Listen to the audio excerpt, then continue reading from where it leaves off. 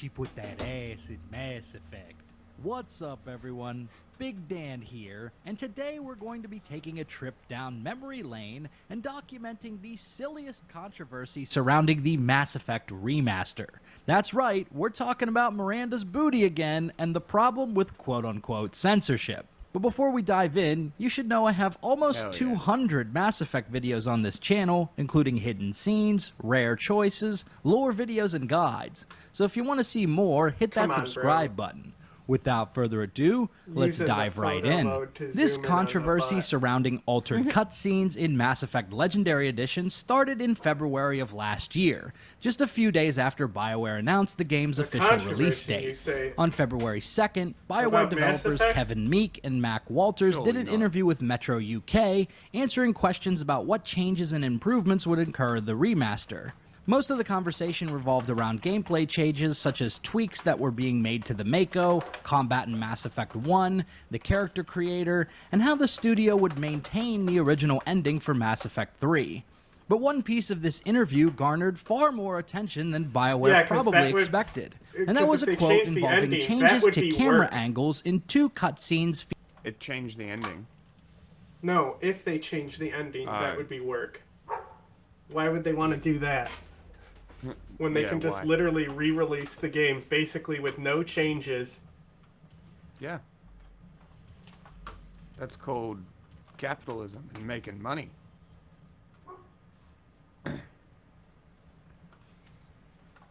Can't make money without doing no work.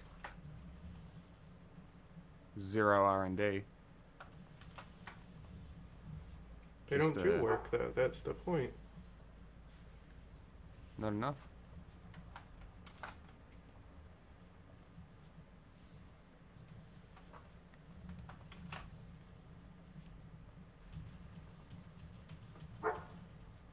Bro, turn off the game. Featuring Cerberus operative Miranda Lawson. When asked if BioWare was concerned about anything in the games aging poorly from a social or political outlook, Mac Walters said they weren't ultra concerned about it or anything like that, but there were considerations. Kevin Meek actually called out some of the camera cuts that were just, why was that focusing on Miranda's butt? So in some cases we said, okay, we can make a change there, but ultimately to change an entire character model or something like that wasn't really. It was a decision that was made as part of many creative decisions, and just showing it at the best possible fidelity that we could going forward is really the choice for all the art we had. This one paragraph set the internet abuzz. Within days, dozens of articles and YouTube videos emerged dedicated to talking about these tweaks to Miranda's cheeks. I mean, cutscenes. God damn it. Mass Effect Legendary Edition will dial down the butt shots. Some fans are butthurt. BioWare censors Mass Effect Legendary Edition butt shots, and gamers are mad. And of course, my personal favorite, BioWare bounces bootylicious butt shots. For context, in the original Mass Effect 2 and Mass Effect 3, there are two specific dialogue sequences where the camera cuts squarely to Miranda's booty. In both cases, she's having a serious discussion with Shepard about her family, and hilariously for Mass Effect 3, the camera focuses on a hologram of her butt. So for many players, including myself, given the context of the conversation, these scenes were a little awkward. But many YouTubers, particularly channels focused on political messaging in gaming and movies, were outraged over these proposed changes, claiming they were censorship. Just about any time you're going to get a remake of a legendary game or a legendary character, if there is a good-looking woman in it, it's going to get updated. I'm so sick of companies censoring things about the female body, giving them more clothing, toning them down, because whenever you hear toning down, it is censorship, and you know that something is going wrong with the project. When I choose to complain that the developers of a company choose to censor the butt of a female character in the cinematics of the video game, people just roll their eyes and they think that I'm just nitpicking. But thankfully, we have these types of interviews that show exactly the problem. My concern is, I honestly God don't think this is the only thing they're going to be censoring. But were these changes to Miranda's cutscene censorship, or just creative decisions made by the studio? The ACLU defines censorship as the suppression of words, images, or ideas that are quote-unquote offensive happens whenever some people succeed in imposing their personal political or moral values on others. Censorship can be carried out by the government as well as private pressure groups. Now, you could make the argument that BioWare made these changes out of fear that private pressure groups, like woke activists on Twitter, would be outraged if they saw these cutscenes in the remaster. But if that were the case, they probably would have made even more changes to the trilogy. There are other things in these games that might be considered problematic to the woke crowd. There was For instance, like a guy, and his whole thing was how he was going to censor wrestling because it was too sexual and violent. And he came out in like a shirt and tie and like talked about censoring things and stuff. And he was like just such a great heel because obviously everyone hates that shit.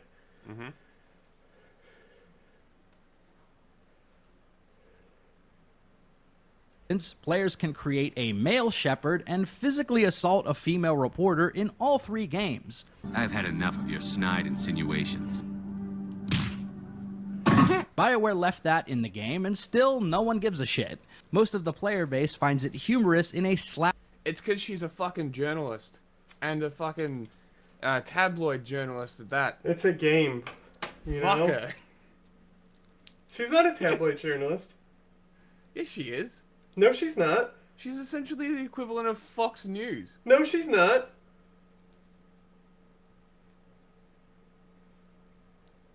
If you actually do good interviews with her, she's just a good journalist who fucking can tie people up with questions. Slapstick kind of way. Personally, I think BioWare just looked at these scenes and thought they were a little bit awkward and made the creative decision to change That's why them. in the third Another game, you argument can literally... that was commonly made was that these camera angles cheapen the... You can get her as a war asset by encouraging her to keep fucking bringing the pressure on the council about the Reapers and annoying them with reports and shit.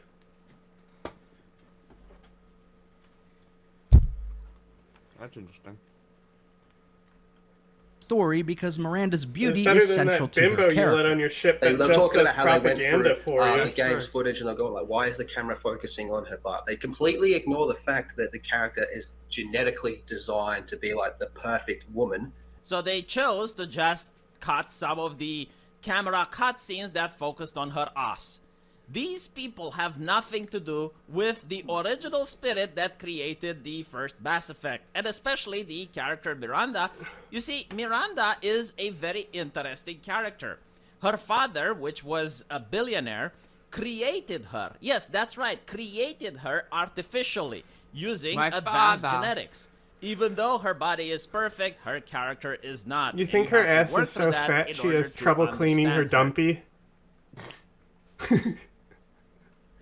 But this is how I look at the character. That's why she has the support. The developers that are now in charge of the game, they look at her and all they see is an ass. And all they could think about is an ass, which needs to be removed as to not to pander to a male audience. Yes, Miranda's beauty is central to her character and helps convey the story of how she was a test tube baby, genetically engineered to be perfect. The reason but let's not conflate why they changed 2 shots is that she was having like an emotional conversation about her dad. And this was like literally back in the day, this was memed on. Like I've shown you the video.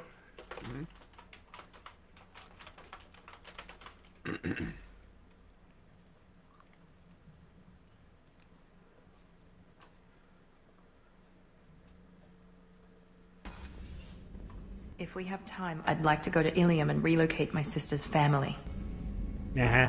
My father was extremely wealthy. He wanted the ideal daughter, and he paid a great deal to genetically tailor me. When I learned that my father was more interested in controlling a dynasty than raising a daughter, I left. Are you browsing Facebook right now?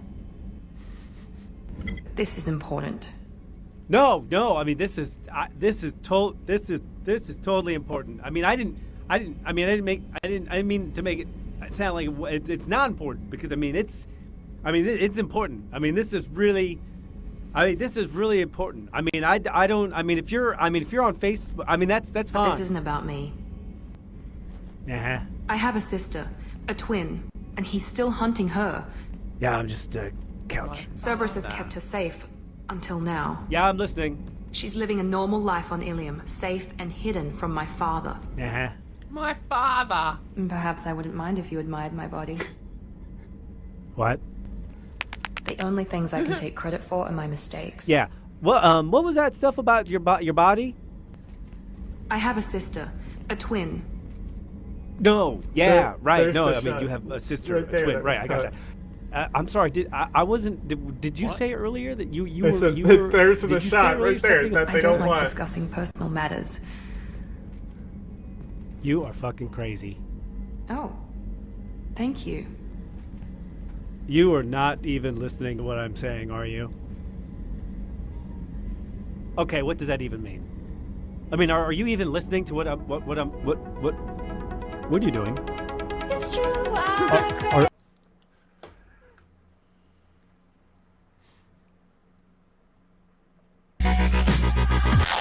Don't be absurd. I'll talk to you later. See, that's what every convo with her is like. Right? She's sitting here having an emotional conversation, and all of a sudden her ass is in your face.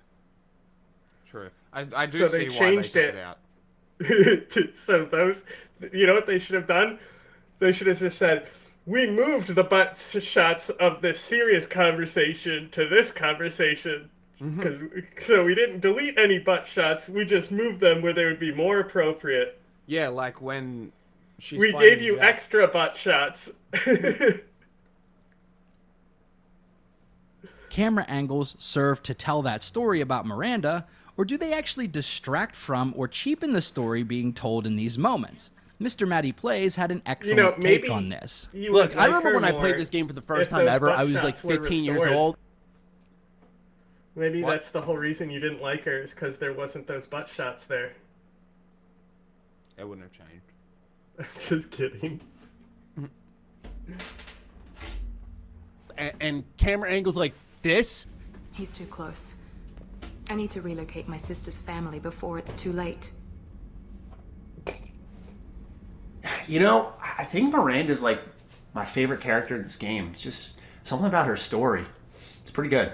I just feel like it doesn't serve to do anything for her character, especially in a moment like that. She's talking about her family. She's talking about all this serious stuff, and then BioWare goes, you want to check out the butt, though? And I don't know, man. I just felt like that was really off, especially as I've, grown up since I was 15. You look at it and go, why? Why? While some people are indeed concerned about censorship and woke politics in media, I think a lot of this stuff is just kind of manufactured outrage intended to drive clicks and earn ad revenue. This happens on both sides of the political spectrum, by the way. It's not just anti-SJWers that do this. But when watching these videos, I can't help but feel like a lot of these YouTubers weren't truly that invested in this controversy. And then they came out and said, oh, by the way, Miranda's butt is bad. We have to change Miranda's butt. And they were talking about how they have to lower the camera angle. If anybody's out there, and again, I've never played the Mass Effect games. Nice, dude. If anybody says this is not a big deal, you are not paying attention to anything that's going on in Hollywood or the games industry for a long time. Little decisions like this are part of a much bigger problem. Jeremy of the Quartering spent most of his video just reading an article verbatim and seemed pretty bored while he was covering this. Is it gonna ruin the game for me? Still exists. No, I don't think so. What?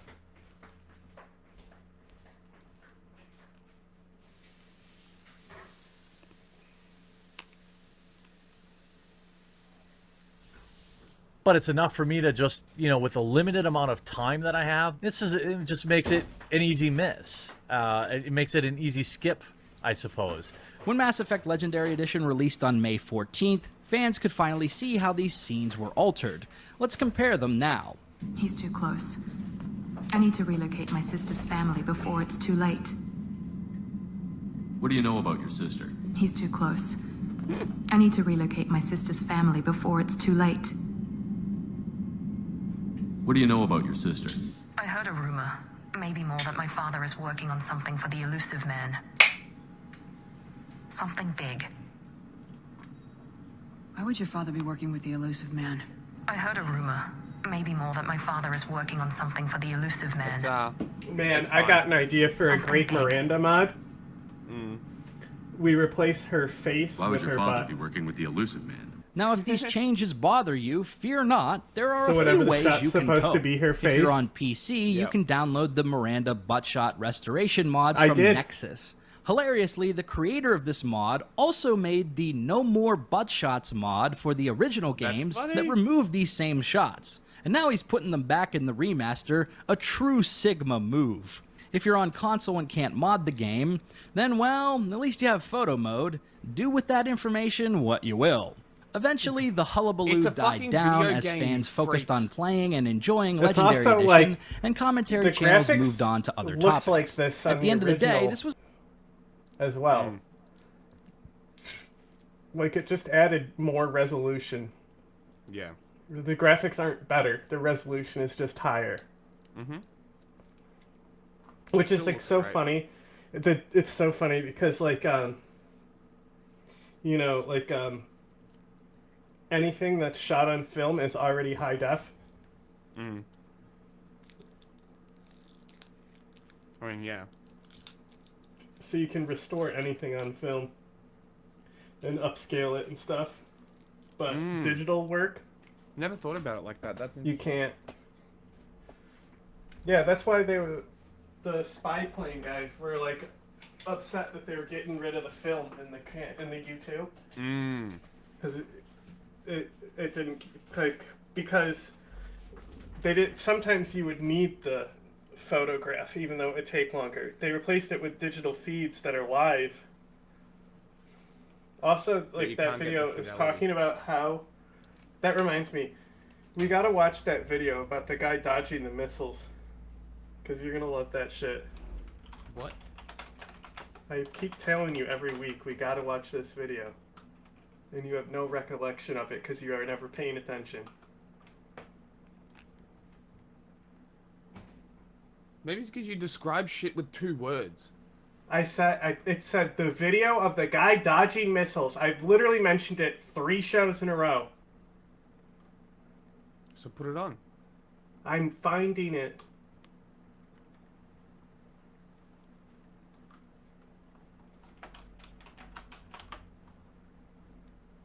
Because the full video is long as fuck.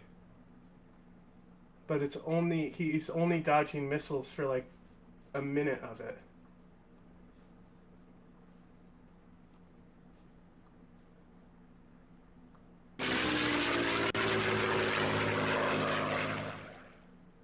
"72 F-16s take off from Qatar and the UAE and head towards the tankers waiting for them over northern Saudi Arabia. They're going to hit the Al Tuwaitha nuclear power plant and research facility Been talking in about Baghdad, this since in what will be the largest Pakistan single shot down airstrike fighters. package of the war so far and the largest F-16 strike in history. Linking up with their escort of F-15 fighters, EF-111 electronic warfare aircraft and anti-radar F-4s, the aircraft struggle to refuel from their tankers in the low visibility of dense cloud and strong wind. The facility is the centerpiece of Saddam Hussein's nuclear research program. In previous years, both Iran and Israel have launched strikes against it, but neither was able to deliver the knockout blow.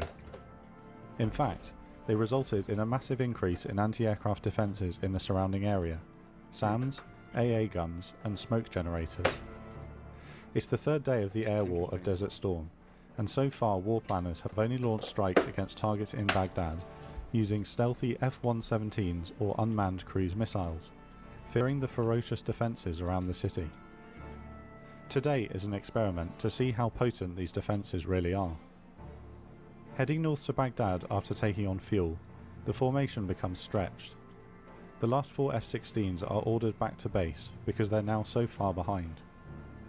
Iraq's radar network has not yet been taken out, and so military commanders know that the raid is coming. They order that the smokescreen systems of the nuclear facility are triggered. Package Q approaches the city. 2/3 of the formation bank away to hit the primary target at Al Tuwaitha. The others will continue north towards the downtown area, to hit the Republican Guard headquarters, Iraqi Air Force headquarters, and an oil refinery. Arriving at the nuclear facility, the pilots discover a thick blanket of smoke over the target. The EF-111s desperately try to radar jam Iraqi SAM sites, but there are just too many. In 3 minutes, 27 surface-to-air missiles are launched against the raiders, and a wall of anti-aircraft cannon fire erupts around them. Most pilots can't see their aim points through the smoke, and so abort their attacks to limit civilian casualties. F-16 pilots who do press on to drop their bombs throw their aircraft around and drop flares to evade heat-seeker missile shots against them. All aircraft light their afterburners to get away as quickly as possible. No bomb hits are scored. While pilot skill played its part, it is a miracle that no aircraft are lost. The F-16s over downtown Baghdad aren't so lucky. Major Emmett Tullier, callsign Stroke 3, dips below the clouds to spot the oil refinery he is to attack. Suddenly, a cockpit warning alerts him that he's being fired on by a Vietnam-era SA-2 missile. Stroke 3, defending SA-2, Vietnam-era. he announces over the radio, and pulls into a series of high-G turns to evade. Noting that his chaff is not appearing to confuse the missile, he pulls a last-second hard brake, and the SA-2 flies safely past, detonating at a safe distance. Remaining calm, but now alone, Tullier continues his run on the oil refinery, The video hearing of chatter it is from at other the end. The pilots whole dodging cockpit further flight SAMs. is available. It's about His 10 minutes targeting long, the computer entire automatically mission. computes the correct release points of his bombs, and his two 2,000-pound bombs fall away. He turns south to get away from Baghdad. 3 new warning tones shriek at Tullier, and he immediately hears a command over the radio: Stroke 3, brake right, brake right. He instinctively obeys just as 3 SA-3s flash by dangerously close on his left side and explode. Tullier's wingman, Major Jeff Tice, has just saved his life. Other pilots radio frantic requests for his status, and after a few seconds he announces, Stroke 3 egressing southeast. Stress is audible in his voice now. He heads southeast for just a few seconds when a warning sounds for an incoming SA-6. Stroke 3 defending 6, he screams over his radio. He is now panting with the physical strain of the continuous high-G turns. The SA-6 sticks to him through the turns, and Tullier believes he's about to be hit. He lets out a groan as the missile screams past him, so close that he hears the rocket motor. Damn. There's another one, Stroke 3 defending again, he shouts. He's lost so much speed and altitude during the maneuvers that his only chance is now to dive for escape speed. This takes him within range of the AA guns on the ground. Exhausted after 6 minutes of physical and mental stress, Tullier finally catches a break. The latest SAM loses lock on his aircraft and drifts away. No more warnings light up, and Major Tullier climbs and heads home. Major Tice, who had saved his life with the last-second call to brake right earlier, and another F-16, have not been so lucky. Tice has taken an SA-3 hit on his way out, and Captain Roberts' aircraft crashes on the way home with shrapnel damage. Damn. Both eject and become prisoners of war. Another aircraft nearly runs out of fuel from all the defensive maneuvers. An unescorted KC-135 tanker crew dart north into Iraq to bring it home. When Tullier lands in Doha, his ground crew find absolutely no physical damage to his aircraft. Tullier is shocked to discover that his chaff and flare dispensers had malfunctioned, and that he has just evaded 6 surface-to-air missiles using maneuver alone. The raid is a failure. While the oil refinery is put out of action, no significant damage has been dealt to Saddam's nuclear facility. Well, it was just a test flight too. It's lucky That's that why only 2 F-16s have been shot They down. shouldn't have been. The experiment has failed, and from now on only F-117s and Tomahawks will go to Baghdad.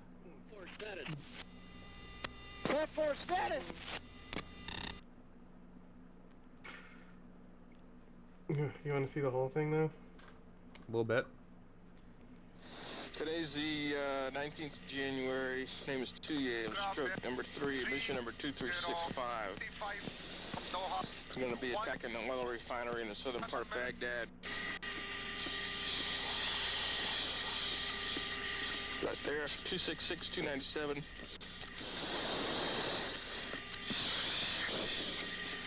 $275, $238, $478. Okay, that's good. New coefficients. It's right there on center line. That's it for now. We might have to go to an alternate target at the border, bomb some Army battalions. Right now, tentative game plan is work nail 01 is our airborne FAC. Coordinates are 28, 35, 45 north, 47, 5206 east. Just inside the Kuwaiti border. Alpha Gulf 3 southeast. And I'm gonna work out tanker plan. Call you back here in just a second.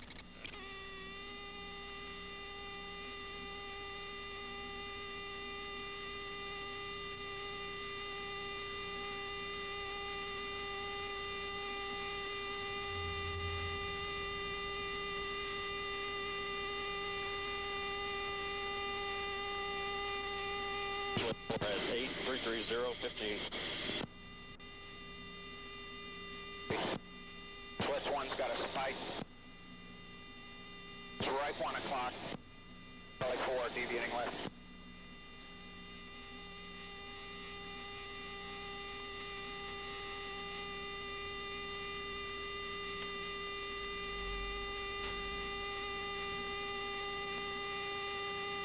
Something will happen eventually. But you see, this is why I showed the overview first. Picture slits. Picture clean. Krebs Tally target is clear.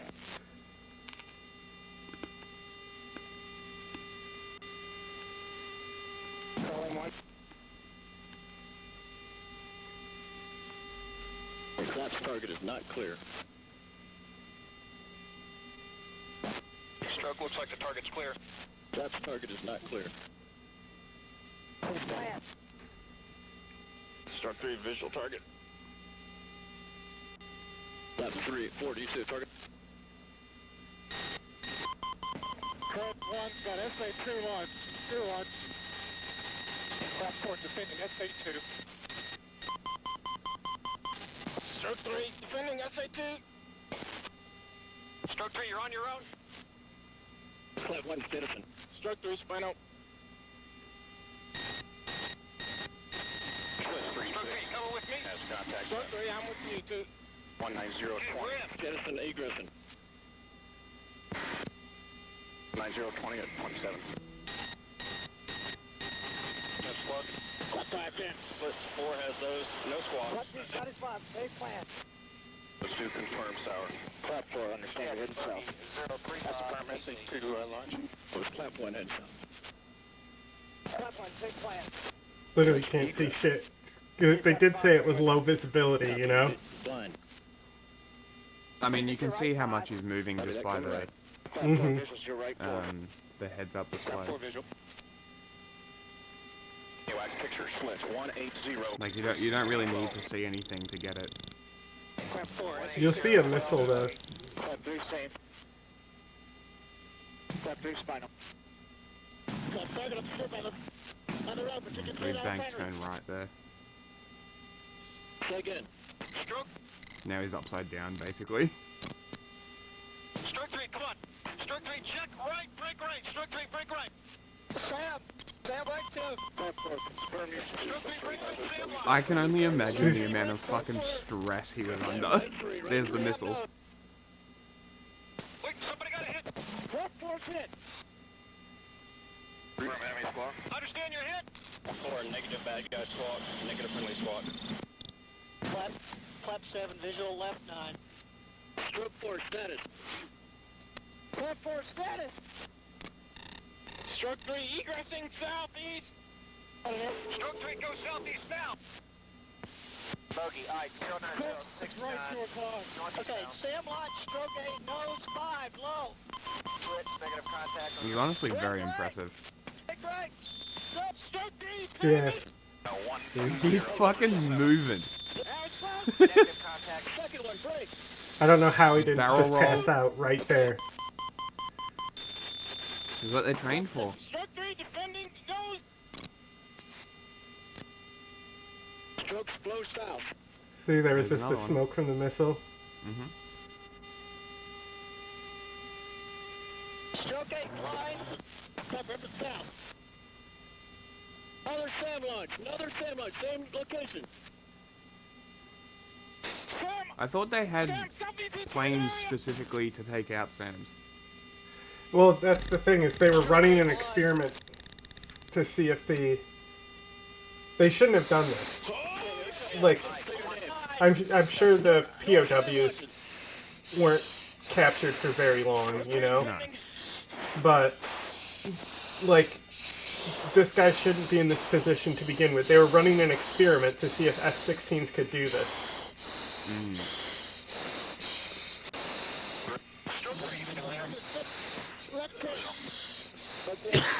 Because it's usually F-15s that do this, yes? Well, they were saying they were doing the 117. No, that was the electronic warfare.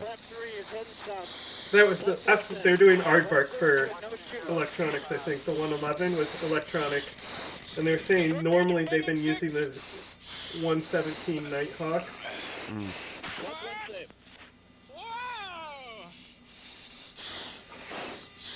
We call the F-111 the pig.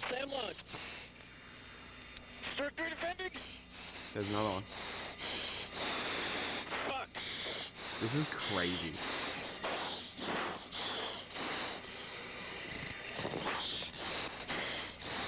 Yeah, 6 missiles.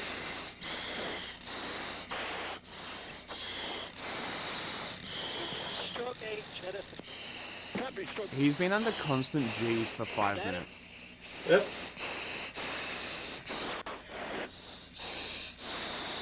Notice he stopped talking? Yeah, he's fucking trying to not die. Yeah.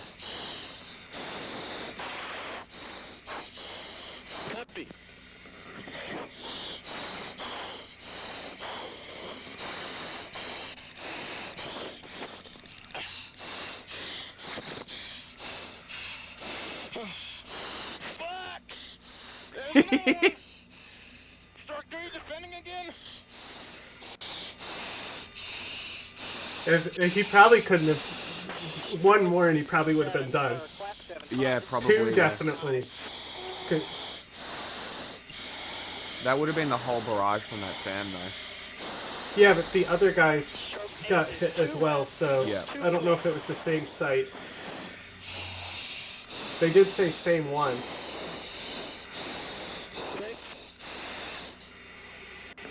Oh my god, BG's looking at me so funny right now.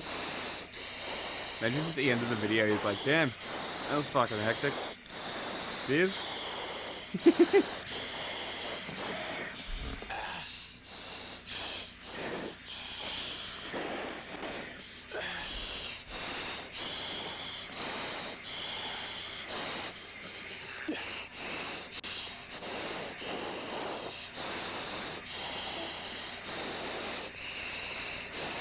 What's this little squiggly line?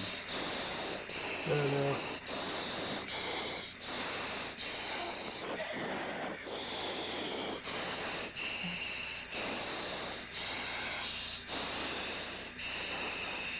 It must be preferred flight path,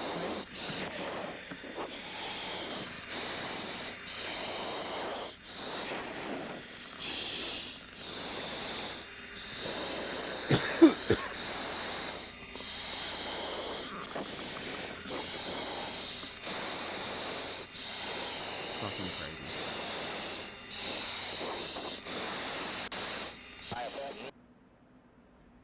Awesome.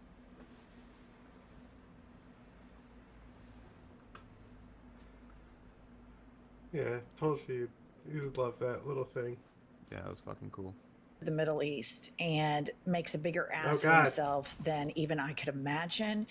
He falls asleep. Did you do He's Discord and eating Instagrams? McDonald's. Yep, He's I didn't do running Instagram. around with his billionaire best friends, acting like Saudi Arabia is just the best, most aligned country with the United States. And then he starts saluting the Saudi generals. Play That's this right, he clip. did. Here he is. Each one walks up and shakes his hand and salutes him, and he salutes back. And if a Kamala Harris, Joe Biden, Barack Obama did such a thing, Fox News would be hyperventilating. They would be losing their minds.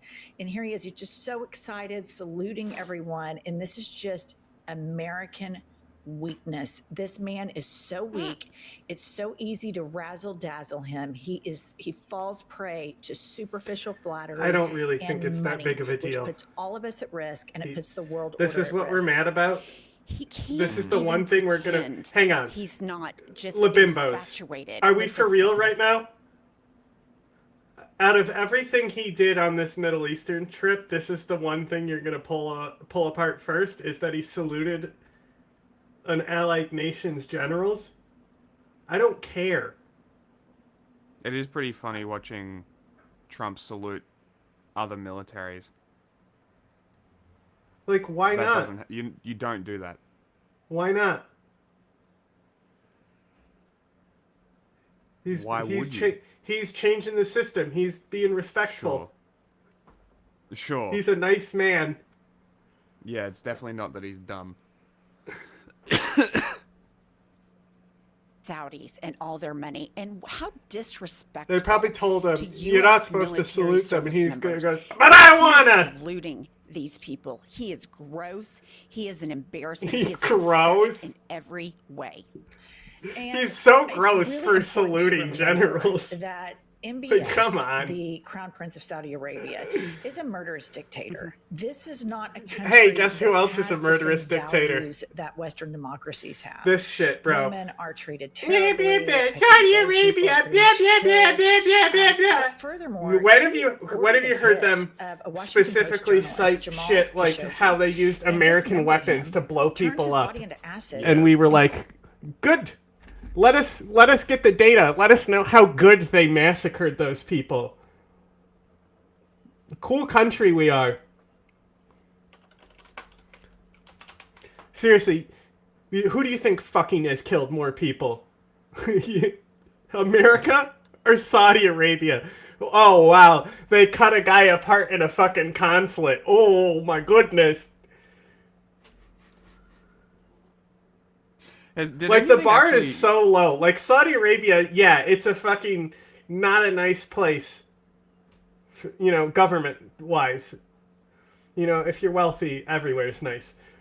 But, like, government-wise, not a great government. But, like,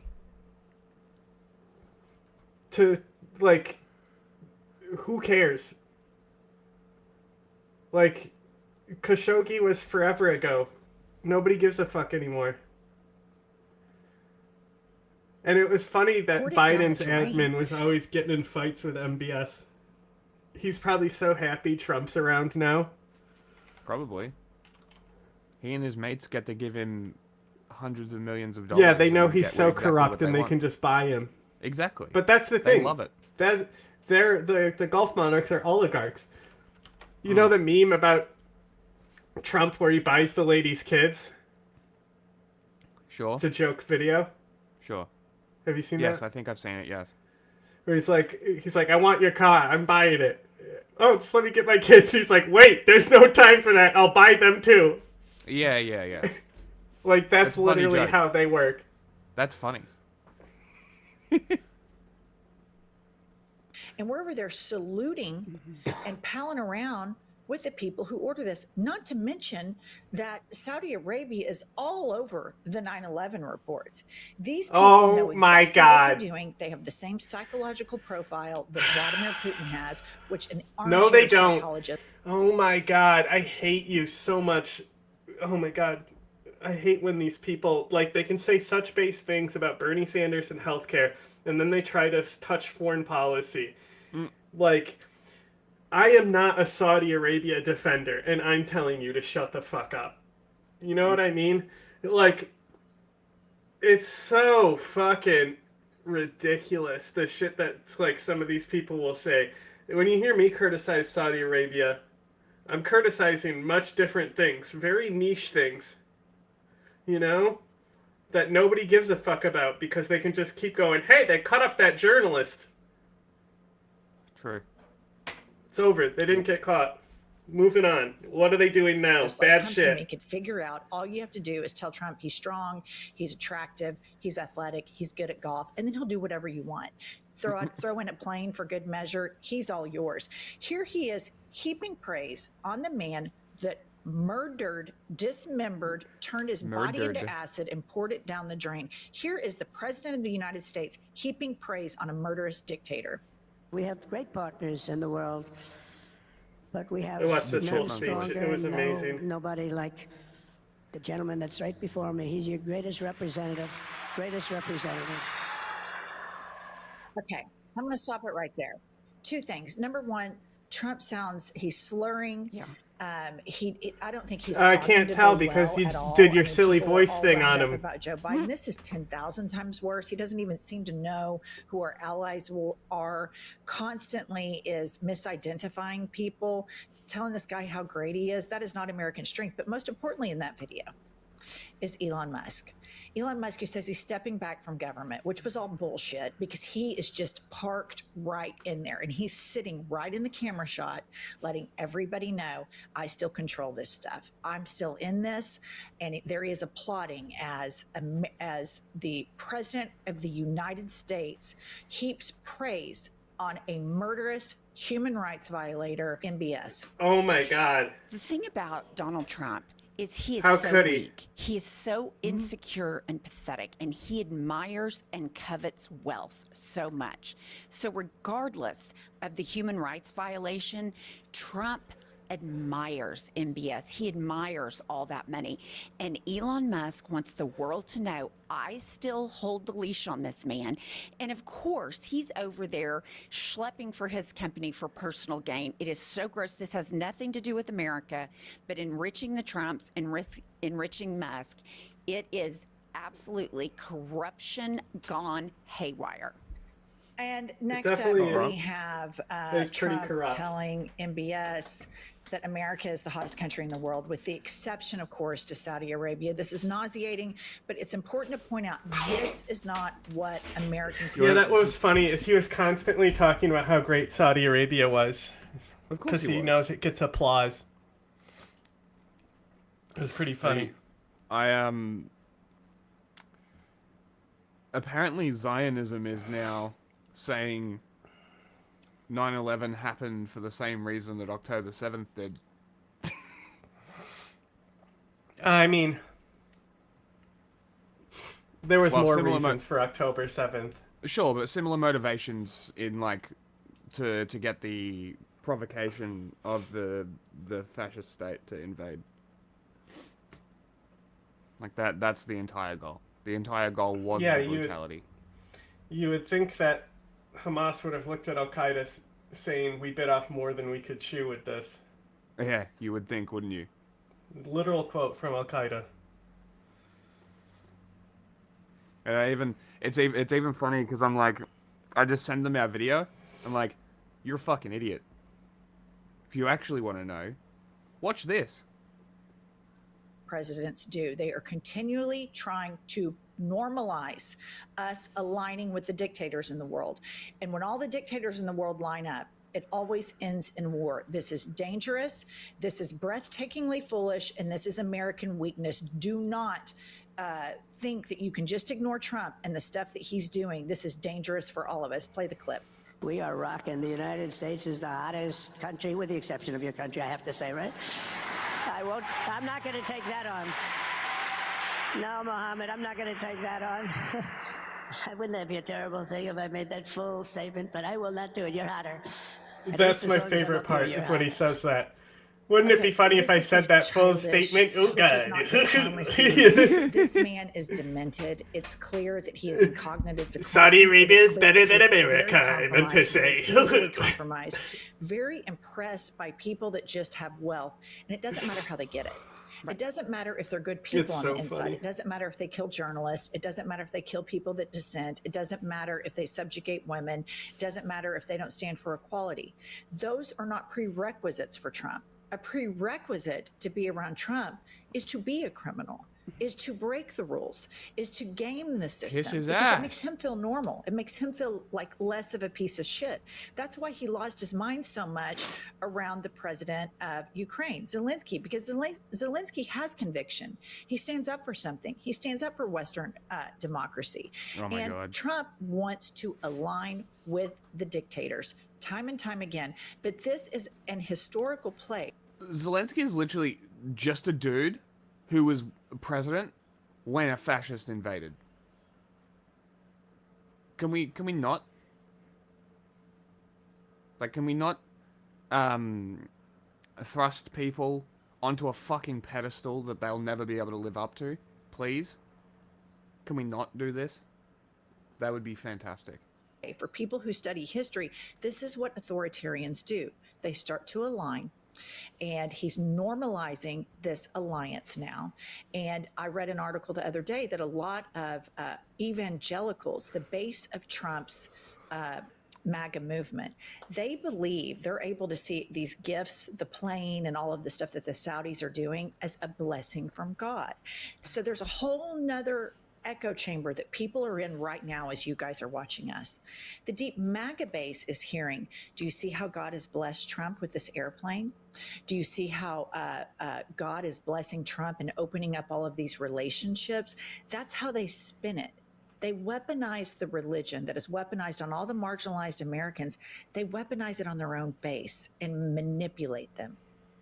Well, the thing is these Christians need to remember all of the human rights violation in the name of religion in these Middle Eastern countries. And let's not forget what MBS did to his allies and close confidants once he took power. He took all their money, like held them in a room at gunpoint. Trump loves the idea of that. Elon, give me back the money. The government gave it to you, give it back.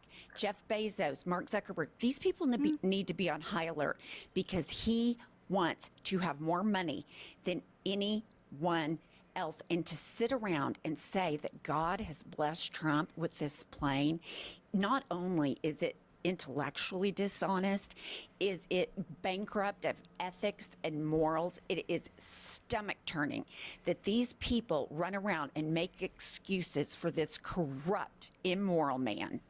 Well, and it's cult. This is cult-like behavior, and they get every day they go and sit in front of their screens and they see, okay, how are we going to spin it? And every single day behind the MAGA movement, there's no core conviction. There's none. It is, what is the leader going to say? What is he going to do? And what do we believe in today? In a world with so much disinformation and misinformation, it is so vitally important to take charge and agent. President Trump's trip to the Middle East earned praise from some unlikely sources. Some former Biden officials are reportedly in awe of what he has been able. I really like the whole Biden laptop bullshit was about quid pro quo, and Trump gets a big plane, and then they pledge 6 times their GDP in investment. The only question that I have is, what the fuck did Trump give them, of the American peoples, for him to get these gifts, which are for him, by the way? It's got nothing to do with America.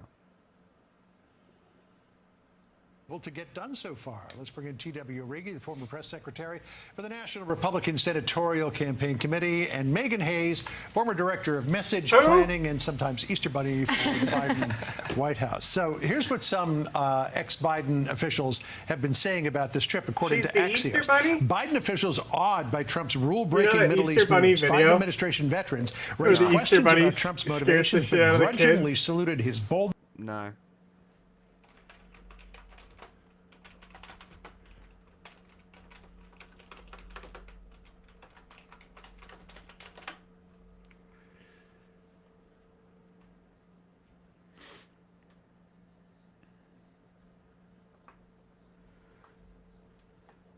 This is one of the most epic freakouts of all time.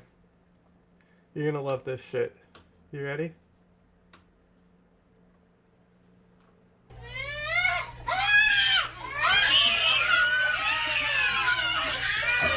I don't think they showed the Easter Bunny, that one. Yeah, because it was Donald Trump. No, they edited it so it's Donald Trump. That's the funny one. But they like cut it out. Yeah, it just starts with the kid. I don't want the reaction. I want the Easter Bunny jumping in the room going, "It's the Easter Bunny!" And then the kid screaming. But apparently, that's impossible to ask for. I guess so. Meme culture's dead. Well, it's because the internet's dead.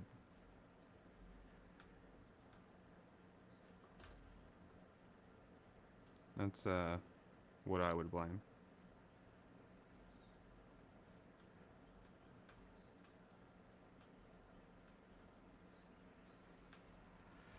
The Trump edit is fucking instantly able to be found, though.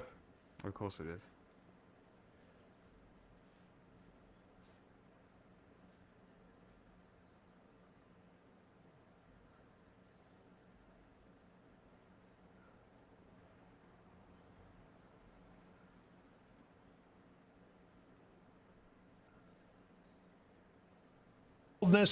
Gosh, I wish I could work for an administration that could move that quickly, one admitted. You were a Biden administration official. What do you think? Yeah, absolutely. I think that the break glass mentality is a good one. I think that you can get a lot done, but I think we are yet to see if doing it this way and this speed will actually get different results. I also would question the President Trump's motives here. I think a lot of it is personally motivated, not necessarily motivated for the country. Taking a $400 million plane is not necessarily motivated for the United States. That's a Trump investment for him personally. So I think that even though that will be transferred to the Department of Defense. And then transferred to his library, which was his personal thing, but tomato, tomato. Well, there are some Democrats who are critical. Well, instantly yielding the ground to Fox News. Like, it literally isn't that. It's a foreign state gifting a extremely expensive bribe to the President of the United States. And everything, he's done this so many times where he says, oh, it doesn't go to me, it's going to the presidential library. Oh, yeah, except it's the Trump Foundation and not the library. Cool. Yeah, basically. It's a whole corruption ring that he's been doing forever now. The president's trip. Listen to how all the billionaires do it. They all have their fucking foundations, which they funnel money through. Swalwell said. It's a me presidency that he's running, and as I look at this trip and what he's getting out of it, I see how he benefits. I don't see how Americans at home are going to benefit.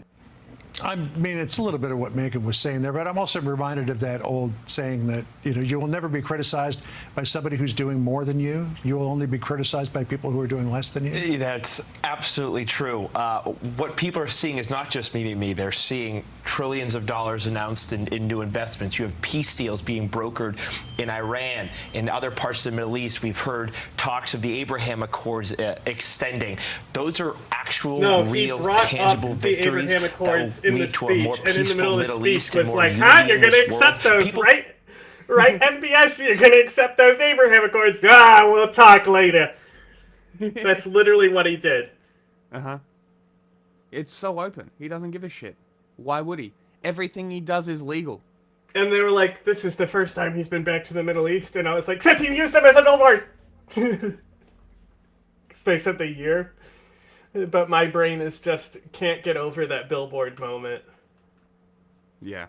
People just can't wrap their heads, like Swalwell can't wrap their puny heads around the fact that you can do 1,000 things at once. This president is trying to do 1,000 things at once, and he's succeeding at a lot of them. So there are a lot of Democrats who will never find common ground with Trump. But then there are some other Democrats who are meeting with him, whether it be in their home state, whether it be at the White House. People like Gretchen Whitmer, Muriel Bowser, the mayor of D.C., went to see him at the White House. John Fetterman went to see him down there in Mar-a-Lago. They're Democrats who say, look, it's probably better for the country if we work with this president as opposed to just constantly working against him. Yeah, I think that's what politics is supposed to be, right? You're supposed to work across the aisle. I think that Gretchen Whitmer going to see him in the White House and then when he was in Michigan, that's an $800 million economic impact for her state. That is what she is supposed to do. She is supposed to put her constituents over politics for her personally, and I congratulate her for doing that. It's the same thing we saw a lot of Republicans doing that with the infrastructure bill when they would tout the infrastructure money that the Biden administration got for them. They were in their districts claiming credit for a lot of things. I think Trump is just much better at using people and using these moments for his benefit than the Democrats ever could be. So he is capturing and using these Democrats to say we are working across the aisle and these people are doing it, and much differently than the Democrats did under the Biden administration. And Democrats who refuse to work with the president are getting tweaked by him more than a little bit. Listen to what the president said about Chuck Schumer. I think he's afraid, yeah. I watch him. He's lost his confidence totally. I just watched Chuck Schumer. I've known him so long, and he's in the other party, but, I've known the guy so long. He's totally lost his confidence. So the president says he's totally lost his confidence. He does seem to be losing support among Democratic voters, because here's what a recent AP NORC poll found in terms of who's most popular and who's got the confidence of Democratic voters. Bernie Sanders is out there in front with the confidence and favorability ratings at 75%. AOC not too far behind at 55%. Schumer is way back at 35%. Yeah. I mean, TW, he does look like the door is getting closer to him. 100%. First and that of it's all, wide open for him to walk out. Yeah, look, heavy is the head that wears the crown in the Senate. Everyone knows it's a really tough job. But make no mistake about it, he's petrified by his left wing. He's petrified by AOC. And I love how two of those people are over the age of 75. Fun fact, I don't think there is one committee right now in the House where the Republican chairman is not younger than their Democrat counterpart. It's run by old heads who can't read the room in front of them. Look, if everything is an emergency with Donald Trump, nothing is an emergency. And then the Democrats are put in the disadvantageous position of defending the status quo, and that's exactly where Schumer finds himself. Now, if Trump is evil and you can't engage like Gretchen Whitmer is wisely, then you are going to be put in a position where you are defending unpopular policies, or worse yet, opposing policies that you once supported. They're also dragging like a change. Gretchen Whitmer. Of course they like are. the covert They realize dragging. that she's one of the more popular. So they're trying to make her like, look, she loves Trump. She loves Trump. She works with Trump. Yep, they're getting in real She's a fucking governor, brother. Because I reckon Whitmer could probably work around Trump and do pretty well in like not falling for his shit.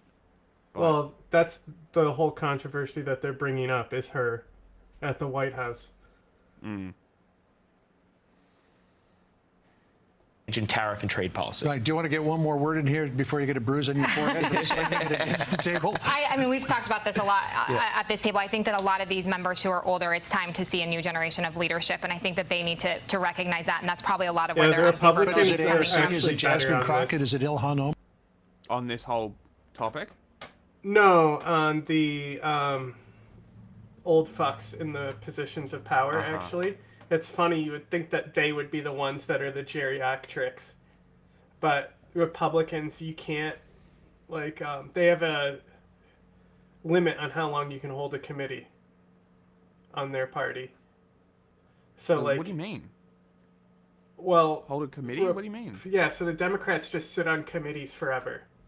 Oh. Like, that's how they get their power built up in their institutions. That's why And AOC lost yeah. the internal vote to get on the fucking oversight committee.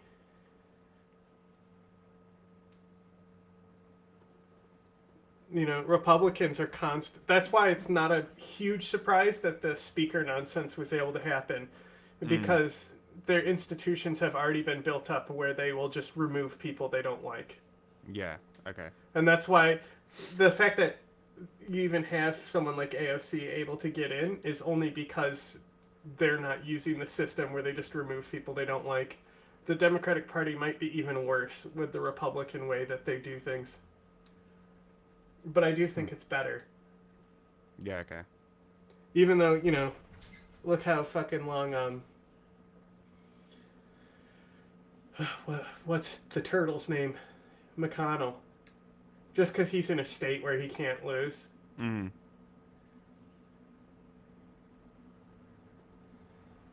Omar? I don't necessarily think the loudest people in the room are the voice of the party. I think that most of the country, Democrat or Republican, are right in the middle and pretty moderate. That's why we have swing states. That's why we have these districts and these states that decide elections back and forth. So I think that Democrats need to learn how to talk to moderates, and that's probably where the rest of the country is. And I don't necessarily think the left progressive movement is the future of the party. But I hope it is. All right. Thanks, folks. Great to see you. Appreciate you joining us. I'm Steve Ducey. I'm Brian. I'm Steve Ducey. Gentlemen, in this video, I'm going to be doing a deep dive on Osama bin Laden's motives for the planes operation, which is what Al-Qaeda called 9/11, beginning with context to the background of bin Laden and the reason in which the United States was so often targeted by the terrorist group in the 1990s. Osama bin Laden was born in Riyadh, Saudi Arabia in 1957. He was the 17th of 52 children born into a wealthy construction family that had close ties to the Saudi Arabian royal family. Bin Laden's activities first began to pick up during the Soviet-Afghan War that lasted for 10 years from 1979 to 1989. After the Soviet Union had invaded Afghanistan in 79, bin Laden joined the Mujahideen, which was known as the Afghan Resistance. He benefited indirectly from the United States' ongoing rivalry with the Soviet Union. The U.S. deployed Operation Cyclone, which supported the Mujahideen. And in 1988, 1 year before the end of the war, Al-Qaeda, which translates to the base, was formed as a network of jihadists to continue fighting beyond Afghanistan. The goal was to promote global jihad and expel Western influence from Muslim countries. Early on in his life, bin Laden was said to be heavily influenced by Syed Qutb, who wrote that the West was morally corrupt and hostile to Islam. His ideas argued that the Muslim lands should be purged of Western influence. After Saddam Hussein and Iraq invaded Kuwait in 1990... We gotta go back to hear how he said Syed Qutb again. I think he said Koopa, but early also on in his life, bin Laden was said to be heavily... Okay, bin Laden did not join the Mujahideen, ever. He was never a Mujahideen. Okay? So the caravan was basically a support network, and a wheel in this or a spoke in the caravan wheel. It was Mehdi al-Khadama, so they brought bin Laden in with MEK because he had money to help fund their operations, and he had construction knowledge to help build infrastructure projects in Afghanistan. And he did. He literally has built roads in Sudan and Afghanistan. Yeah. So now they didn't even call them the Arab network that was in Afghanistan. It was a very small part of the war. But they literally called them the Afghan Arabs. Huh. And that stayed with them. So, like, when other guys from the Arab network went to, like, the Black Decade in Algeria, it will say, like, Afghan Arabs. So, like, if we look up Black Decade, which if you don't know about, we have in the LTech playlist, we got that History of Radical Islam. You can learn all about the Black Decade. It's one of the only videos out there where you will learn what the Black Decade is and its significance. So,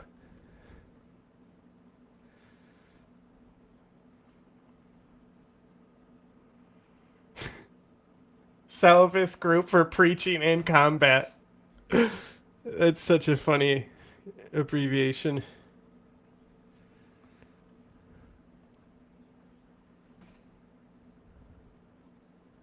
The Egyptian Islamic Jihad is in here. But, like,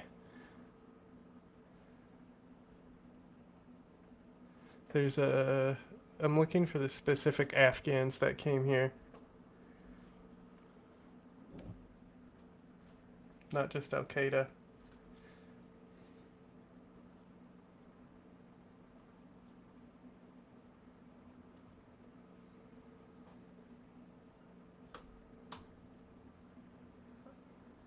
I don't know.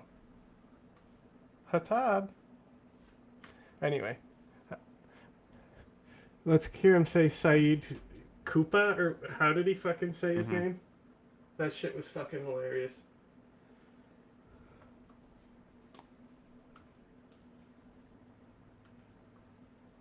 Influenced by Syed Qutb, who wrote that the West was morally corrupt and hostile to Islam. His ideas argued that Who Muslim is Syed lands should be purged of Western influence. After Saddam Hussein and Iraq invaded Kuwait in Hang on. 1990, the Can we United go back States and deployed hear troops to that one again? What Hussein? and Iraq invaded Kuwait in 1990, the United States deployed troops. Hussein and Iraq invaded, purged of Western influence. After Saddam Hussein and Iraq invaded Kuwait in 1990, the United States deployed troops to Saudi Arabia to help defend it. Bin Laden was reportedly incensed by the United States deployment, offering Who the fuck is Saddam his Hussein? fighters to defend Saudi Arabia instead of allowing U.S. troops on Muslim soil. The Saudi government ended up siding with the United States, prompting bin Laden to turn against Saudi Arabia and the U.S. He was stripped of his Saudi citizenship, the place in which he was born, in 1994. In 1996, bin Laden returned to Afghanistan doing the fucking and Al-Qaeda created narrative, an alliance bro. with the Come Taliban on, brother. after they had seized control of Afghanistan, with bin Laden providing money and fighters. Within the next few years, he declared war on the United States, citing several main reasons, including the stationing of the troops in Saudi Arabia during Operation Desert Shield, along with Western sanctions against Iraq, including support for Israel. That is a simplified version of it. Now, and a more again, in-depth variation. How does this? Bin Laden. How do we fucking contradict this? Okay, so you acknowledge that bin Laden is like kicked out of Saudi Arabia, okay? But you don't acknowledge the meeting where he goes in there and talks about how he wants to fight Saddam, how the caravan will go to Iraq and fight Saddam, and not to call the Americans, right? He hates Saddam. So now he's mad that Americans fought Saddam? That's the reason for 9/11? You see why this leads up to the United States being dumb as fuck, saying Saddam is working with Al-Qaeda? Because bin Laden the whole time is citing fucking shit like, you're mean to Saddam Hussein, and that's why we hate you. When their whole goal is to fucking kill Saddam Hussein.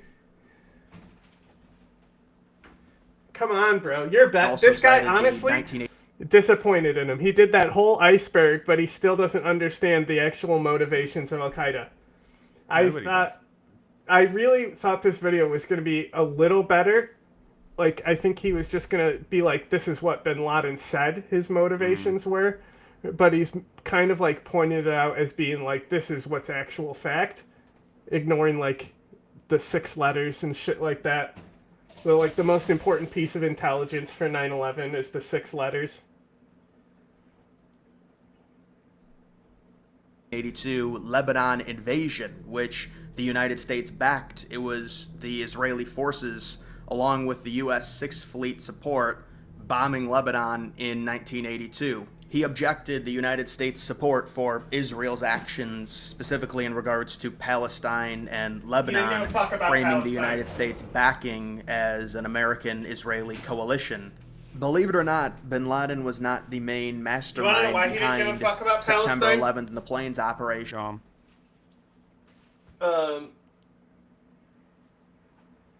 Because the war against Israel,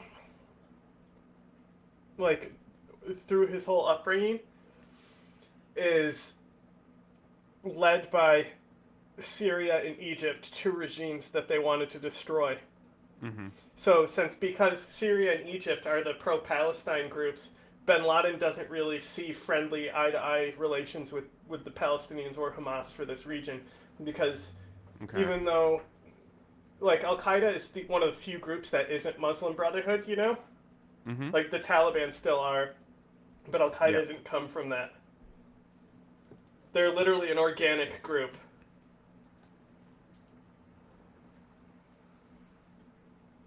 It was originally Khalid Sheikh Mohammed.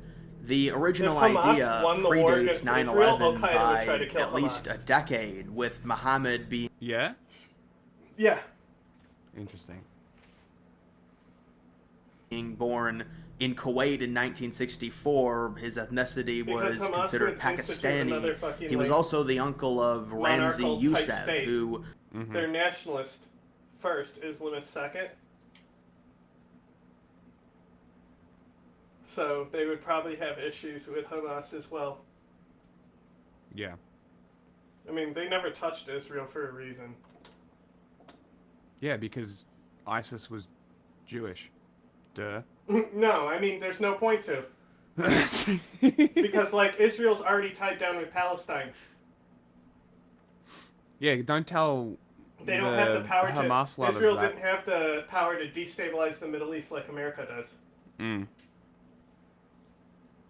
No, but Israel did it to make sure that they invaded the Middle East to do it for them. I mean, you see? It's all the Al-Qaeda Jews. has one in Syria. It's just a fact. That's the thing. So that's the Was thing said to be as the well. mastermind behind.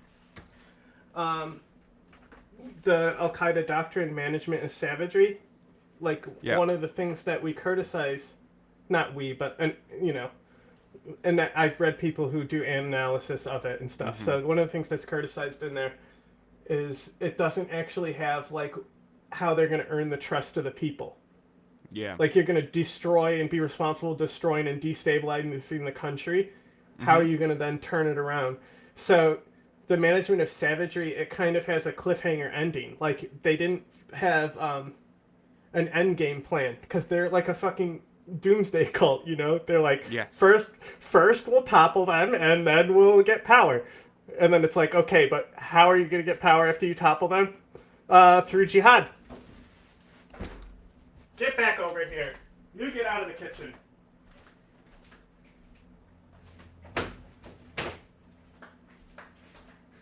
You get out of this kitchen.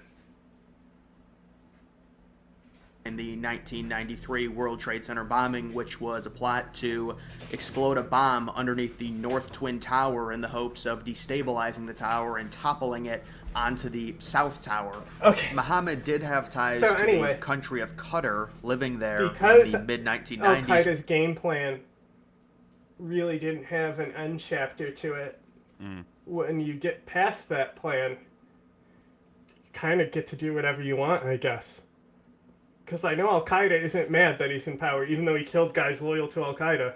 I know he's met with Al-Qaeda, like as recent as like February, I think, is what I've heard from intelligence.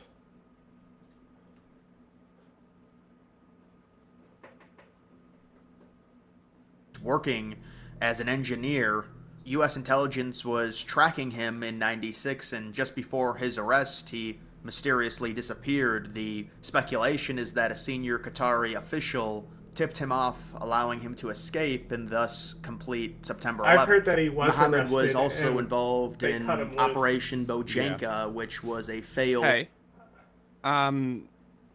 Is this real footage from Syria? Have you seen this before? Because the shot looks fake as fuck. It already looks too good to be true to me. Yeah, like somebody first instinct, right? Because it's it says what being on the opposite end of a jet looks like. I'm like, first thing, I'm like, this is fucking armor footage, right?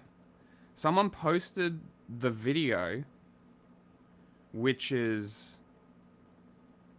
a MiG-29 in Syria. Now, I'm gonna send you the video because I want your opinion on it, because the rocket shot looks fake as fuck. So I'm just kind of curious, because you probably have a bit more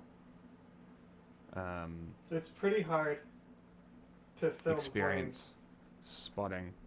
Just look at the comments and people will tell you. Yeah. Hold on. I've seen a lot of like GTA footage of car accidents that look really fucking good. Really? Yeah, really realistic car accidents in GTA. That are like dramatic as fuck, but look super real. Well, GTA 6 is going to be pretty crazy. Yeah, but they made her look like a man. Yeah, that one.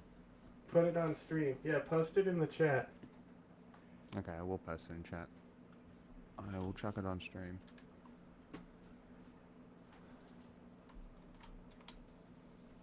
I mean, it's got a jihadist logo on it. Yeah, I know. So already, I would say, probably real.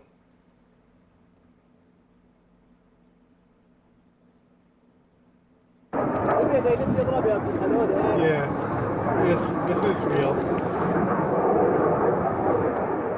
There's if you pause and continually pause, you'll see tons of artifacts, and that doesn't happen in games. See how there's planes like doubling up? That doesn't happen in video games. Okay, that's fair.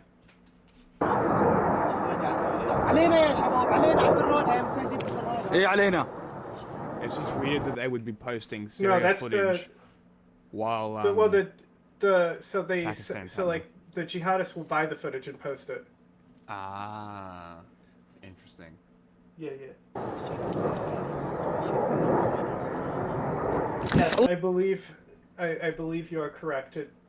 I don't remember all the groups by heart off the top of my head, but like I keep on forgetting what HTS used to be. Like, look how fake that looks. I'll mask for a front. I didn't literally think about it for a second.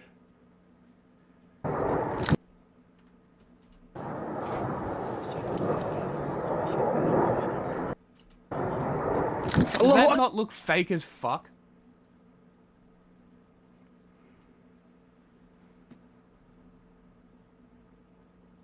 Do you see my skepticism?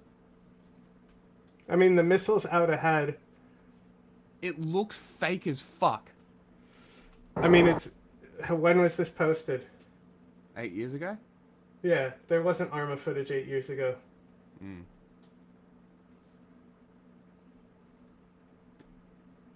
Yeah, no, that's totally... Okay. Plot that would have seen 12 U.S. airliners hijacked and blown up over the Pacific.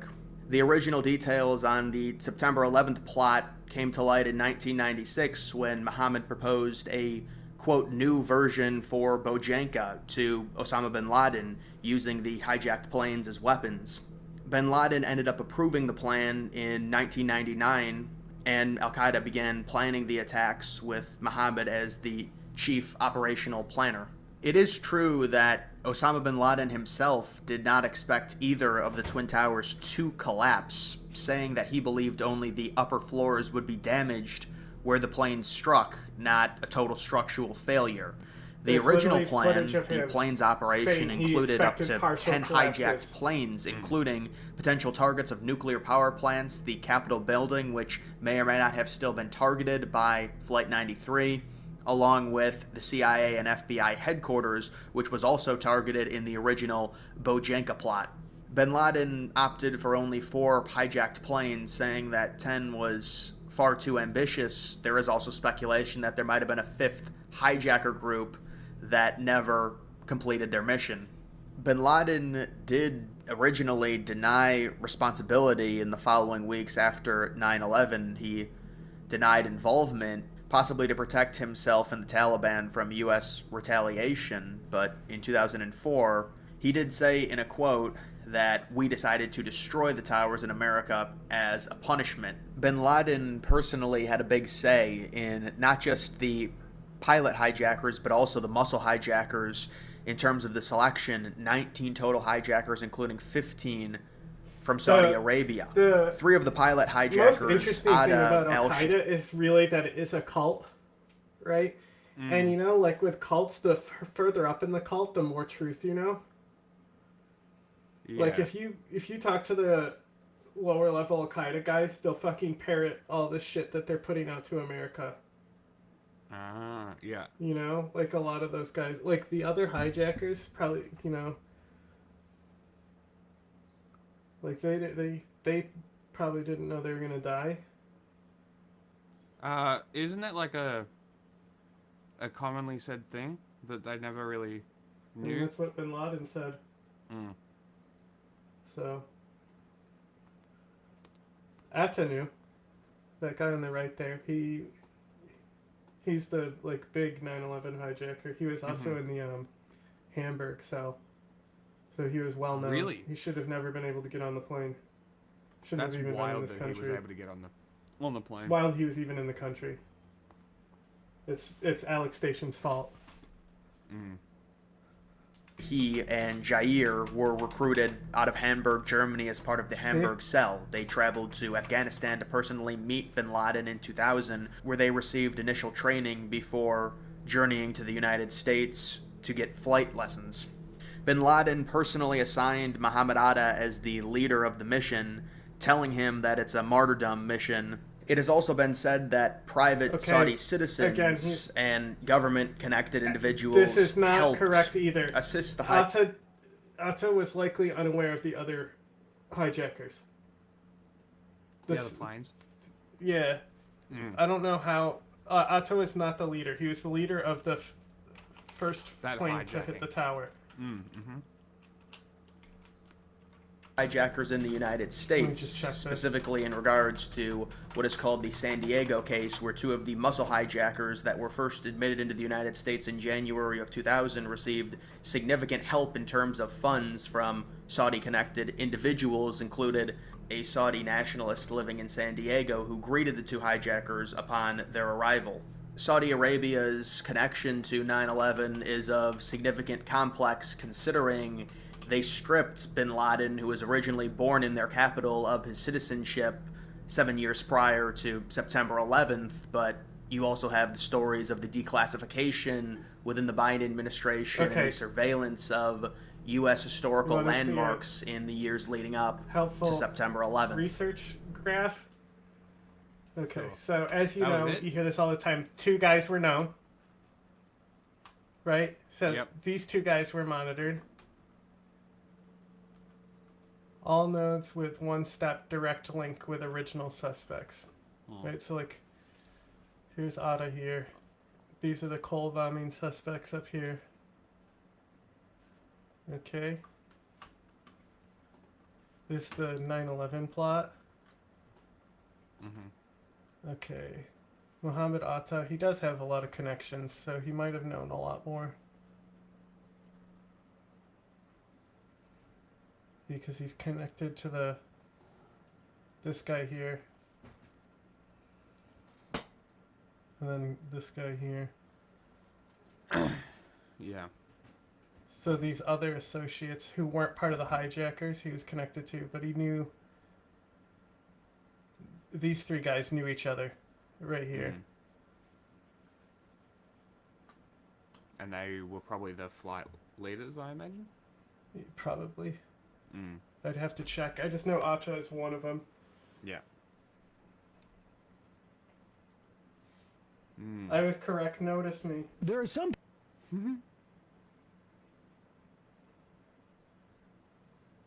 On the logo on the video? Interesting. We noticed. That logo is super common though. Like the like green shell looking thing.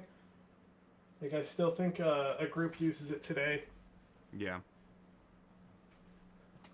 A different variant, People on of the course, right who are... but... Yeah. Very, very angry about this. And then there's other people on the right who are like, not sure if they're supposed to be angry about it yet, and they need to check.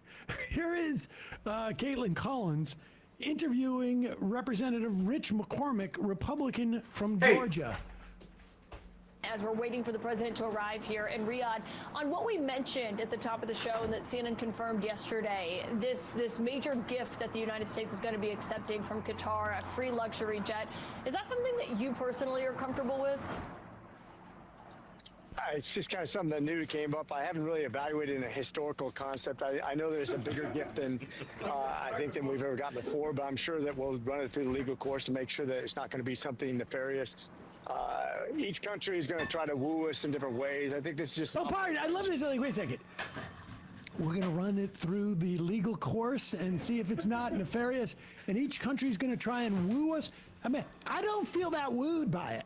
I got to be honest with you. Like, I'm not wooed by it. You're not? No, I don't feel like I wasn't looking for a plane. Now, if I was to get a new, let's say, Subaru Outback, I'd be a little bit wooed. I want the Pentagon to have a new giant plane. Yeah, exactly. It's not. I mean, you guys are just, you're America last. I mean, I personally feel a lot of comfort that Donald Trump will have a renovated plane to ride around the world in.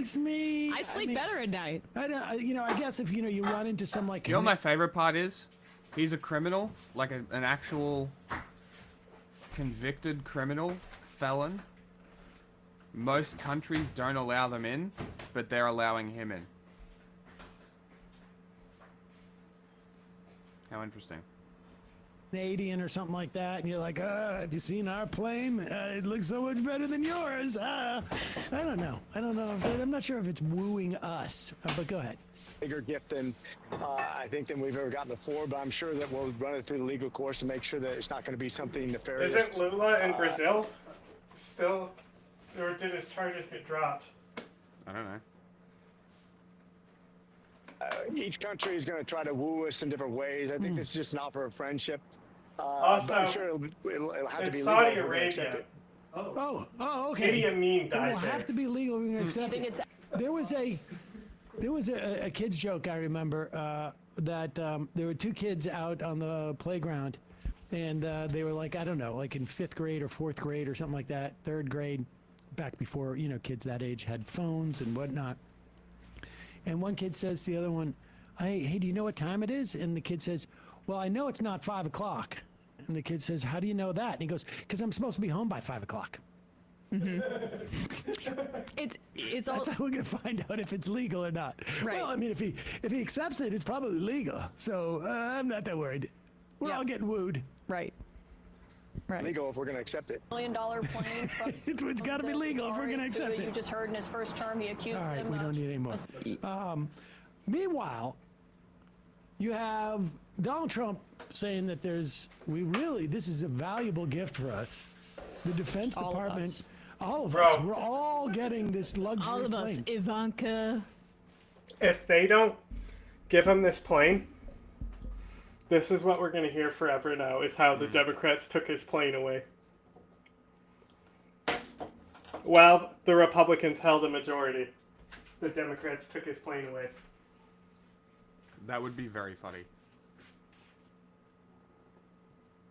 He would lose his shit. You would be taking a baby away from bottle away from the baby. He will throw a tantrum. We're all getting it, Jared. The Defense Department's going to be able to use it until we get a new plane in. And then, of course, you don't want it to go to waste. It'll come to my presidential library. And then, of course, it's like, well, you don't want it to sit there and get rusty because it breaks if the wheels don't move. So you got to fly it a lot. And then you got a Republican congressman saying, well, I'm sure we won't take it if it's illegal. And if we take it, then it must be legal. It means we cleared it through the legal course. Yeah, the legal course. It's unironically, if the president does it, that means it is not illegal, basically. The legal course, 18 holes. Yeah, I love that one. But here is Ben Shapiro. Now, does Ben Shapiro suddenly find some integrity and realize, wait a second, I've been shilling for Donald Trump and conservatives for so long. I have been, there's been no thing that Republicans or conservatives could do that I would find absolutely reprehensible.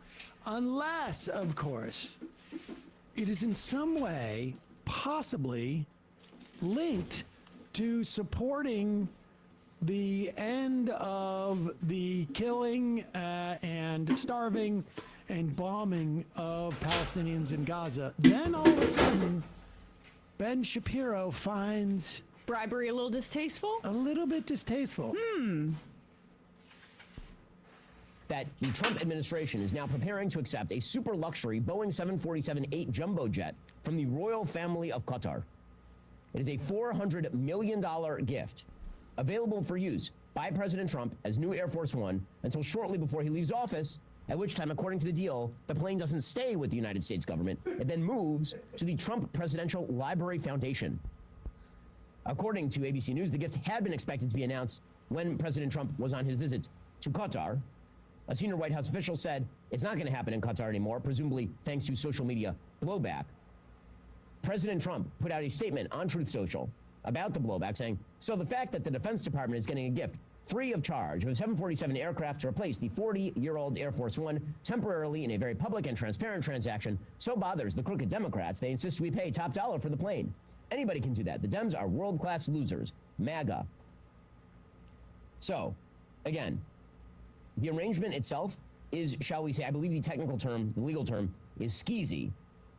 Sources told ABC News that lawyers from the White House counsel's office... He's such a coward. It's skeezy. Is it skeezy? Is it skeezy? That is such a weird way to This is the first skeezy thing Trump has ever done. It's not a word. Yes, Donald Trump is not a skeezy person. We can't ever imagine that he would do something skeezy. And the U.S. government has never done anything skeezy. Oh, the entire bloated $900 billion defense department budget, that's not skeezy. There's nothing skeezy going on there. No. I mean, he is such a coward. Even when he's being critical of Trump, he cannot say that this is like corruption. And this must be the first time that Donald Trump has accepted bribes. Because, I mean, Ben's finally deciding to speak out about it. Oh, I'm sure that Ben Shapiro was screaming at the rooftops. How can all of these people go to Trump hotels in... And I'm sure, I mean, really, I remember from the election just less than a year ago when Miriam Adelson said, I'm going to give you $100 million and you're going to help annex the West Bank. Ben Shapiro was outraged about how skeevy it was and how transparent it was, and he was hosting this Zionist at his golf course in Bedminster and saying, I'm going to do this kind of thing for you in a transaction. I'm sure Ben Shapiro was on top of that. Or is it just when Arab people do it? Well, I don't even know if it's just when Arab people do it, because I don't remember. Oh, the Saudi thing. Yes, Ben Shapiro ever going after Jared Kushner on the $2 billion Saudi Arabia deal that he had. Well, that was in service of the Abraham Accords and, you know, potentially normalizing with Israel. I guess this is what this is all about. Might be about Israel more than the racism, yeah. It must be also why Chuck Schumer has decided to finally grow a spine and is going to begin placing a hold on all President Trump's DOJ nominations because of this Qatar plane idea. I didn't know there was a in-case emergency break glass still case to break, Chuck, but now all of a sudden it's time to break it open. He's decided... Did Chuck Schumer wake up? He woke up. That red AIPAC phone call. The Baileys called me. They're outraged about this plane. Oh my goodness. The Baileys in Tel Aviv. Democrats, they insist we pay top dollar for the plane. Anybody can do that. The Dems are world-class losers. MAGA. So, again, world-class losers. The arrangement itself is, shall we say, I believe the technical term, the legal term, is skeezy. Skeezy. Sources told ABC News that lawyers from the White House counsel's office and the Department of Justice drafted an analysis for the Defense Department, concluding it's legal for the DoD to accept the aircraft as a gift and then later turn it over to the Trump library, and that somehow does not violate laws against bribery or the Constitution's prohibition on emoluments. The Constitution literally says the U.S. government cannot accept official gifts from any king, prince, or foreign state. Pause it. You don't have to go back, but I just want to say that I am willing to bet that this is the first time Ben Shapiro has said the word emoluments or emolument clause without mocking people bringing up the emoluments clause. Yep. When you had like the presidential ethic chief from the first administration, basically Trump administration, you know, light his hair on fire about emoluments. So just continue. This is just hilarious. Apparently, Attorney General Pam Bondi and the top White House lawyer, David Warrington, concluded it would be legally permissible for the donation of the aircraft to be conditioned on transferring its ownership to Trump's presidential library before the end of his term. And apparently, Pam Bondi, who it should be mentioned at this point was once an actual FARA registered agent acting on behalf of the government of Qatar, provided a legal memorandum. What? I wonder how many times Ben Shapiro brought that up in the past. It's odd. It's odd because this was all stuff, you know, when she was nominated, we talked about this. Weird. Right? But now he's upset about it. I wonder where he's going with this. Pam Bondi, who it should be mentioned at this point was once an actual FARA registered agent acting on behalf of the government of Qatar, provided a legal memorandum addressed to the White House counsel's office last week after Warrington asked her for advice on the legality of the Pentagon accepting such a donation. We'll get to more on that in a second. First, choosing Simply Safe first. Okay, can we go? Is there anything? It's worth to keep going. Yeah. Free at simplysafe.com/. He's There thirsty. is no safe, like similar to speed dating. However, instead of meeting potential romantic partners, No, that's it. I think. No, That's not it? He comes back to it, doesn't Oh. He must after the ad break. You know, maybe we're Here's the good giving news. too much agency to the players here. It's like you ever throw a coin into a fountain, and it's like you're wishing for good luck. The Navy has bucked like 3 fighter jets off of aircraft carriers. No, he going in apeshit. the Red Sea in the past few weeks, so maybe He that's bouncing like, off the walls. You know, the sea is just returning the Navy. He's crazy. Okay. Oh, I see what you're Let's start off with Oh, this. it's Qatar is not allegedly giving President Trump a $400 million jet out of the goodness of their sweet little hearts, no matter what Special Envoy Steve Witkoff says. They try to stuff money in pockets in totally bipartisan fashion. Just rewind a few years. While Hillary Clinton was Secretary of State, Qatar gave $1 million to the Clinton Foundation for Bill Clinton's birthday, and didn't even bother to inform the State Department, as they promised they would do. So, again, Qatar will court anyone it thinks will have power, Republican or Democrat. It's an equal opportunity influencer, as long as you can help whitewash their image or smooth over the fact that they are, in fact, the world's largest proponents of terrorism on an international scale in terms of PR and in terms of putting money in pockets. Qatar likes to present a modern Western-friendly face. Pause it for while one shoveling second. money. Now, Qatar. Why does that name sound familiar? Oh, I know what it was, because I was reading about how Netanyahu shuttled Check money this to out. Hamas Oh my God, for he's years. bouncing off the walls. I need to let him out Yeah. again. I didn't think It's he was that long interesting enough. because Oh my God, bro, calm down. Qatar comes up because it Stop is a bouncing partial off the walls. funder of Al Jazeera. Al Jazeera was really the only media outlet that was able to get out footage of the genocide until, Israel's cracked down and also killed a record number of journalists in this genocide. So they don't let Western outlets in unless it's very highly monitored by the Israeli government, again, because they control Gaza's borders, land, and sea. And then for journalists who are Palestinian or who may be working for Al Jazeera, time to assassinate them. But we covered this maybe a month ago that when Netanyahu came and visited the United States, he met reportedly, or Tim Pool admitted it, that he met with him and I guess it was also Dave Rubin among others. At Chatham House Rules. Yeah. Chatham. And this is why I think it's interesting, because we're getting we know that the Daily Wire, Ben Shapiro's outfit's in some financial trouble. We know that Netanyahu met with 2 guys who had a record of taking Russian money, not asking many questions and taking Russian money, and were victimized by it, both in Tim Pool and Dave Rubin. And according to the Jerusalem, not the Jerusalem Post, Jewish Insider back then, Pool asked Netanyahu if there was a quote, a Qatari quote op to manipulate social media algorithms to make anti-Semitic and anti-Israel episodes appear to receive an outsized number of views in order to incentivize podcasters and YouTubers to make more anti-Semitic content. Netanyahu Love anti-Semitism. was non-committal in his response, saying only that it's possible. The prime minister emphasized in the context of Qatar as well as Iran that Israel and the U.S. share the same adversaries. And I just think it's funny that the prime minister of Israel chose to meet with 2 YouTube streamers, and that within the context of this conversation, Qatar's as a nation's ability to manipulate conversation around Israel was brought up, when we know that it's really just like first-person footage that people are seeing on TikTok of children getting blown apart. So, I don't Just know. to add to what you're saying, Yair Netanyahu was tweeting about the Qatari connection just days after the Tim Pool thing that we were talking about. And you hear what Shapiro just said there, that Qatar, what he was saying, like that it can, they can look for. Hang on, I'm chasing a chinchilla. Oh, you get over here.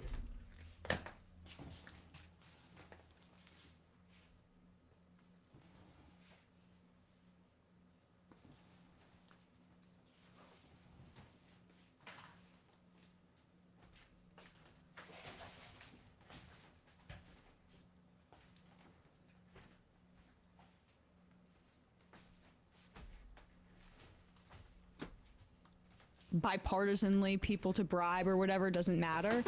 Sounds just like they're projecting a lot, because this is what the Israel lobby. Well, I don't think they need to, I don't think they need to bribe Ben Shapiro. I think they just need to support Ben Shapiro. Because Ben Shapiro is going to say that in the same way. Now, I'm not someone saying like bribery. Tim Pool, I think you could actually pay him to change his mind about something. Right. It would take, he'd have to turn the ship a little bit slowly. Dave Rubin, it would take about 15 minutes, it seems to me. Why did you say I would that? also even be surprised if Pool asked that question on his own. That doesn't Yeah. make it not organic. Like, that's the easiest way, is just amplifying organic things. Yeah. You couldn't sit there and tell Tim Pool, everyone is manipulating the internet. Is there an app?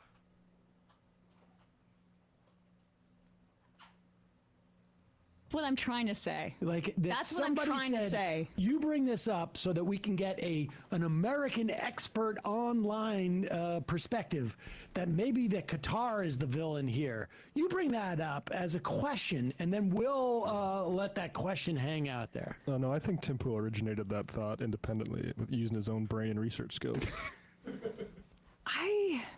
I'm just wondering. Why Netanyahu felt that it was a good idea to meet with two streamers who were just in the news for taking money from a foreign government on his second visit to the United States. We follow Tim Pool. And the Daily Wire's in some financial trouble. Look, Ben Shapiro is a rabid Zionist and anti-Palestinian racist on his own, but I'm just flagging this for future reference. Well, the progressives are the real regressives. Is there any more to this? To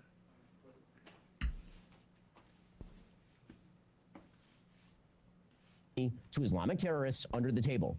This is a regime that has, for literally decades, funneled billions of dollars into the hands of Hamas, Hezbollah, the Taliban. We're talking about systematic, Israel. ongoing financial support that has strengthened Hamas's grip on Gaza, provided them with the resources, and yes, enabled terror attacks that killed innocent civilians. Doha, which is the capital, their five-star hotels are basically a retirement home for Hamas leaders. Qatar has been credibly accused by the Treasury Department, by international watchdogs, by regional allies, of allowing financiers of Al-Qaeda, ISIS, and the Muslim Brotherhood to operate within its borders. This is a country that has repeatedly failed to crack down on terrorist financing, even after being pressured by the United States and its neighbors. In 2017, former Defense Secretary Robert Gates said, quote, "I don't know instances in which Qatar aggressively goes after networks of Hamas, Taliban, or Al-Qaeda."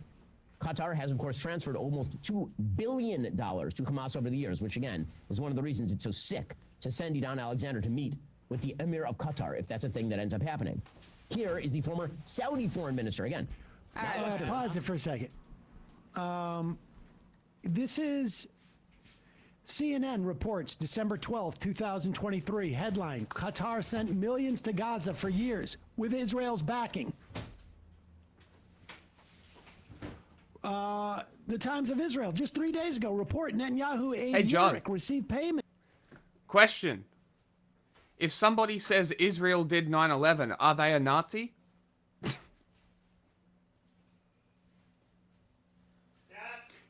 Probably, right? The senior advisor to Prime Minister Benjamin, you received payments from Qatar dating back just after a year after the war broke out. The Times of Israel in 2023, Netanyahu propped up Hamas. Israel has allowed suitcases holding millions in Qatari cash to enter Gaza through its crossings since 2018.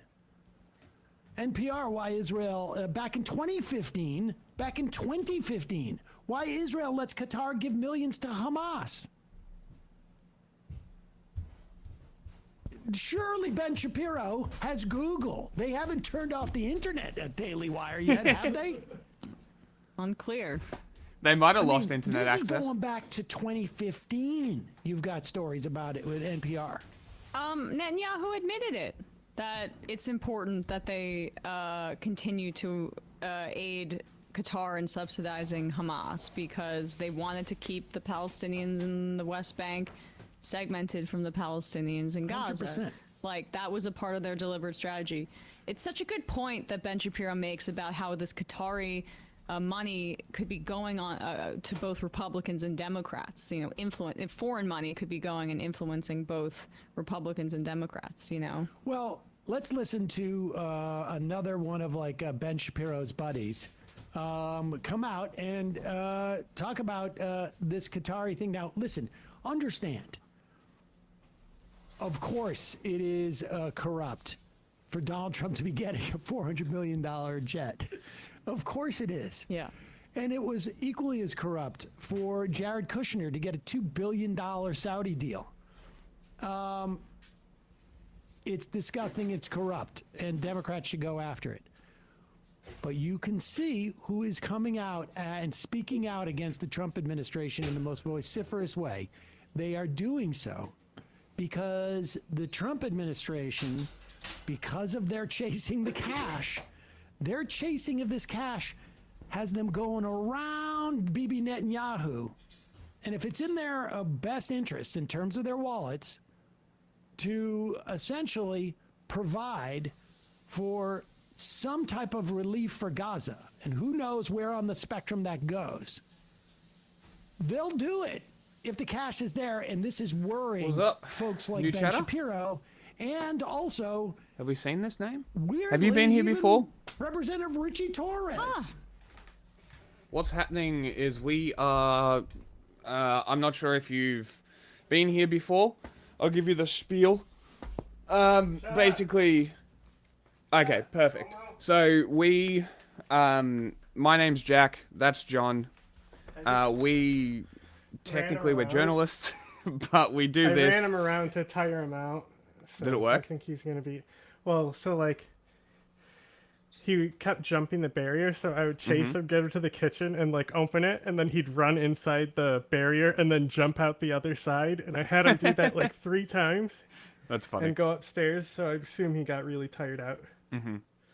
But yeah, so we do like media literacy stuff. So on our streams, we'll cover news topics, we'll cover news stories, we'll go through Fox, we'll go through CNN, we'll go through pundits online, we'll go through Twitch streamers, just finding narratives and showing people how to distinguish between what is and isn't reality. The government propaganda I just sent you. Open that. Beautiful. Where? It's literally in the chat. YouTube Oh, link. that one. Yes, I'll play it soon. Tomato. Yeah, we'll play it after this. This is almost done.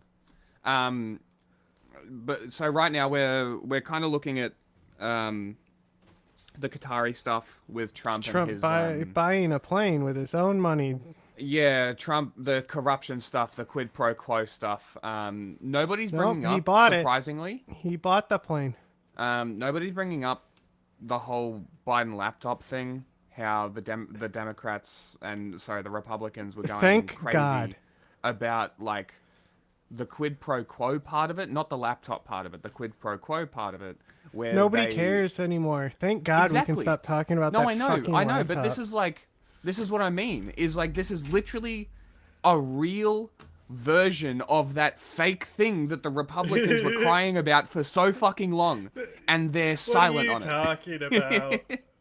That's like crazy. they're just silent on it. It's aggravating. Like if you're gonna bring up the Biden laptop, now's the fucking time. Congressman, thanks so much for joining us. I know you've called this move a flying grift. Your words, a flying grift, and I've. But yeah, like John, I think considers himself what, a Democratic Confederalist. It's probably the closest thing. And No. I would consider No. myself an anarchist. So it's like we analyze No. stuff from state perspectives. What? No. What would you just consider said that I yourself see then? the value in confederal systems. Ah, okay. I mean, you always say realist and then go on your diatribe about how realism doesn't mean what it means anymore. No, it's that they claimed that type of thinking as realist when it's yes. Like actual realism. Yeah, that's the whole What point. war? It's like, Give me examples and I'll tell you. Noted that the regime's ties to terrorist organizations like Hamas. Insurgency of Oh, India. pause it. Himself is called. He's being the interviewed by Philippines. Wolf Blitzer, That's a joke. who also used to work for APAC. For legal No, reasons, FYI. that's a joke. You're like, yeah, exactly. That's my suggestion. No, but like, it's so funny because it's like, bro, why are you like the Houthis suck, man? Mhm. The Houthis are fucking awful. And then there's actual like Maoist groups that are doing the first LGBT wedding in their countries, you know? Really? Yeah, that was the big thing with the Philippines Maoists. They were the first. Oh, ones is that to what do that an was? LGBT marriage, yeah. Interesting. Okay. And it's like, those people are doing shit every day. They don't care. Mm. It's like those are supposed to be your guys. The recent thing? You mean Pakistan and India? Boy, do I have a thing for you. That was a week ago. That's not recent. Boy, do I have a thing for you. That war is already over. And it wasn't a war. So. Whiteboard.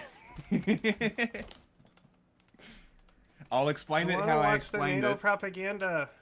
We will. Okay. Bro, So. put it on. I want to watch NATO. They didn't say what war, bro. Yeah, well, he said yes. You're Okay. already way ahead. I know. So No, Pakistan you gotta slow down. did That's nothing. not quite my tempo. What? You want the video in the That's not- background? That's not my. No, I mean you're rushing. Oh. You're rushing the joke.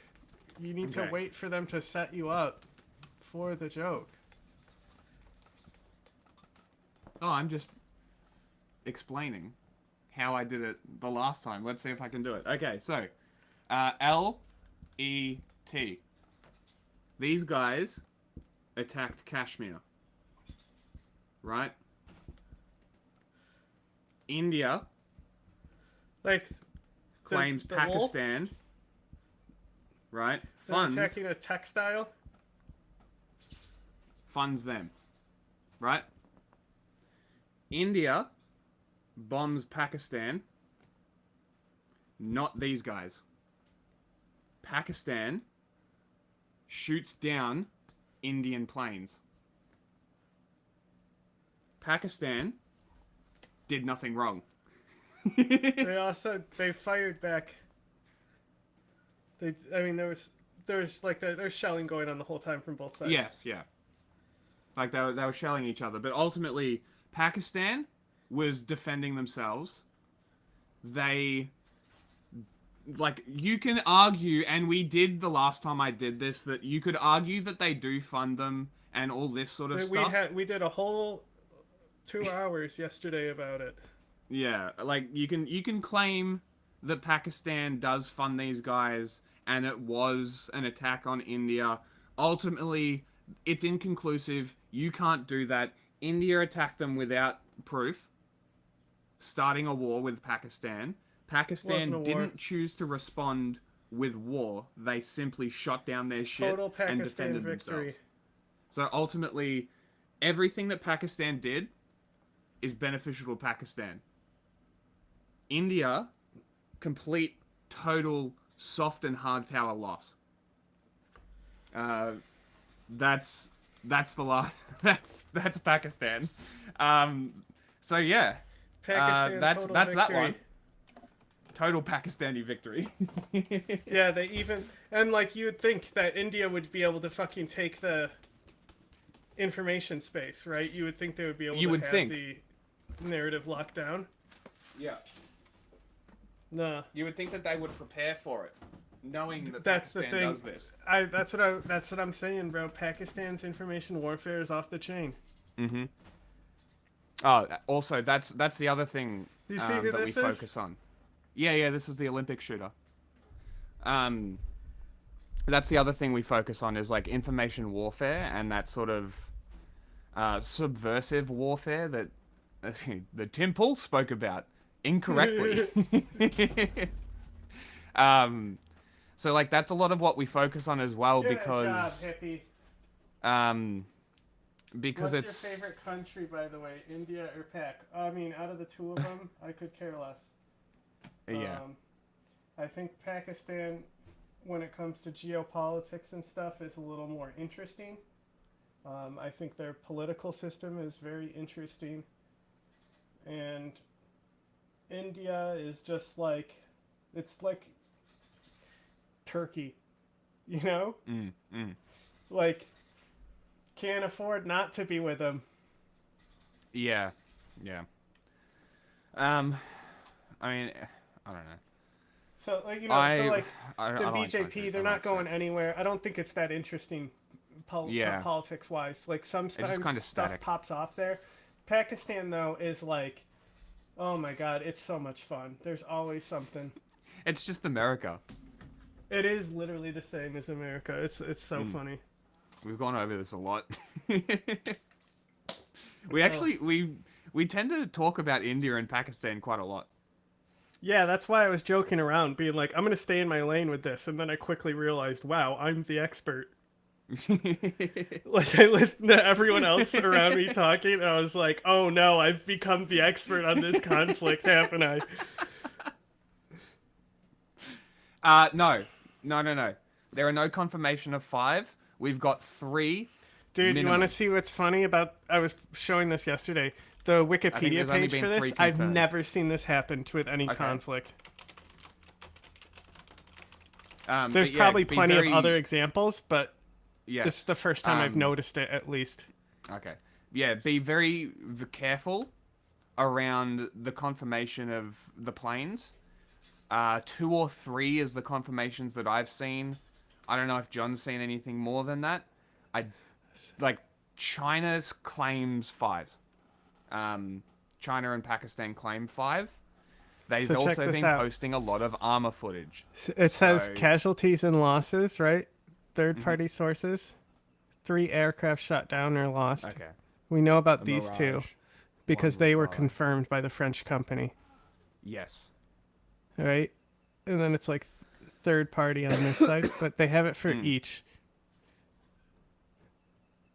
What each side is claiming for each casualty and losses. Interesting. Isn't that interesting as fuck? Yeah, very. So it says 3 Rafales, 1 MiG-29, Su-30, UAV. I've seen decent enough evidence about the UAV. Yeah. But see, Pakistan's not claiming the Mirage, which we literally got a confirmation by the French company that it was lost. Yeah, this doesn't surprise me whatsoever.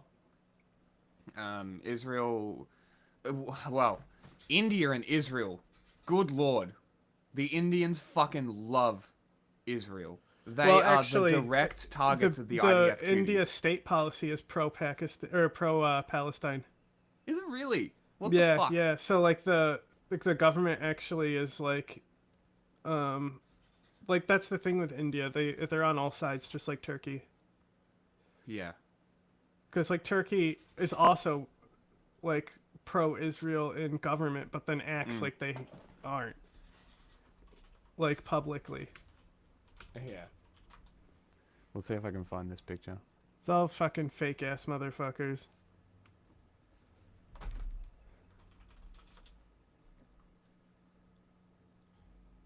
Oh, I fucking found it. Hell yeah. Oh, I fucking love this picture. Hell yeah. India. Woo. I don't know. I Show Speed did this in China. So.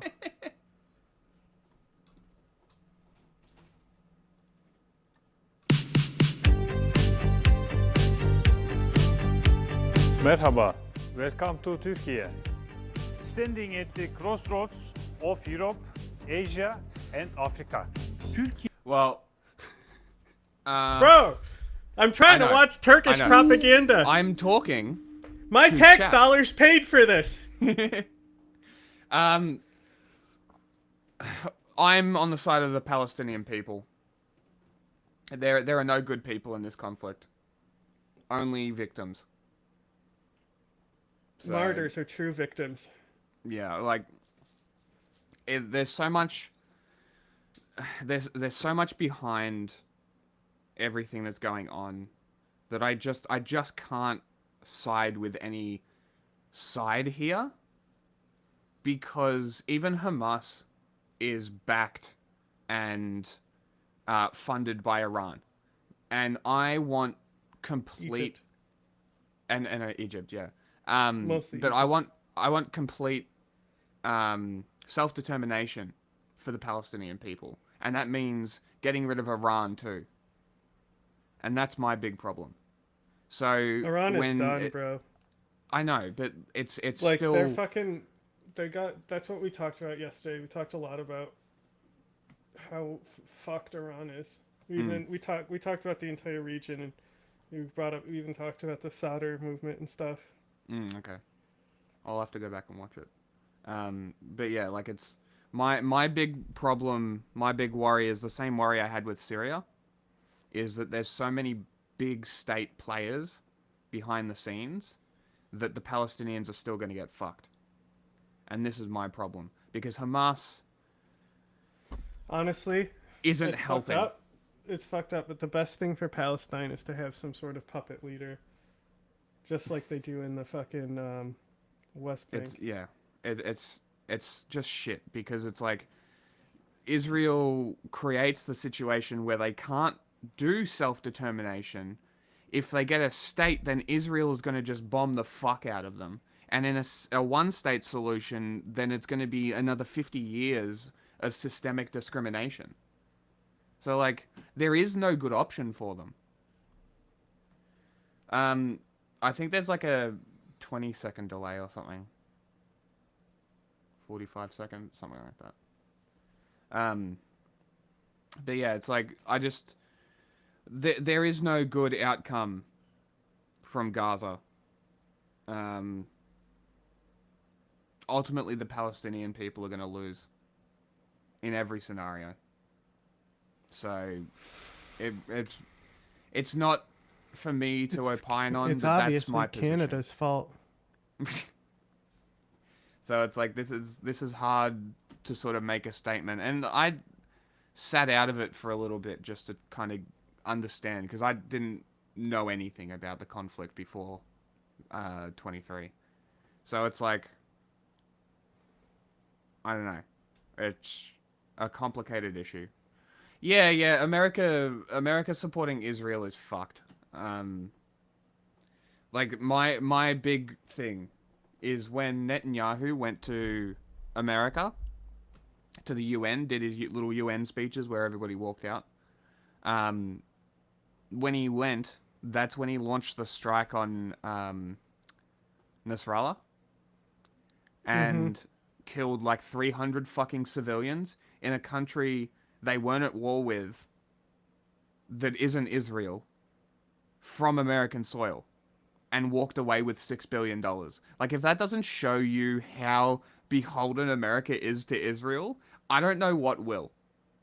It's legitimately pathetic, and it's truly amazing that Americans are fine with this just being used. And like, I think people are totally starting to bitch-made. realize, because you know how it's like everyone's like, oh, America's like, Trump kind of has a point when he's like, everyone hates us, they treat us badly, but like that's the thing, is America is so powerful that they can afford to take disadvantages in their deals, because having deals with everyone is the ultimate advantage. Beneficial. I mean, look at what China's doing. So at the look moment. at how They're doing exactly that. The fact that Biden was even standing up to Saudi Arabia was fucking crazy, honestly. Yeah. Because they're literally the number one arms buyer. Like, they spend so much money in our country. Yes. Well, now we got $1.2 trillion from Qatar. So, pretty cool. 6 times their GDP they pledged to invest. Isn't that cool? what a great gift of friendship and understanding to the American people. 6 times their GDP. I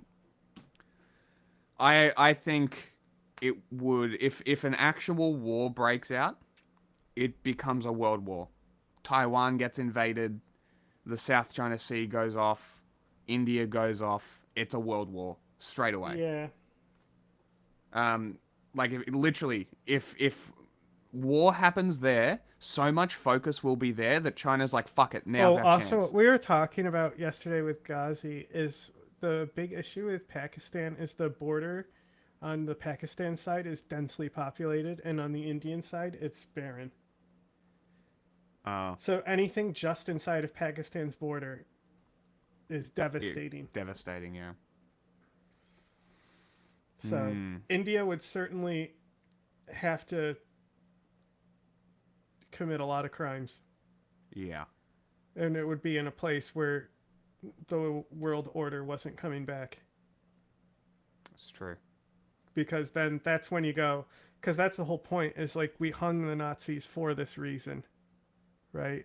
Like that was to establish the world order, to make sure shit like that wouldn't happen. Mm-hmm. So when you know that there's no consequences, like the Nazis assumed there wouldn't be. Yeah, they're going to do it. So that's what we call deterrence. Yeah.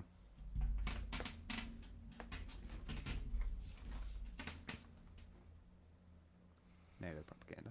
Turkey has an important strategic location. Turkey regulates the navigation in Istanbul and Çanakkale Strait, connecting the Black Sea to the Mediterranean. They play a major role in global trade and security. Did you know that Turkey has the second largest army in NATO? We joined the alliance in 1952 and have remained a strong ally. Bro, the music ever is since. so funny. The music is the funniest part Turkish to me. Navy supports securing freedom of navigation in the Mediterranean, Aegean, and Black Seas. Turkey hosts the NATO land command Albania! in Izmir, and we will also. Why did you focus on that as well? Oh, because it's the best flag. Albania's got the best flag in the whole fucking world, man. Because It's I was cool. literally looking at it like, hey, Albania Dude, representing. Fucking red on black, or black on red, you know? It's just a It does fucking go good pretty hard. color combo.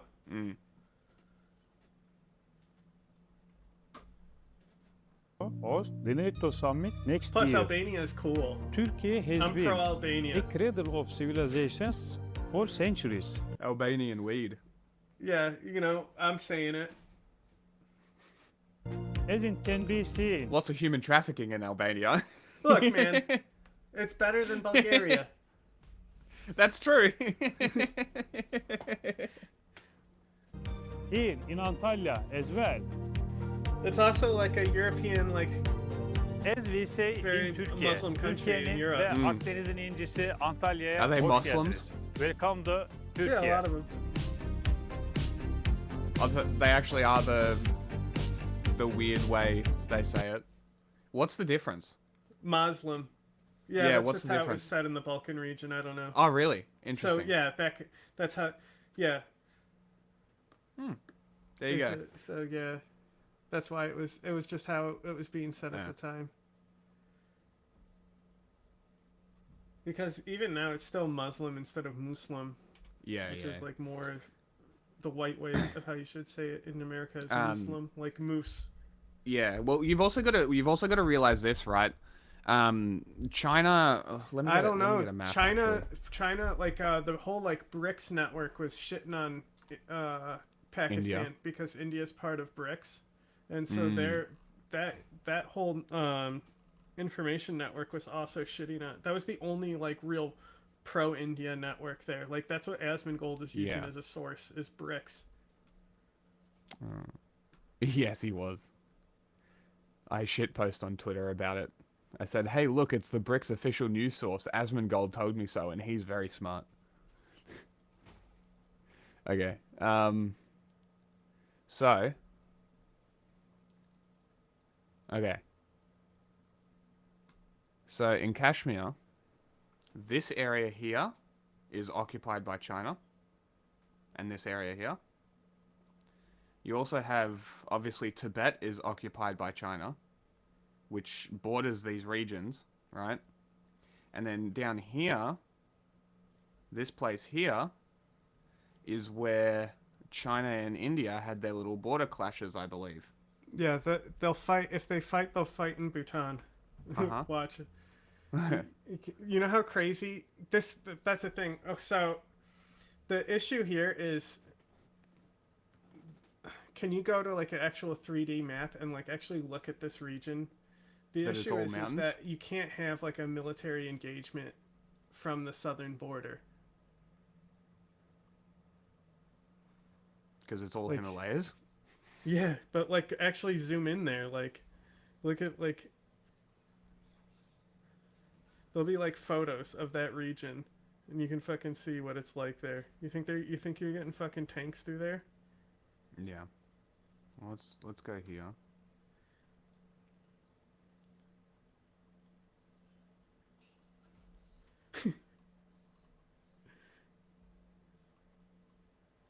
Gonna get all the tanks through here.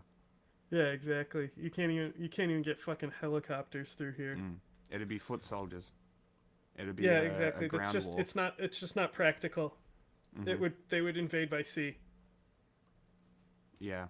Yeah, they would do a naval landing. If you go out to the if you go out to the side of India there, okay, over to the east, right in there. Down here.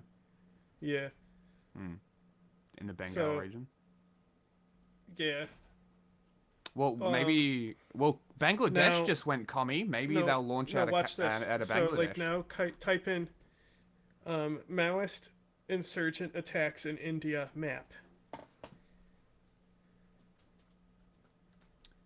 I will. Just give me 1 second. Something's gonna click for you. You're gonna open up a chapter of understanding in your brain about India, China here. Okay, so Tibet kind of. Did you find a map? Go ahead, put it on. No, I'm finishing what I was gonna do. So yeah, like along this border is like where Chinese imperialism sits, as well as obviously Tibet. They'll just like take villages. Yeah, so Tibet is actually quite important to Chinese imperialism, which is why they've been occupying it for 60 plus years. So with Tibet, China has a staging point to occupy India and Pakistan, as well as, if they wanted to, absorb any of these countries along the Himalayas. So, and it's just like, it's also the same for out here, right? And this is why I say that any conflict involving Pakistan and India involves China, which involves this whole region. So any conflict is extremely dangerous. And China may not necessarily fight with Pakistan, but they will definitely do what the Soviets did during World War II and take land and do their imperialism land grabs, just like they did in Eastern Europe. It's exactly what will happen. Because if you're thinking like China, and China is military focused, expansionist. Bro, you gotta look at the map. I will. Bro, it's helping your point. I'm trying to help you.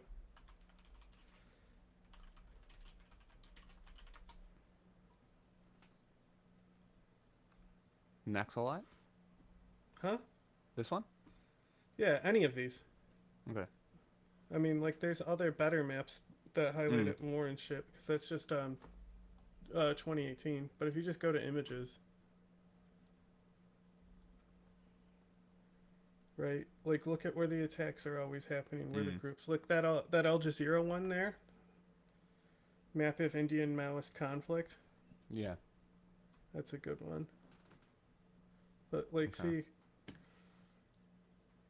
So why would the Maoists be most active in this area? Is that the Hindu strongholds?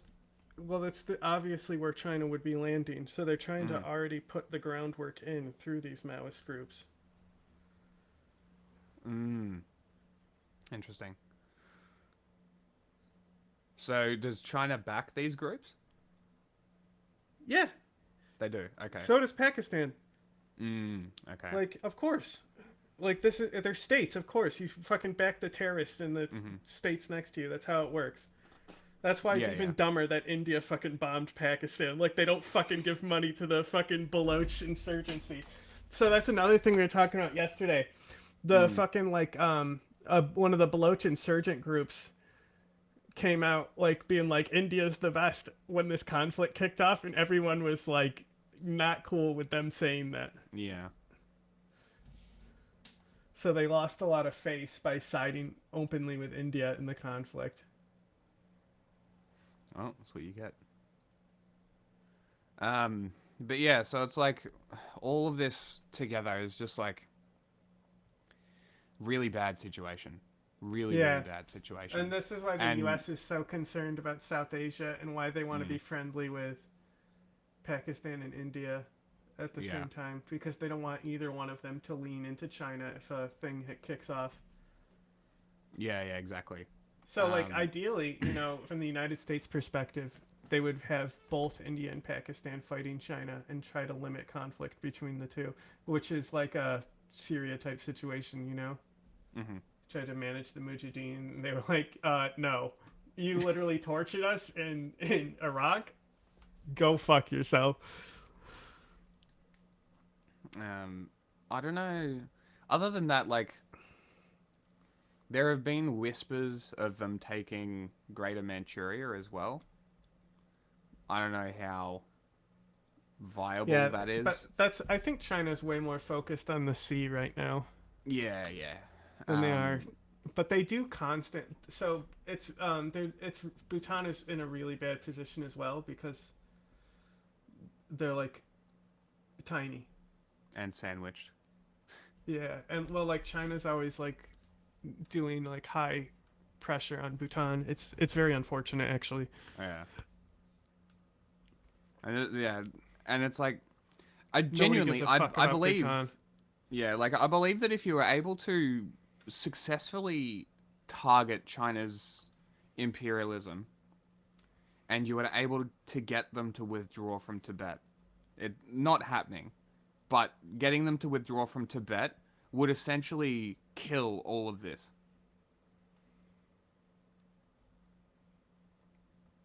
I feel like. Well, maybe in another 100 years. Maybe. I don't think Tibet freedom is coming in this century. I don't think so. Mr. President? Hi, thank you very much. Okay, by the way, we're on a beautiful Air Force One. No! Not a bad plane. Not bad at all. Not bad at all. It's I can't believe it. Beautiful plane, and we're doing a lot of business. I couldn't have guessed you're on Air Force One. A lot of good things happening. Okay, so this is an amazing week so far. You get a deal with China. I'm just going to list it, and then we can get into detail. India and Pakistan played a big role. Hopefully, the peace stands. You slash prescription drug prices. Most favored nation. I fucking hate that Donald Trump is taking credit for that ceasefire. Interviews from Air Force One is something else, though. Because of the you know, plane like noise? an interview desk being set up for Air Force One. I think that's it just is his so desk. funny. It's so funny. The American people will get Bro, first dibs in literally- terms of prices. Bro is literally Lex Luthor. You know, like this is comic book villain shit. You know what I mean? The last American hostage has been released. We're on this trip to Saudi Arabia, Qatar. There's not much going on in your life, is there? Bro, Well, Fox I've been News busy, but is I've getting a enjoyed it trip because we're getting car things in accomplished. Saudi Arabia aboard Air Force One. Are we fucking for real right now? Did you see Like, Boeing is CEO this was there? is this like okay with people? Of course. But the Boeing CEO was there as well. He had to be there. Get him. He probably got get a free him there. trip on Yeah, Air Force well, One Boeing too. can fucking fly Fox News out. I don't give a fuck about fucking corporations being flown out. Bro, I would, like, this is one of the few things where I would be like, man, I would love to be working at Fox News.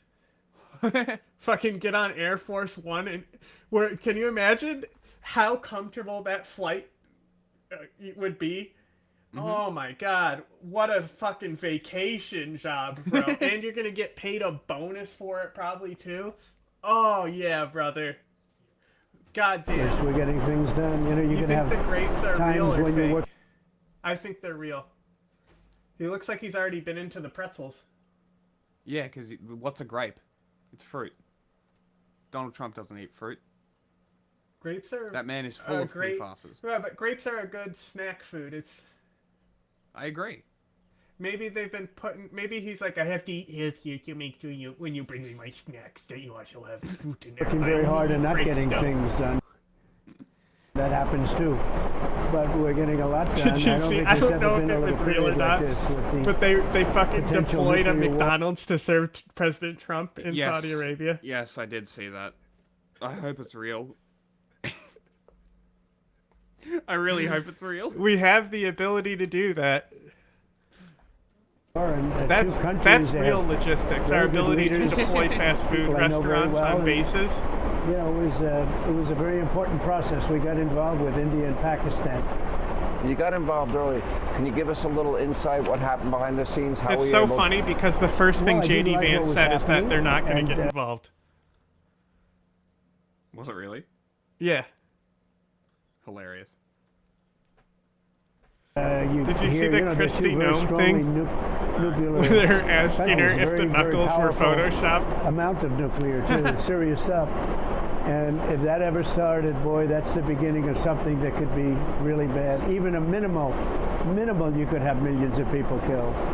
And with one shot, two shots, and I just thought it was something we could get involved in. And I did a good job, Marco did a good job, and JD did a good job. We sort of were a team, and we, I think, convinced them to let's have peace and let's go and make trade deals. If we can make trade deals, we like that much better than nuclear weapons. And that was a great thing, and we did a good job with the Houthis, stopped with the shooting of the ships. They like shooting Is that ships a done down. deal? Because there's been conflicting... Hey, what about those fighter jets you lost in the ocean? What's that smudge on the background of the Air Force One? Got a tear back there? Reports that some of their leaders are saying, oh, that's not true. Well, it is with respect to America. Now, you know, you can't always count on somebody necessarily telling the truth, but their surrogates were very strong, very powerful, very good relationship with them. You know, they're tough fighters. They can take a lot of punishment, but with respect to America, they say it's true. So we'll see. You'll know. You'll be the first to know. Seriously, though, how is follow the news Hannity closely. not I read everything. Rothbard right now? I think the biggest surprise from this weekend, Hey, look, he's it was a covering it week up. ago Friday, Gotta where put his I saw notepad on his that lap to China cover his announced, massive throbbing quote, erection. if the president You is see how he's got serious, two we will phones? be willing to negotiate with him. Hello, it's And President Scott Bessent, Business. Your Treasury Secretary met with their representatives in Geneva on Saturday. On Monday, you're announcing a trade, well, actually on Sunday, you announced a deal with China. Yeah. How did that happen that quickly? Well, they met on Saturday and Sunday, and they had a deal pretty much from the beginning. It was the concept of a deal. And, you know, one of the things that, as you know, it's sort of a 90-day deal as we negotiate other aspects. But one of the things I think that could be most exciting for us and also for China is that we're trying to open up China. Because, as you know, many years ago we opened up the USA. Bro, now it's time for you catching China this to right open now? up, and that's part of our deal. You want to rewind? And we're going to open up listen to China. what he's And saying? to me, Opening up that's China. the most exciting. Opening up China like it isn't the most open fucking Yeah, capitalist this is country what I on was earth. geeking out about this interview. This is the funniest I'm part. fucking real. What an idiot. Because Like, we put tariffs on them, they're now open to trade with us. It's just like when we stopped Japan from being isolationist. I did that too, by the way. That was me. It's perfect fascism. He creates a problem, doesn't solve it, goes back to normal, claims he solved it. Great. He's so funny. Exciting part. But yeah, we made a deal. The relationship is very good. I've always had a good relationship with President Xi. It was interrupted because of COVID, obviously. But outside of that, I've always had a great relationship, a lot of respect for him. And we'll see how that all works out. But is that why you want a little Pope-mobile and a military parade for your birthday, just like he does? Great admiration, right? It's got nothing to do with emulation at all. The confines of a very, very strong deal with China. But the most exciting part of the deal... Fucking opening China up again is so funny. That's the opening up of China to U.S. business. And that would be like opening up a whole new world, and I think it would be even better for China. So I think we'll be able to make that deal, I hope. At any point, Sean, how are you sitting here being like, how was China not open before? With President Xi on the final details of this deal. Yeah, I could see that. I mean, I'm not sure that it'll be necessary, but that happened with the UK. We were close to a deal, but we needed 1 point or 2 points on pork and ethanol, okay, two very different subjects. And I called up the Prime Minister, who's an excellent man, Keir, excellent man, and within about 3 minutes it was over. We made the deal. It was a good deal for everybody. Great. And we have a lot of deals now. We have a lot of trade deals that I'd say virtually everybody wants to make a deal.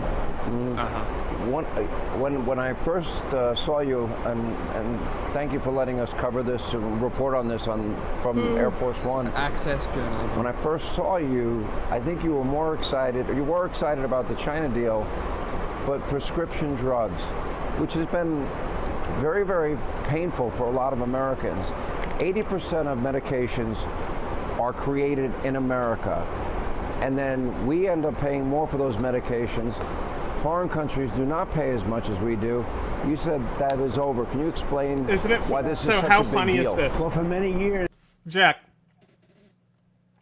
so instead of lowering our drug prices and mandating our drug prices are equal to Europe, our goal is to raise drug prices so they pay the same as Americans for their drugs.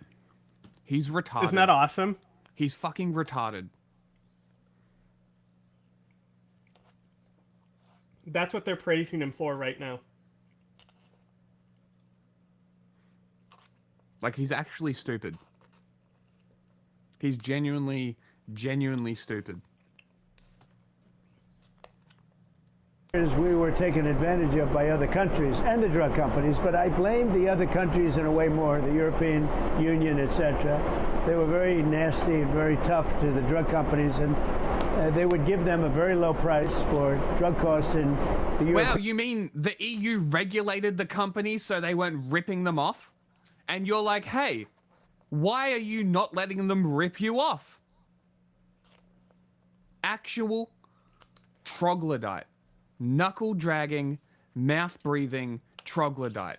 It's so funny because he's literally, like, fucking up the world. Like, pick your fucking knuckles off the ground, you fucking ape. Nations. It's so funny, and bro. When that price This was interview given, was that was killing it. me. They wouldn't negotiate. They said, let America pay for the difference. And this happened all over the world with other countries. And we had stupid people leading us, and especially over the last 4 years. And they wouldn't do anything about it.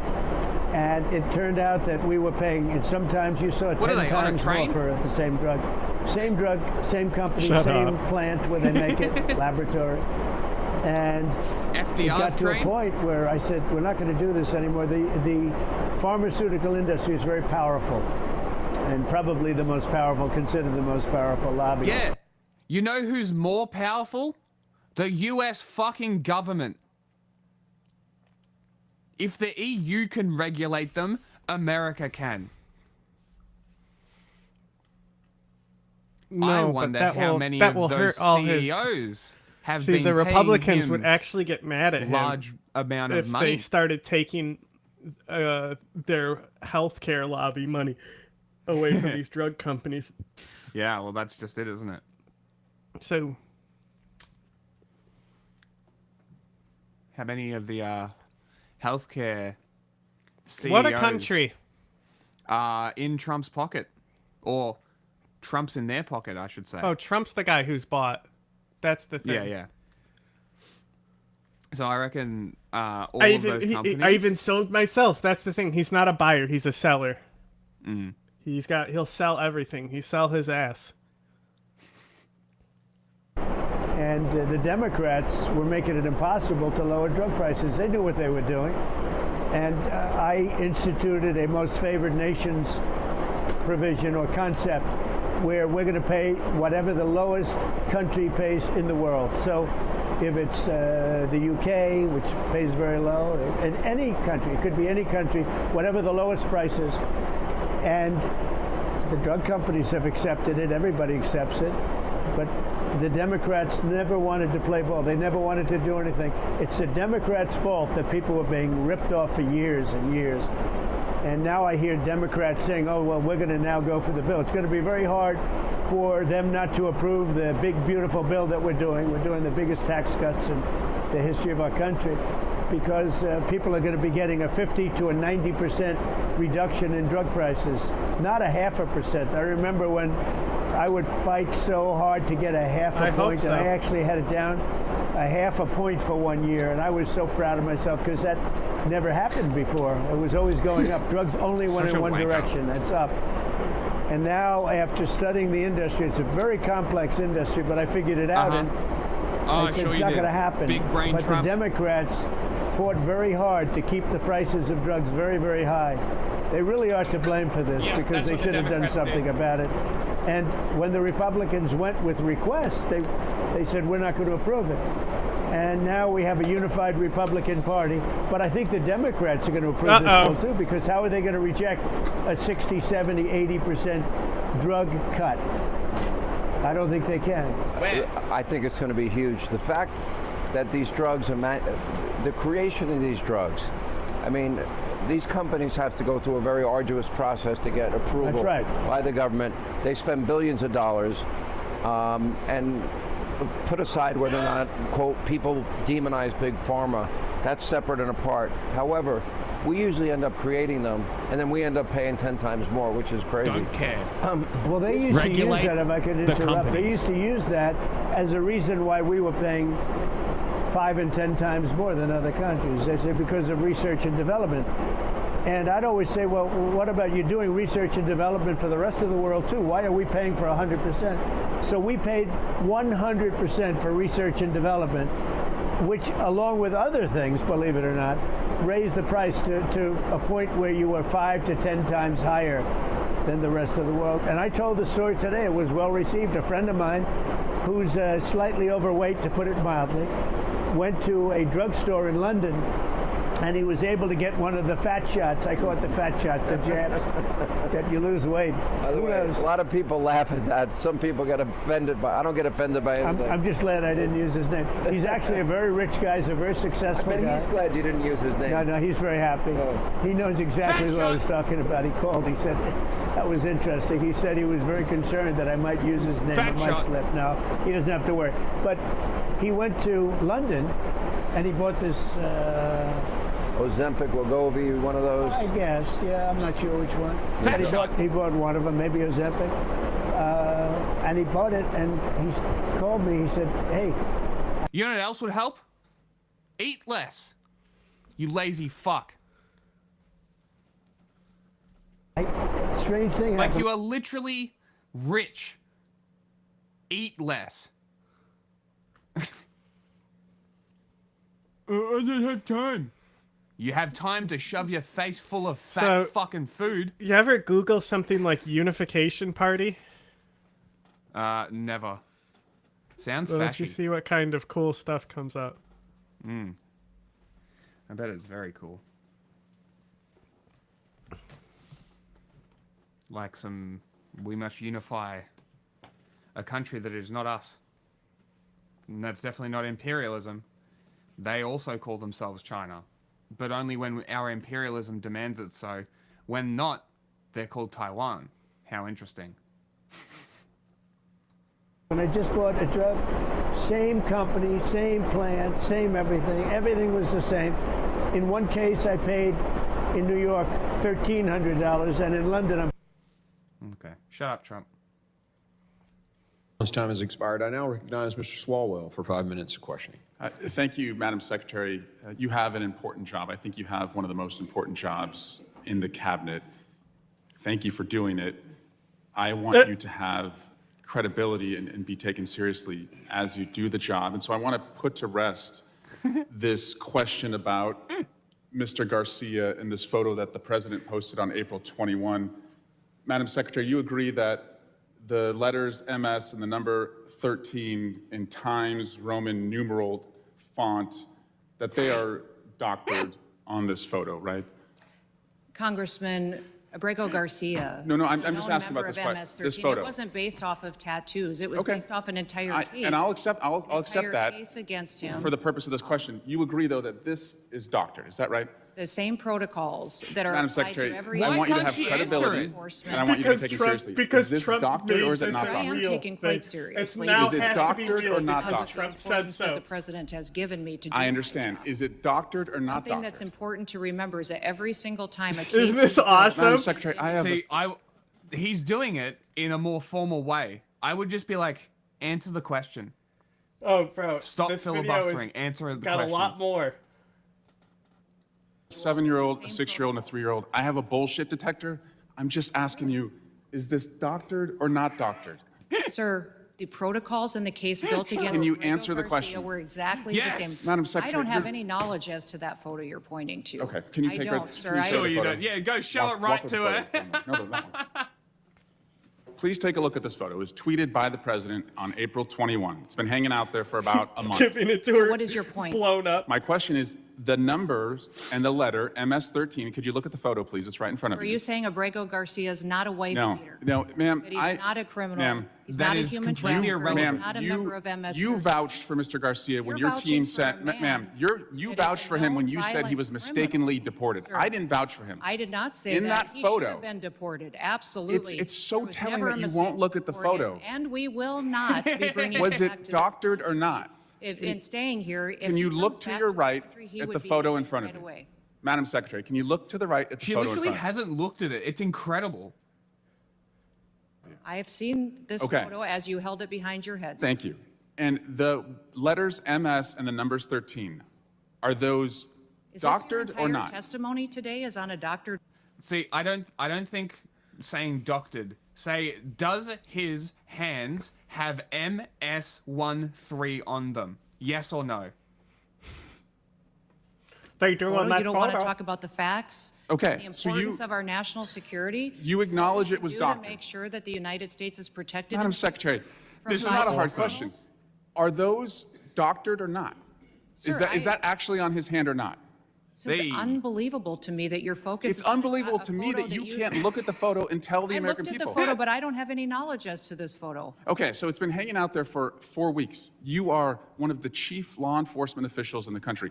What have you done to investigate whether the president misrepresented the reason that that person has been detained? Sir, have we you spend our done time- anything to try and figure out whether that was doctored or not? The mission of the Department of Homeland Security is to secure our nation and to make sure that we're out there going after those that are the worst of the worst, the criminals, the bad actors. Abrego Yes. Garcia. So the answer is you've done nothing to terrorist, correct the member president. of MS-13, a wife Okay. beater and a human Okay. trafficker You're that completely should never irrelevant. have been in this country to begin with. So, Madam Secretary, thank you, Mr. Burnett.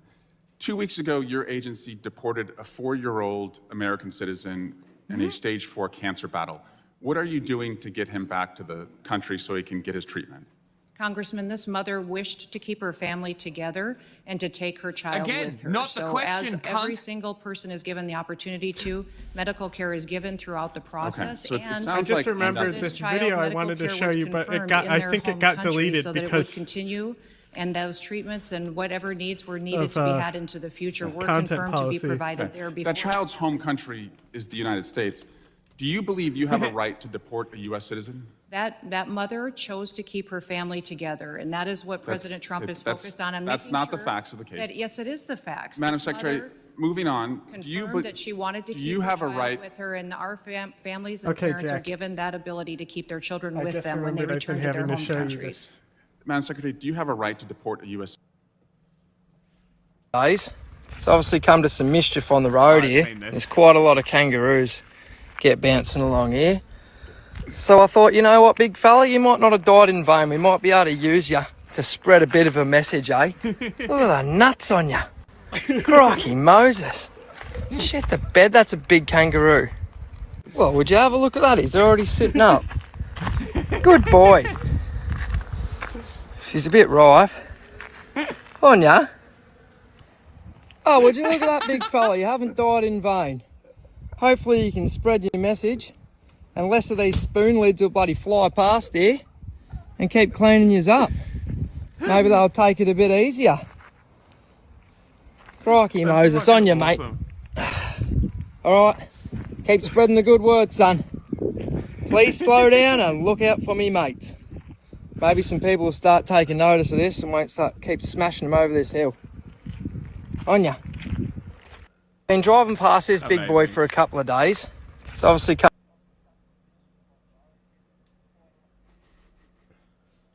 Have not deported U.S. citizens. Except the 4-year-old that we just No, referenced. that mother chose to keep her child with her, and that is her prerogative, and the law was followed. You deported an American citizen. There's no two ways about it. Look, that child is in Guantanamo. There's nothing I can do about it. Where is America's Sednaya prison? Followed in allowing her the opportunity to do that. So, Madam Secretary, I'm a former prosecutor. I have put people away for life sentences who are gang members. I don't need to wear costumes to show how tough I am.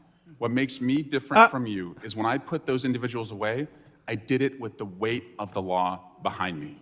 And I yield back. Mr. Chairman, Gentleman yields. I ask unanimous consent to enter an article from Fox 45 that states documents reveal a second protective order. Truly incredible. You want to What see a another dumbass. good Instagram video? Gotta get it to come up first. Sure. Instagram sucks, bruv. You can't like open it in a new tab. You have to copy the link for it. Okay, check this out. Do you see this yet? Unique individual work of art. Every rifle tested and guaranteed to shoot sniper rifle accurate troops. What the fuck? Trump tough combat grade durability. I can't even get through this. See the unfiltered first impression of Ted Nugent. Where is it? PT. South Carolina. Oh, Alabama. I didn't know where this came from. Come on, Ted. There you go. It is so adorable. How much do you think this costs? How much do you think they're charging for this? Look at this grifter loser. He has a firearms training school called the Patriot Training Center. Look at these fucking losers. Caleb Lee, you may know me as the #1 best-selling author of Conceal and Carry. So who is this guy? On warriorlife.com. In his self-defense training, he's a black belt in Taekwondo who knows to translate even the most obscure martial arts techniques into street fight-based application for patriotic gun owners looking to build their own unregistered firearms with very little technical expertise. Oh, he's an NRA certified basic pistol instructor. Look out, guys.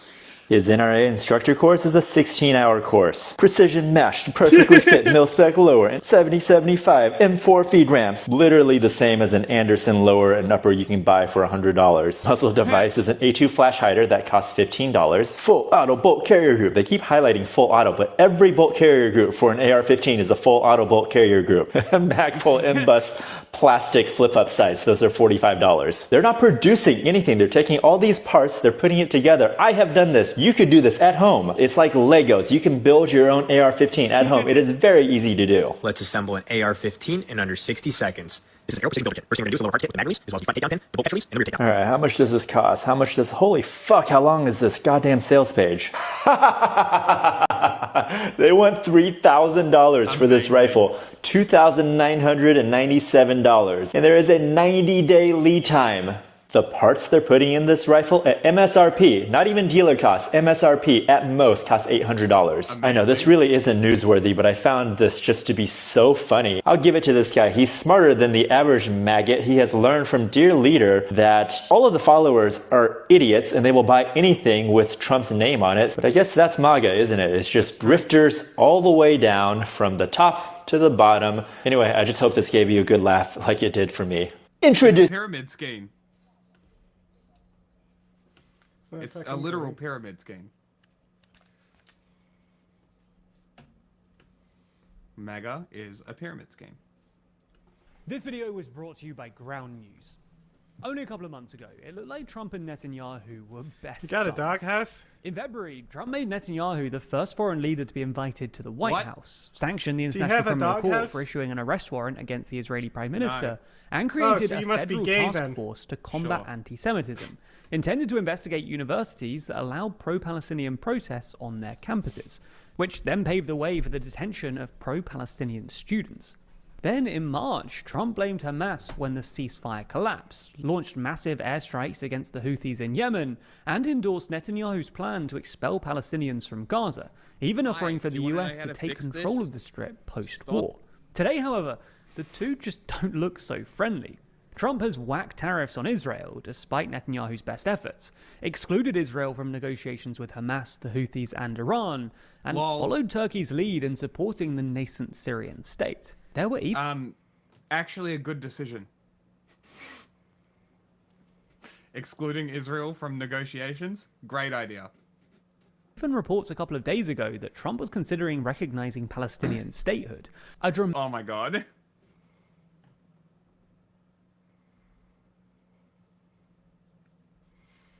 Go ahead.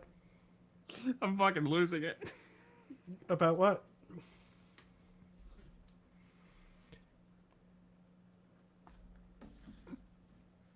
About what? It better be the video and not Twitter. I swear to God. No, it is the video. Okay. You want to rewind? Not even Biden. Not even Biden went, you know what, Netanyahu? Fuck off. No, did you not see the memes I've been posting? Like, he's literally just told him to fuck off. Like, you no, bro, you don't gotta want see a these ceasefire. He's got to see these dank memes that I've been posting. Awesome. Dramatic change in tone for a guy who was, only a few weeks ago,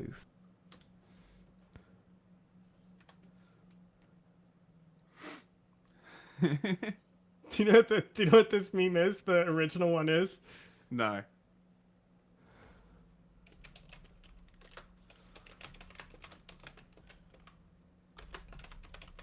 Dude, if he redirects Israeli funding to Syria, I'm gonna lose my mind. Imagine he's like, hey, fuck it. All that money to Israel, it's going to Syria now. Rebuild your country. Yeah, he's gonna, give money to Israel and Palestine. Alright, then I got...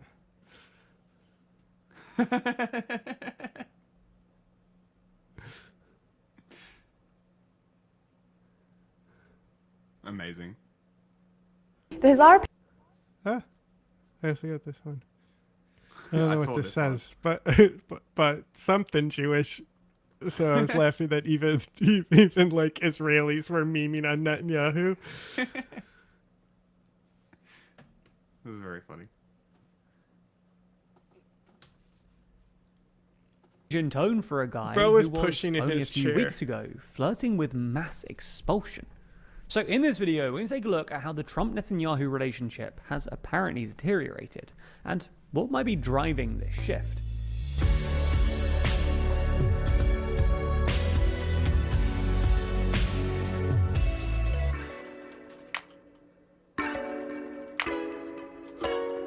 I can't believe. If you're a TLDR fan and want to support the channel, then consider picking up a copy of our magazine. Too long helps to fund all of our journalism and allows us to make free videos on YouTube like this one. You can learn more and buy a copy by clicking a link in the description. So let's get straight into it. We first got a hint that the Trump-Netanyahu relationship might be on the rocks on April 2nd, otherwise known as Liberation Day, when Trump whacked a 17% universal tariff on Israel, despite the fact that Netanyahu had made a show of eliminating all remaining tariffs on US imports only a day earlier. This prompted Netanyahu to make a hurried trip to Washington a few days later in an attempt to get the tariffs reduced. But not only did the tariffs stay in place, but the press conference afterwards was a bit of a disaster for Netanyahu. Trump started off by telling Netanyahu that he should be grateful for the $4 billion in aid that Israel gets from the US every year, saying, quote, "That's a lot. Did you even say thank by you? The way." Trump then insisted that he was serious about doing a deal with Iran, much to Netanyahu's chagrin, saying that we are having direct talks with Iran. We had just a lot of good talks on a lot of things. For context, for the past few weeks, Trump and his team... It's going to be even funnier when Trump makes all these deals with these pieces of shit and they just do what the Nazis did and not honor it whenever they feel like it. And then Trump's going to be like, "Mwah." And then everybody else will be like, "Well, we told you." Well, you have to have been understand negotiating to get a new nuclear deal. That Trump is like, if I end the Israel-Palestine conflict, I can do anything and I'll still be the greatest. It's not going to end, though. It's too simplistic. Yeah, well, you gonna try and tell him no? He's a convicted rapist. I'll fucking tell him no, right to his face. I don't give a fuck. I mean, many have tried. I fucking will. I'll call him a cunt right to his face. I don't give a shit. That you tell him no, and that's what gets him horny. I will literally to his face. I will literally How to much his for that face ass, go. Jack? I'll buy it. I'll literally to his face go. "I know more than you. Shut the fuck up." Did you take a Iran, cognitive test? which will presumably involve Iran halting its nuclear weapons program, No, but I can read. not its civilian nuclear program, in exchange for sanctions relief. Now, the Israeli government doesn't want this deal to happen, and has apparently been trying to push America into direct strikes on Iran's nuclear facilities instead.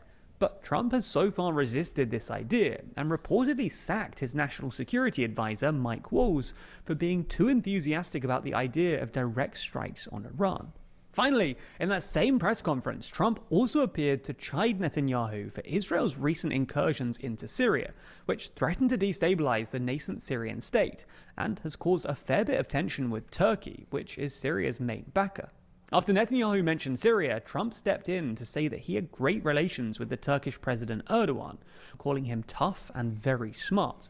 Trump then insisted that he'd be able to solve any problems, but then turned to Netanyahu and said, quote, "As long as you're reasonable, you have to be reasonable." Then, in early May, Trump agreed a deal with the Houthis. And Netanyahu is a Nazi. Nazis are not reasonable. This is why he continues to tank the negotiations and hostage deals and that sort of shit. It's because it's got nothing to do with the hostages. He just wants the destruction. He's a Nazi. He's a Hitler apologist and a Holocaust revisionist. Fuck this guy. This was a bit of a surprise. After all, when Trump announced in April that he'd be launching airstrikes against the Houthis, most people didn't think that he'd achieve anything. Given that, well, the Houthis have survived numerous bombing campaigns over the past few years. However, in May, Trump announced that the Houthis had suddenly agreed to stop attacking commercial traffic moving through the Red Sea, and implied that this was because the US had essentially bombed them into submission.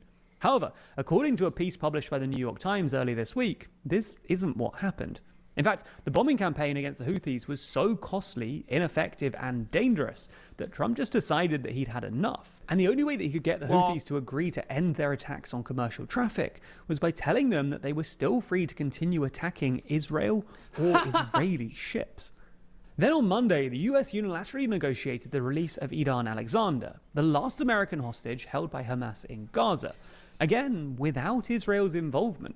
Not only was this deeply embarrassing for Netanyahu, but in a meeting with the family members of the remaining hostages the day beforehand, Trump's Middle East envoy, Steve Witkoff, apparently attacked Netanyahu's government directly, saying, quote, "We want to bring the hostages home, but Israel is not willing to end the war.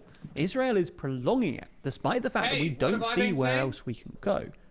Then on Tuesday, in a speech in Riyadh, Trump again reiterated his intention to do a deal with Iran and announced that the US would lift sanctions and move towards normalizing relations with the new Syrian government, something that Erdogan had been calling for some time now, but won't be well received by Netanyahu. So why has the Trump-Netanyahu relationship apparently soured so sharply? Well, as we see it, there are at least two main reasons. The first is that Trump really wants to continue with the Abraham Accords, i.e. normalizing relations between Israel and its Arab neighbors. This is a project that Trump began in his first term, when he convinced Bahrain and the UAE to normalize relations with Israel, but it's stalled since October 7th, as Arab states turned on Israel over its assault on Gaza. Trump made this very clear in Tuesday's speech, when he said that the Abraham Accords were still his, quote, dream, and attacked neocons and intervention. Okay, so this has nothing to do with Gaza and everything to do with Trump's legacy. Okay. Yeah. That makes total sense now. Yeah. So, yeah, okay. This whole week, I've been watching the Middle East stuff that's been happening, and it just like, oh my God. Like, so many people, I should have fucking brought many back from Syria. I don't know why I didn't. What do you mean? Because the sanctions just got lifted. It's like, they skyrocketed in value. Oh, yeah, okay. There's tons of people that have just been posting bands of Syrian dollars that they have. Amazing. Yeah, so that's what I've been saying. Is like the economy is ready to be stimulated in Syria. Mm-hmm. So, I'm just glad it happened. And there's people mad. All sanctions? Motherfucker, they were put on the Assad government. New government, no sanctions. It should have been revoked immediately. They fuck up, they get Assad more. was gone. That's how it works. Like we didn't help the fucking coup as well, you know? Like, Turkey is a fucking NATO ally. Did we even finish that NATO propaganda from Turkey? Yes. That's how shit it was. But it was funny. What are you talking about? It was hilarious. It was only 2 minutes or something. Yeah. Did I send this already? I did. I don't know. Conventionalists. However, most Arab states, including the Saudis, who are particularly cozy with Trump, have ruled out normalization until Israel winds down its assault on Gaza and commits to a two-state solution, which would explain why Trump has apparently become so keen for Israel to end its campaign in Gaza, and why we heard reports about him recognizing Palestinian statehood earlier this week. The second reason, however, is political. In short, Trump campaigned as an anti-establishment peacemaker who would end the forever wars and put America first. So some of Trump's base have started complaining, understandably, that Israel's open-ended campaign in Gaza, let alone going to war with Iran, aren't consistent with Trump's campaign rhetoric. In the same way that Trump has recently U-turned on his more unpopular economic policies, Trump might feel under pressure to ditch his less popular foreign policy positions too, in an attempt to boost his flagging poll numbers. Now, it's worth saying that Trump and Netanyahu have made up before. In 2021, for instance, Trump told Israeli journalist Barak Ravid, "F Bibi. Bibi could have stayed quiet." After Netanyahu... It literally... Hold on. I got distracted by that quote. That's funny as fuck. Fuck saying that Bibi. Trump and Netanyahu... Trump might feel under pressure to ditch... Pressure, okay. So, the poll numbers. If Trump really was principled and what he says can be believed, he would do this and what he thinks is right regardless of the poll numbers. He's got a term. Why would you just not do what you need to do? You have free reign from the Supreme Court to do whatever you want. Literally, you could shoot someone in Times Square and say it was a presidential act and bam, it's legal. Like, just do it. Like, if he compromises this because of poll numbers, unfucking real. his less popular foreign policy positions too, in an attempt to boost his flagging poll numbers. Now, it's worth saying that Trump and Netanyahu have made up before. In 2021, for instance, Trump told Israeli journalist Barak Ravid, "F Bibi. Bibi could have stayed quiet," after Netanyahu heartily and promptly congratulated Joe Biden on his election victory. Nonetheless, if Trump has to choose between Netanyahu and his own approval ratings, we think we know which way he'll end up going. Unpicking all of this, though, all of the regional tensions and alliances, is a complex and nuanced issue, and as such, there's plenty more to read about it online, with 73 sources reporting on it. The issue is, how can you be sure that what you're reading isn't hugely biased? Okay. Now we move on. Right. What's the other video you sent? I sent 2 things. 2015. Downtown. Is that LA Pakistan. Noir? It was another night like all the rest. Shit game. I'd been on the force for nearly 40 years. Seen just about everything. Was looking forward to retiring tomorrow. Me and the missus picked out a little bungalow in Karachi. Then I got the call. The biggest damn case of my life.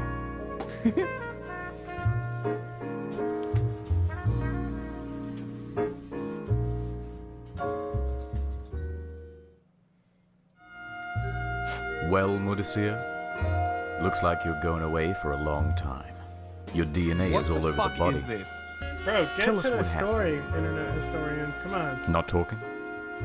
Fine. How about I start and you just fill in the blanks? It started years ago. You had a best friend, Asif, snappy dresser, had a pet goat, Bakri. You and Asif did everything That's a great together. fucking name. Why, you two were practically attached at the hip. But you had your ups and downs. Sometimes, you two clashed. In fact, for years, tensions between you were building. The bad days started outweighing the good, and eventually... This is all important to why the meme is so funny. Asif had had enough. On September 13th, Asif fired up MS Paint. And he posted this. Friendship ended with Mudassir. Now Salman is my best friend. He had broken up with you. And he had done it on Facebook. It's this meme. The most official kind of announcement you can make. He said you were proudy. You give attitude. And you would no compromise. Amazing. Hassan Piker, popular left-wing streamer, says he was detained at airport. Okay, Mr. Piker said he was questioned for 2 hours on topics including the war in Gaza and President Trump. Guys, they're gonna come after me next. Okay, they're going after the brown ones. The brown political streamers were not safe. You can arrest our judges. You can threaten and successfully arrest our elected officials, but as soon as you inconvenience the #1 left-wing political streamer on Twitch, is this a good time to plug my Twitch? Nothing's on it as of now, but just wait and see. Anyways, as soon as you start attacking our political pundits, that's when shit gets real, okay? Go follow her Twitch with Everyone the has their account. panties in a twist over this, okay? Hassan How Piker, do I do the shout-out? pro-Gaza streamer, detained I think she detained needs to by, do that. questioned by border, detained and interrogated, detained by DHS, interrogated. When I saw this video, I'm not gonna lie, I thought it was clickbait. I'll give her a Because shout who out. doesn't engage in a little clickbait, okay? Especially like you capitalizing on the fact that you're brown and using that like inherent fear that all of your audience has to like, you know, scare them into thinking that there's a chance that you might actually get deported because of that. Well, There's is it nothing Aria Lovely Perfect wrong Talks with on it, Twitch okay? too? You have to do what you have to do to get those clicks. This administration Lovely is Perfect actually Talks. personally targeting me. Everything that they're doing is just aimed at me because I'm young, because they don't want me to have a future, because they want me to move out of this country. I think I was funny. It was sarcastic. It was a joke. His was not, though. I watched the whole video, okay? And something's not adding up. I feel like there's a lot of dipshittery going on here, okay? I don't doubt that this man was stopped and inconvenienced at the airport. I Did I put their whole Twitch vehemently handle or just reject the username? framing I don't that know. this was some I'm learning, I'm just top-down talking out loud. attack from the Trump administration to go after its political streamers and to strong arm him into never talking about politics again, which is the way that he makes it seem on this video. And this video that he immediately did. All right, This let's see is if all this happening works. in like the past 24 hours. They straight up tried to get something out of me that I think they could use to basically detain me permanently. There is no direct connection or direct involvement. He said he was also repeatedly asked about his opinions. The reason they went after him is because the Houthis, there's an like Iranian-backed military because group that he controls even though he's a northern U.S. Yemen and citizen because he Hezbollah. grew up in Throughout Turkey, the they're questioning, like they don't Mr. they're like this Piker said- guy's not from here because they literally already have done this to people. So they're like, who's the most foreign that we could go for? If they're vaguely foreign, how many years do they spend in another country? That's good enough to be deported. He was transparent in his responses and repeated the same answers, including describing himself as a pacifist who wanted wars to end. I don't have the time, nor the energy, nor the resources to go through all of the terrorist sympathetic things that Hassan Piker has said, but there are definitely enough to get you flagged on some type of like watch list. The dude's biggest claim to fame was saying that watch America list? I don't deserved know their about that. 9/11. Like I don't doubt I've said that worse. there was maybe some type of like, okay, we should be a little Both of us have. bit wary of this guy. And so I would believe this argument and I would believe this idea that the Trump administration was doing it maliciously, right? If not for the fact that he had global entry. Like this is, you have to do appointments and like get approved for this. Is like TSA pre-check, but like on X Games mode for international. Like it's, remember that he was on global entry, okay? Remember that this was his first time traveling on global entry. Barely made it to the check-in. Wait, on okay? what? There was already issues with the check. The fuck is global entry? It's like TSA pre-check, but for internationals, like she just said. Check-in. Once I got through the check-in, I got hit at every single step. There's an automatic passport processor where you just kind of step into this room and then boop, doors open, you walk in, right? I wait in line. There's only one. None of the machines are working. Finally, I get to the machine that is working, and the machine stops working. It just won't take my passport. It won't take my passport. I was like, oh, here we go. So I had to go to an actual officer to let me through so I could get in. Then I got stuck behind classic old lady, okay? Old lady with a lot of bags, with a lot of fluids. So then, like, she's taking her fluids out and, like, doing all this stuff at the...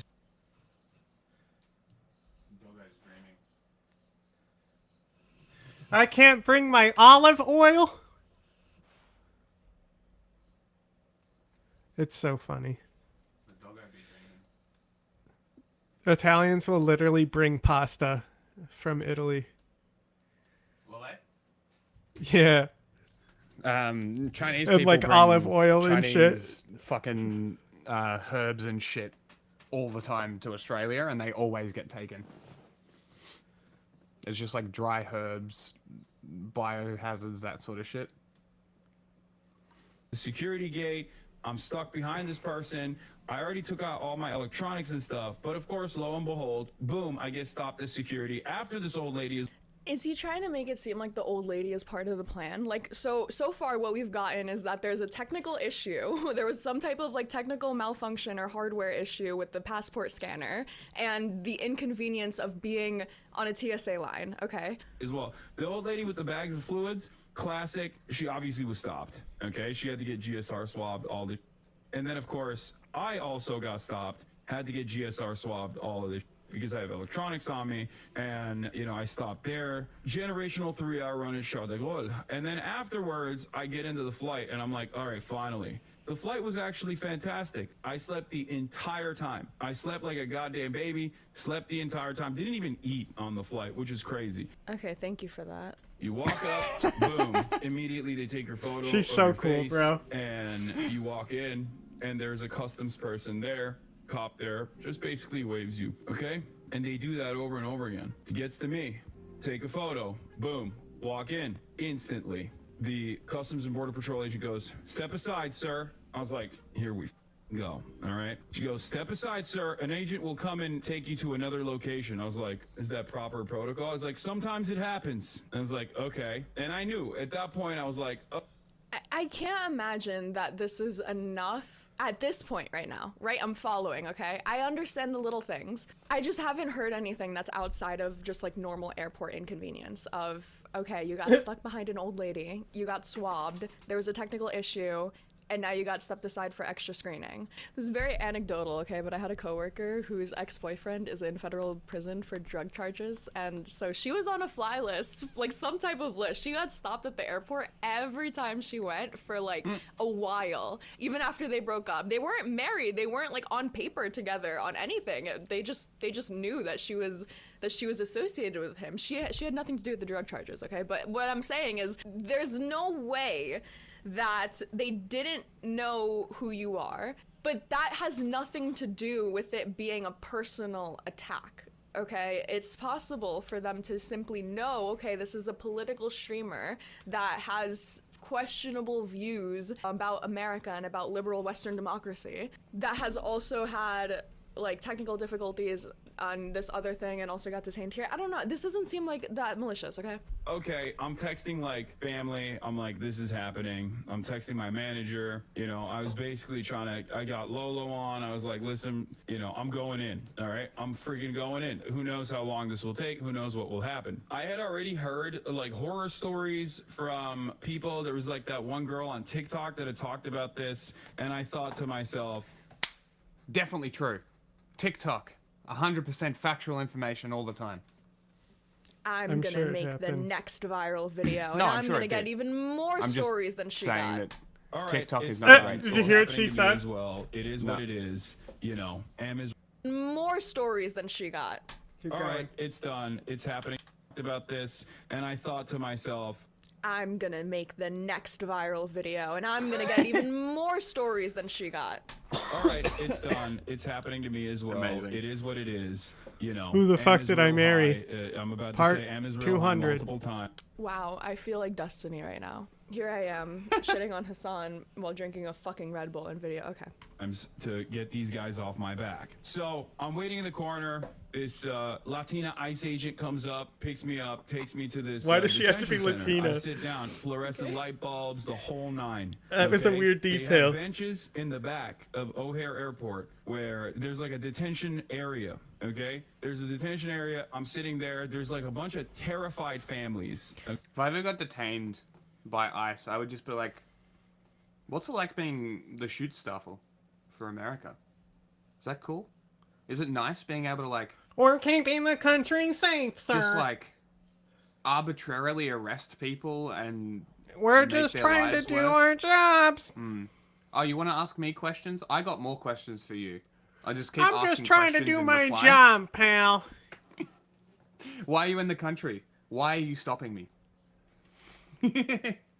It's a checkpoint. Okay. Has he been in an airport before? Okay. What are you, detention area? It's a waiting room. It's you're not in cuffs. You're not being like fucking interrogated and beat by cops and like suffering and experiencing like the cruel, hard realities of a prison, of an international gulag or whatever. Like what, you got put in a waiting room with other people that were probably in there for like random, maybe like their paperwork got fucked up or delayed, or they missed their flight and they're waiting there for a new, I don't know, whatever. Like it doesn't have to be a fucking terrorist detention ICE center of all of the border patrol. It's just a waiting room in an airport, okay? They have different holding rooms. Okay. There's an old lady in a wheelchair. There's like a mom and daughter behind me. There's some like random dude in front of me. And the way it works is there's a back door, right? And they take your passport, they go to the back door. You don't know what the hell's going on in there. But they sometimes come out and they just say someone's name with their... What? Do they other times just never return with the passport? Like she's getting a... Yes. She's getting a slight echo. She's getting the audio for this feed from two different sources at the same time. That's why it's not. They're actually. It's not echoing. It's online. It's just this weird computerized thing because it's playing the audio twice, so it sounds digital. Passport in their hands, and they go, "You're clear to leave." Basically, when they bring you to the detention area, they, I guess, do some kind of surveillance on your background to figure out if you are going to get harassed even further or if this level of harassment is fine, okay?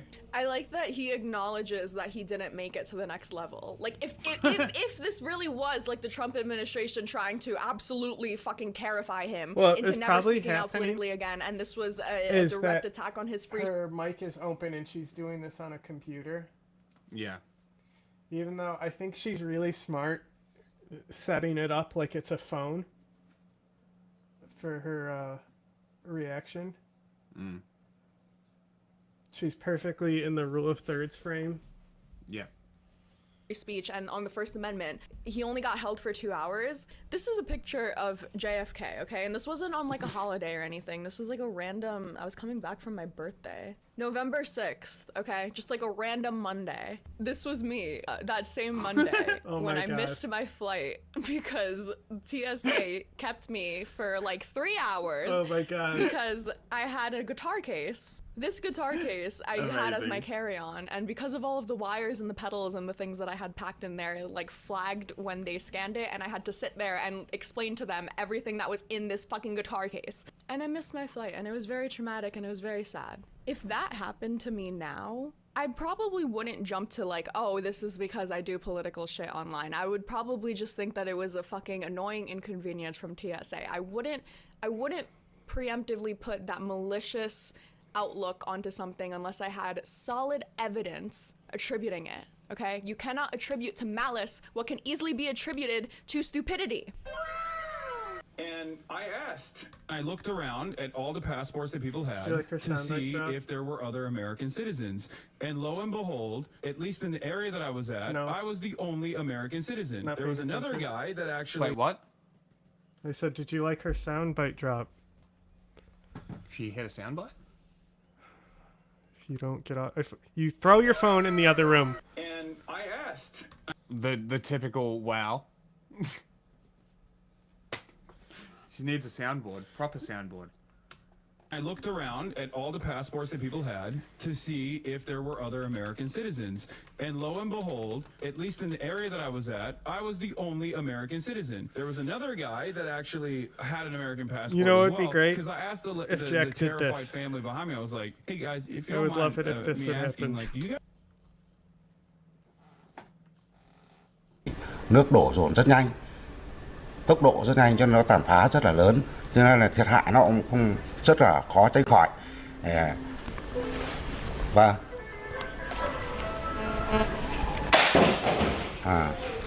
như vậy thì bình thường đi.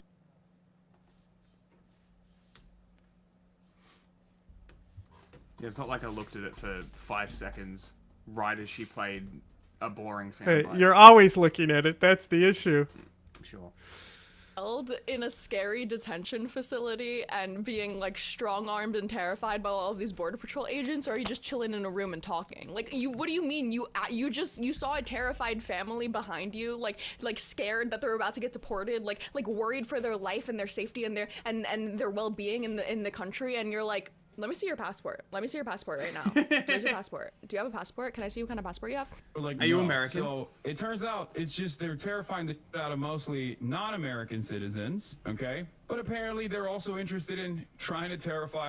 Big shocker, non-American citizens get detained in international airports more than American citizens. Breaking news, guys. American citizens as well. So they're just like coming in and out. They get this lady in a wheelchair out of there, which I thought was so insane. Old lady in a wheelchair is in the ICE detention area, and they come out with their passport and they're like, here, you can leave, okay? So that's one thing, right? Like, I've had secondary searches and stuff done to me before. I've had the, I think it's called the quadruple S, like they put the SSSS on your boarding pass and you always get checked randomly when you get hit with that. Like, that's happened to me a lot in the past. I get GSR swabbed all the time. That stuff is normal. I've experienced that quite a bit, okay? But this time I didn't even have the quadruple S on my boarding pass, so I was like, all right, it's probably fine. So he also, did he already mention that this is his first time traveling after getting global entry? Like, that might just be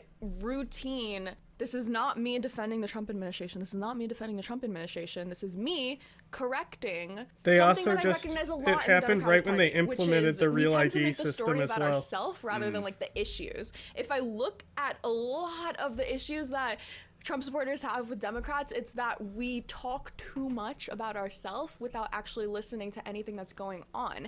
And so if there is a huge Democratic political pundit that is monopolizing this story to be entirely about him and about his First Amendment rights being taken away from him at this one airport because he was detained, ooh, big and scary, it isolates it to just him. And so when inevitably it comes out that it was actually just a really routine, really non-story thing for this to happen to him at the airport, it's gonna discredit every single story that is gonna come out or has come out or will come out or potentially whatever that has to do with Border Patrol detaining people for their political beliefs because of their op-eds, because of XYZ reason, okay? Federal officials dismissed Piker's account of the detention, calling the questioning routine and lawful and something that can apply to any traveler. This is nothing but lying for likes. Once his inspection was complete, he was promptly released. Again, this is not me defending the Trump administration, okay? But why are we giving them ammo? Like, why would you blow a very routine occurrence out of proportion? It's so insanely out of proportion. BBC, The Guardian, Chicago Times, The Washington Post, The New York Times, AP News, CBS, NBC, Newsweek, every mainstream news media outlet is wasting their time talking about this non-story because what, some fucking terrorist sympathizer who said he has no problem with the Houthis got questioned at an airport? I wonder fucking why! Sorry, it was Hezbollah, okay? I just found the clip. I don't want to be a liar. I don't want to misrepresent information. Hezbollah is a paramilitary organization that is also a part of the Lebanese parliament. Do you like them or no? I think as a resistance group, they're pretty successful against Israel. Oh. But everybody hates them. Like, everybody in the region, a lot of people don't like them. Like, I like what you like. I don't have an issue with them, let's just say. I don't have an issue with them. There is no way you support terrorism, question mark? No, I don't. I don't support the state of Israel. And I don't support the state of the United States of America.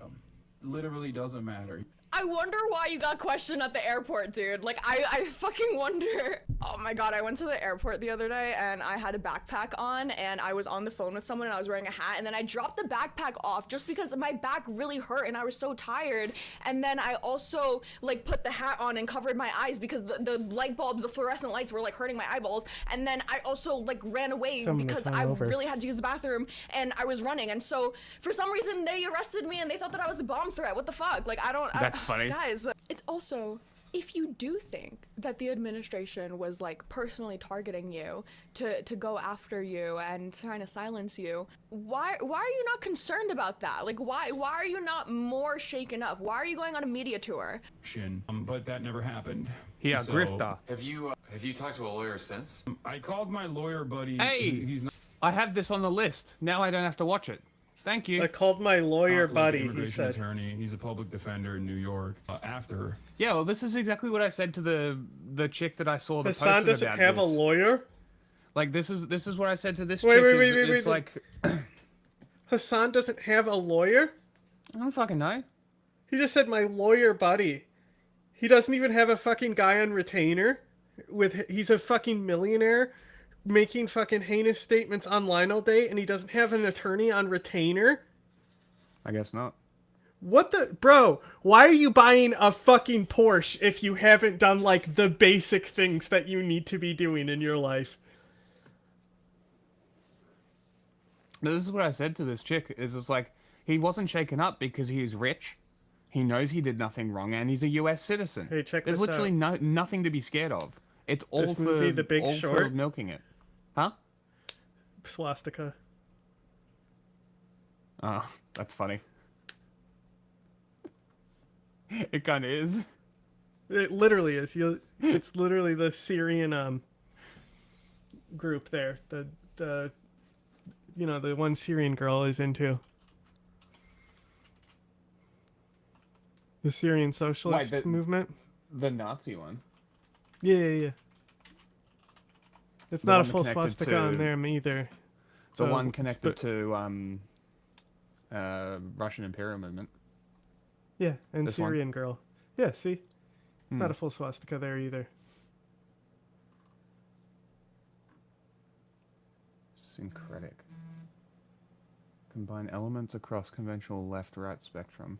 The main idea is syncretic politics. Is faking political positions. Are taking political positions of neutrality by combining elements associated with left and right-wing politics. Interesting.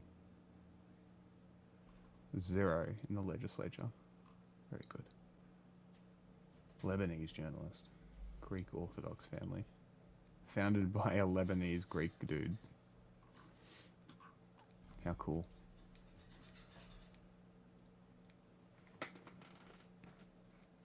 But he was more.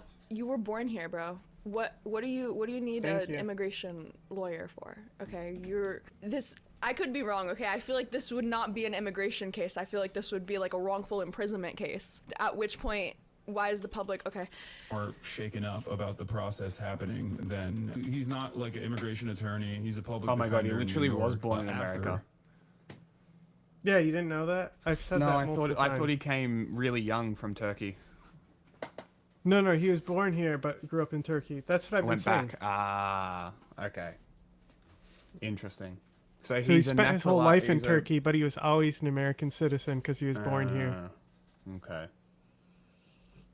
So he was always a dual citizen?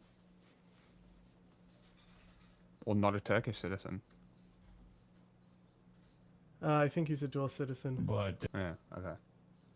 He was more shaken up about the process happening than really offering me any sort of like legal advice. So you got detained by the administration, this fascistic administration, okay? And you think that they personally targeted you because of your political beliefs. You think that they knew you, Hassan Piker, and they flagged you by name, and it was personally for you because they think that you are a Houthi supporter and sympathizer and collaborator or whatever. Like, you didn't call a lawyer for legal advice? And your lawyer was just so emotionally distraught that you got detained and questioned for 2 hours that he couldn't offer you legal advice? That doesn't make any sense! And lawyers have reached out, like the ACLU's reached out, a bunch of First Amendment defense lawyers have reached out as well. I have yet to talk to them.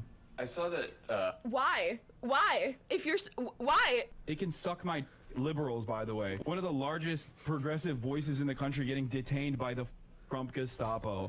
Oh my God, what bro. Progressive audience they have. Oh over my there. God, Anyway, bro. they're straight I'm up being fascists at this crucified point. So for you. My point is, Oh it's my crazy that, God. like, these were What a actual questions, wanker like, thing they to asked me about say. my Twitch bans, okay? And I talked about blowback. I talked about how, I said America deserved Cringe. 9/11 and it was misconstrued. I do have Freedom of speech doesn't mean that I can walk into a police station and say, I have a gun, and they have no right to tackle me, okay? That's not They'll kill that's you. not what freedom of speech is. If you're being detained at a fucking airport and you're like, hey, I think America deserved 9/11, what the fuck?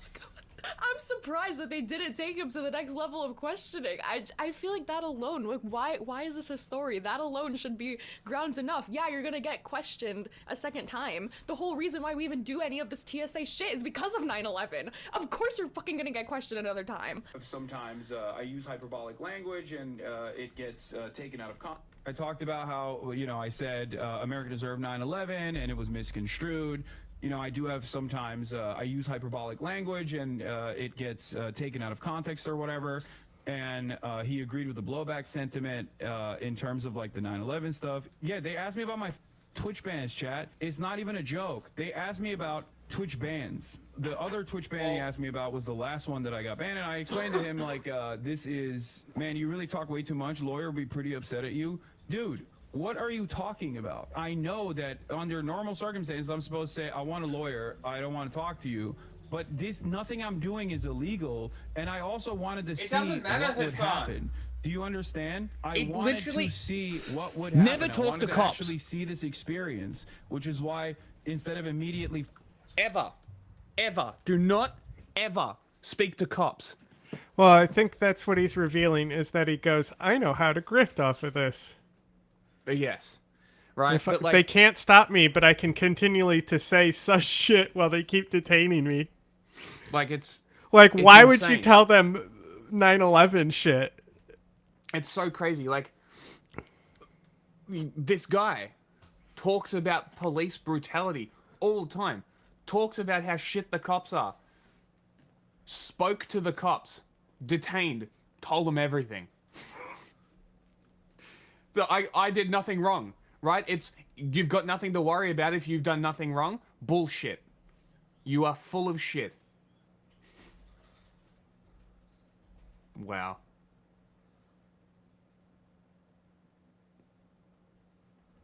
That's awful. That's museum worthy right there, bro.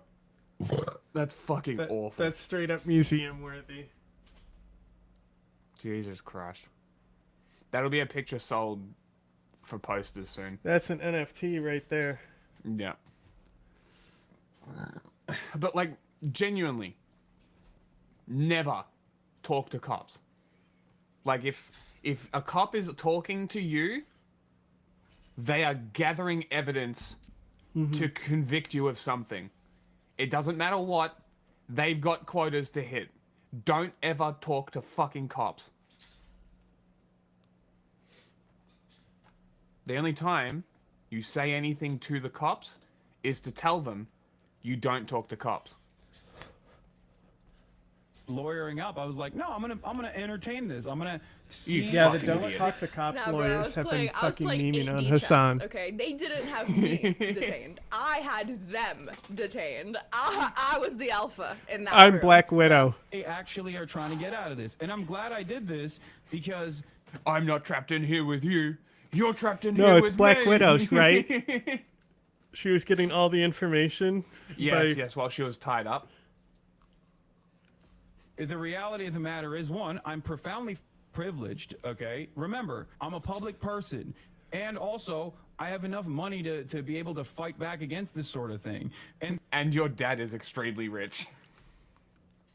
They know It who also the fuck helps. I am. So And obviously, well-connected, I believe. The reason for why they're doing that is, I think, to try to create an environment of fear, to try to get people like myself, or at least like others that would be in my shoes that don't have that same level of security, to shut the fuck up. And I'm so confused on how he's making it both ways. Okay, so it's that he was so popular and so famous and so well known that the Trump administration is targeting him and wants to shut him up and wants to strong harm him and scare him, and also he has all of the money to defend himself and also all of the fame and power that this isn't gonna affect him anyways, and so he's not really worried about this to begin with.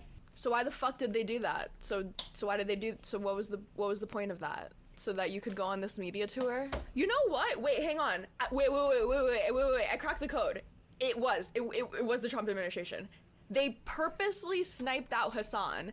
They said, we know that he is going to feed into our narrative that leftists are crazy and they're delusional and they spread fake news and they make the tiniest stories into something big. And so they purposely, intentionally made it so that he was ever so slightly inconvenienced at an airport and made it so that he would turn it into this big media frenzy. The BBC, The Guardian, Washington Post. I read through all of these already, but all of these major media posts, they're gonna wait until this blows up into a huge fucking story, until this starts getting asked to Caroline Levitt. What are your thoughts on this? At which point they will ultimately say, you know, we were playing 8D chess the whole time. The Young Turks has actually been working for us.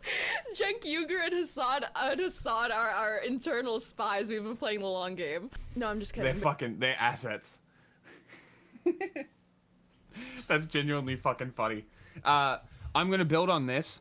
What if it was a play between the Trump administration and Hassan to purposefully tank this side of politics?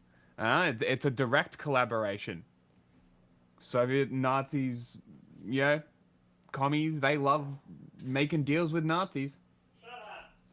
But genuinely, I get scared, okay? Hassan doesn't even, like, advocate for Kamala Harris. I don't like this guy. I don't like the whole, both sides of the same coin are so similar and they're... Like... Got something on your mind? Nah, it's just like, look, I gotta... You know me.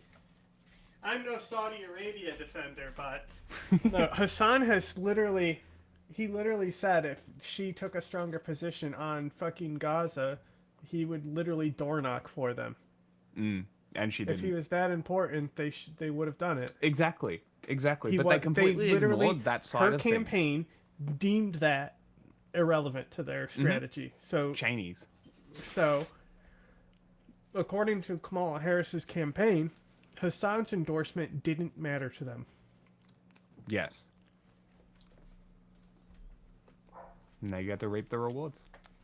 I don't make the rules. The neoliberal regime is going to come to an end, and socialism isn't that bad, and it's all going to be fine and dandy once capitalism comes to end stage capitalism. I don't buy into all of that, okay?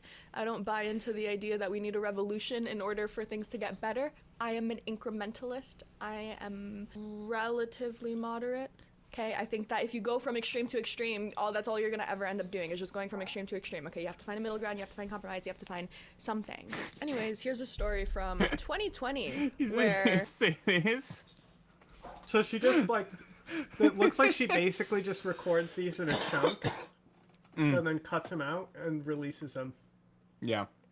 Because she left in this little ending piece here. She's great. I don't care about this. Elon Musk just made it way easier for his billionaire friends to dodge their taxes. Well, taxes are bad. And ordinary workers like That's you why the and revolution me are going to be left holding the bag. If you're going to play by the rules, you are shouldering the burden of our tax system. Doge is currently gutting the IRS and plans to ultimately lose 40% of its workforce. And unless you have tens of millions of dollars, this is not as exciting as you think. That's because the IRS agents that are losing their jobs in droves are actually the ones trained to go after rich tax dodgers in particular. Because no one's been looking, they've been cheating more.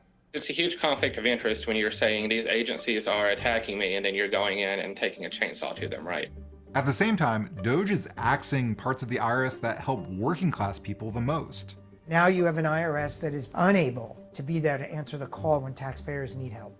The Trump administration and Doge may try to pander to the working class with vague promises to abolish income tax, no tax, or to cut one of the government's most hated agencies. But make no mistake, the changes to the IRS are going to shortchange regular working people so that billionaires can stretch the wealth gap to new extremes.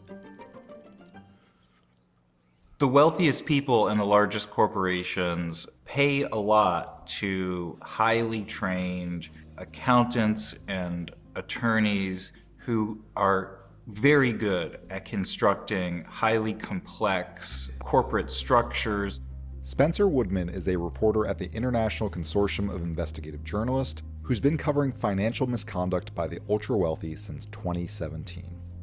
A big kind of part of the way that the wealthiest people dodge taxes is that they will find the most arcane and complex corners of tax law to exploit. I mean, that's attractive partially because they know that they will have to have someone in the IRS with Gotta be honest. a level of expertise that matches their highly paid tax accountants. Can't pay And attention to historically, this story. that just hasn't been the case. It's about taxes. Something like 30% of all taxes I don't pay them. unpaid are traced back Well, then to come do the top commentary. 1% of Fine, I will. income. 'Cause I have nothing Tax to say. evasion by the rich That's costs fine. the government over $150 billion a year. That number comes from this guy, Danny Werfel, the IRS's former commissioner. He knows a thing or two about how well-paid accountants shield money from the American government. I think a good one, it's a fancy term, transfer pricing. Transfer pricing is a common way for rich tax dodgers to lie about where they earn their money, for instance, which country, in order to pay the lowest amount of taxes possible. But the IRS has a division that is supposed to make sure that, like all of us, the rich pay their fair share. The IRS's Large Business and International Division is the U.S. tax agency's office that polices the largest corporations and the wealthiest individuals. And that was a unit that was significantly depleted over the years of budget cuts that took place in the 2010s. And as a result, We saw record low. Like, I'm actually curious just how much they're getting away with not paying. Like, I'm just purely curious about that. Audit rates for large partnerships and large corporations. President Biden tried to fix those audit rates with the Inflation Reduction Act, which invested $80 billion into the IRS, partly to make sure they could go toe-to-toe with the army of accountants employed by the ultra-rich. The Inflation Reduction Act and the new funding that it provided, that meant hiring more people, that meant hiring more expertise, and that meant investing in more forensics and data science. We were seeing billions of dollars in returns that we otherwise wouldn't have had if we did not make these investments and these improvements. That all changed with Doge and a wave of probationary employee firings, court reversals, voluntary buyouts, and workforce reduction plans. The numbers I was able to get from the IRS through a Freedom of Information Act request shows the unit that audits billionaires lost 38% of its employees between February and March of this year. In some cases, these were like incredibly specialized experts, people who understood the ways that petroleum companies use chemicals so that they could, for instance, evaluate the write-offs that they were taking. You need subject matter experts who understand those industries, how things are valued, how things are depreciated. You need data scientists to better detect forensically whether income is being inappropriately shielded. Agents I have spoken with there describe that office, at least their teams, as being in a state of near paralysis. All of the really good videos. Bro, on it's the the other streaming guys. We were learning about forensic accounting and shit, you know? Dude, it's interesting. What do you mean? I like, kill me if I ever had that job, but it's kind of interesting to learn about for like 10 minutes. But all the streaming fun videos that are like really good. Job. I don't know what he does now, but one of my uncles was an accountant and he left a job because it sucked. Fair enough. He's doing paperwork all day. Fuck that. Oh, I don't know what he does now. Someone's got to do it though. But all the good videos on the streaming fun are fucking an hour long. On what? On all the fun videos. All the good topics and shit are like an hour long. Okay. We got movie.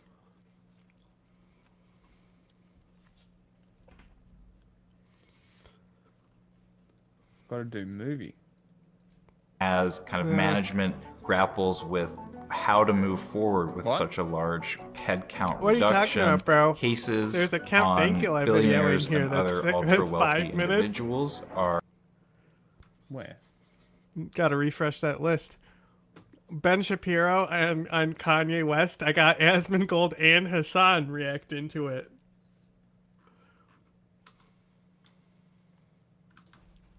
Or you could just type in Ben Shapiro. There's also the Johnny Harris video. It's 50 minutes long. I know. There's this drag video. That's 50 seconds long. No. It's 20 minutes, isn't it? Something like that. Nobody voted in poll. Well, we were gonna watch. No, nobody voted in poll. It was already voted on. We're gonna watch the movie we were gonna watch anyway. We killing our stream views. Are halted or in the process of being mean? Closed.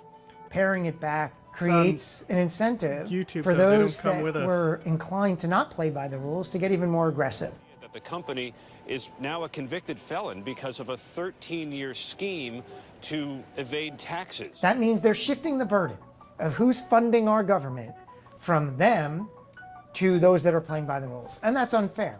It's worth stating this does not make fiscal sense either. IRS agent. It's funny because that's really not that radical of a statement, is it? It's like they're making you pay for society while they get everything. I just hear taxes, money, IRS numbers. Who audit the wealthiest individuals kind of give the government the best bang for its buck. They're in some cases making millions or tens of millions of dollars in tax adjustments per year.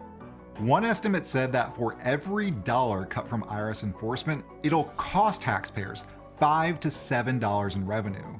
And while Doge's IRS cuts are encouraging billionaires to cheat their way out of billions, this won't be told to you by the people that are pushing Doge, will it? Like, that's kind of interesting. Like, for every dollar cut, the American taxpayer is going to have to pay $7 more. Secretary Rubio. Cool. Senator Rubio, will you call for ceasefire? No, I will not. On the contrary. Are you filming it? So I want you guys to get this. I want them to destroy every element of Hamas they can get their hands on. These people are vicious animals who did horrifying crimes. And I hope you guys post that. And what about the civilians that are being killed every day? Hamas should stop hiding behind civilians, putting civilians in the way. Hamas knew that this was going to lead to this. So Hamas should stop building their military installations underneath hospitals. So you don't care that 15,000 have died? You don't care about the babies that are being killed every day? Horrifying. I think it's terrible, and I think Hamas is 100% to blame. That's what I think. Make sure you post that, please. This is why so many Americans are rallying behind. Like, it's honestly, bro, it's so funny because of who it is. I know. Like, there's so much context that makes that post funny. Like, both people are ghouls, you know what I mean? Ghouls fighting is always funny. But like, it's so like no, fuck Marco Rubio, but also like I am for anyone shitting on her.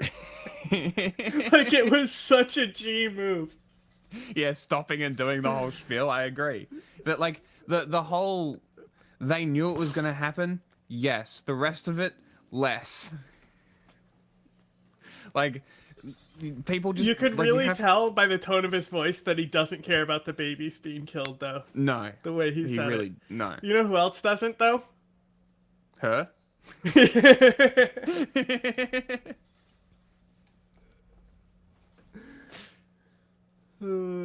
My favorite part about people like that is that they are also generally prison justice reform people.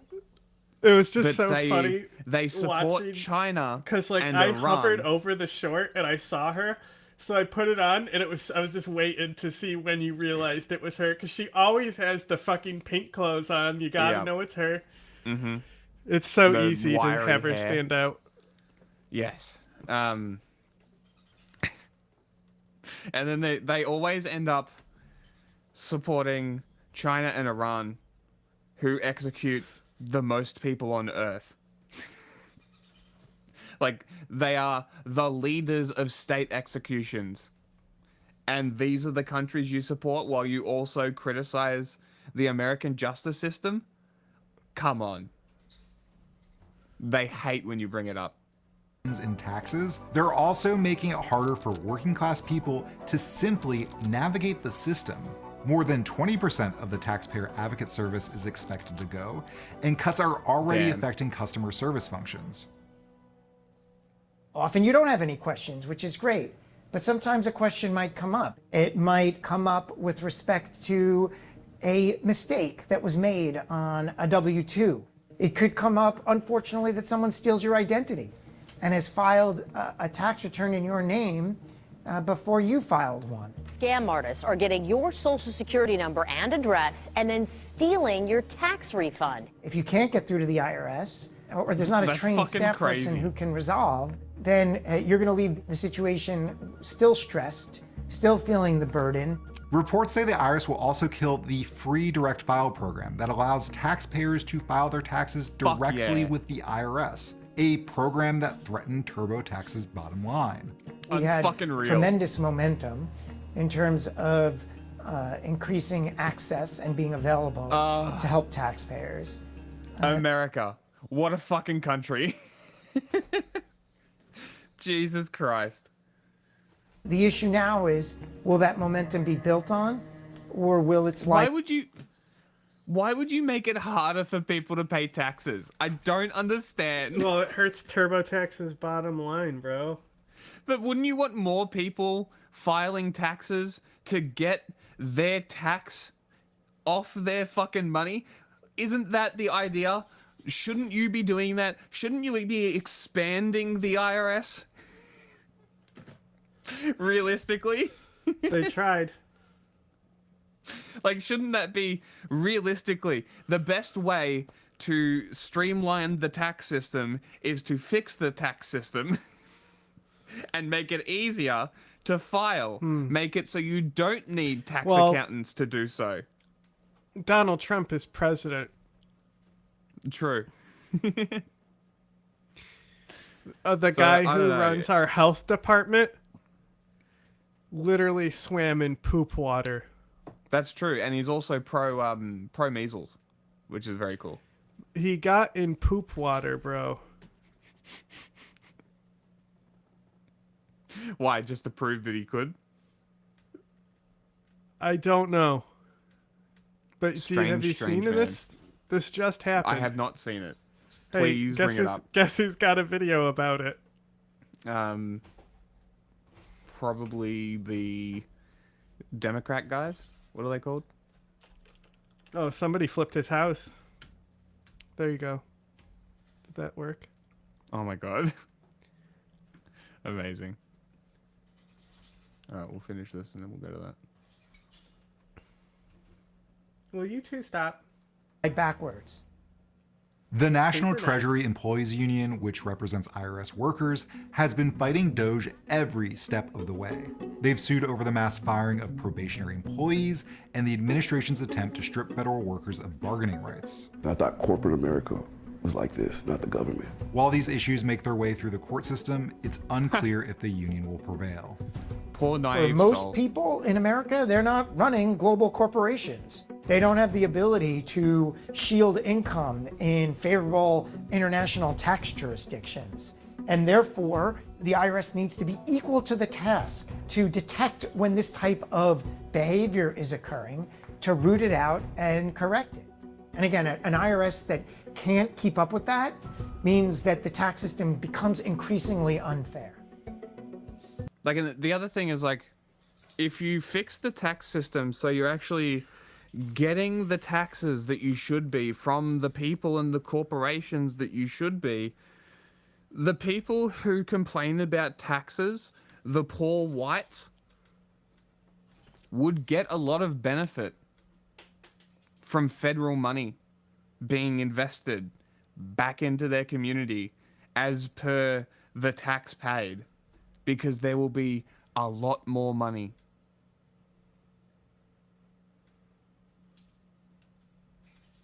Like, I don't know.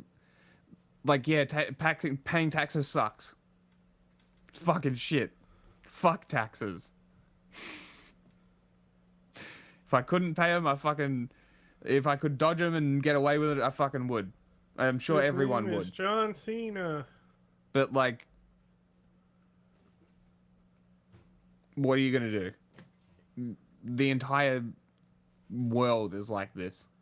You can't escape it. And I would hesitate to say that if you looked up the tax haven states, there'd be a lot of poor people. Almost exclusively. Thanks for watching, and don't forget... No, not that one. Nurse, he's out again. Out, and he ran away to the creek. He's swimming in jeans, and he's hitting a child. I don't know what the f is going on in this picture, but, like, this kid looks like he's choking. RFK's hitting him. This lady's, like, clutching her chest. She's scared. This girl is, like, traumatized. She doesn't know what's going on. This woman's clapping. She probably hates the kid, wanted him to die. And this guy's, like, hiding his head. He's probably the dad. He doesn't want to be seen on camera. There are literally signs that say no swimming due to high bacteria levels. It's not even just that.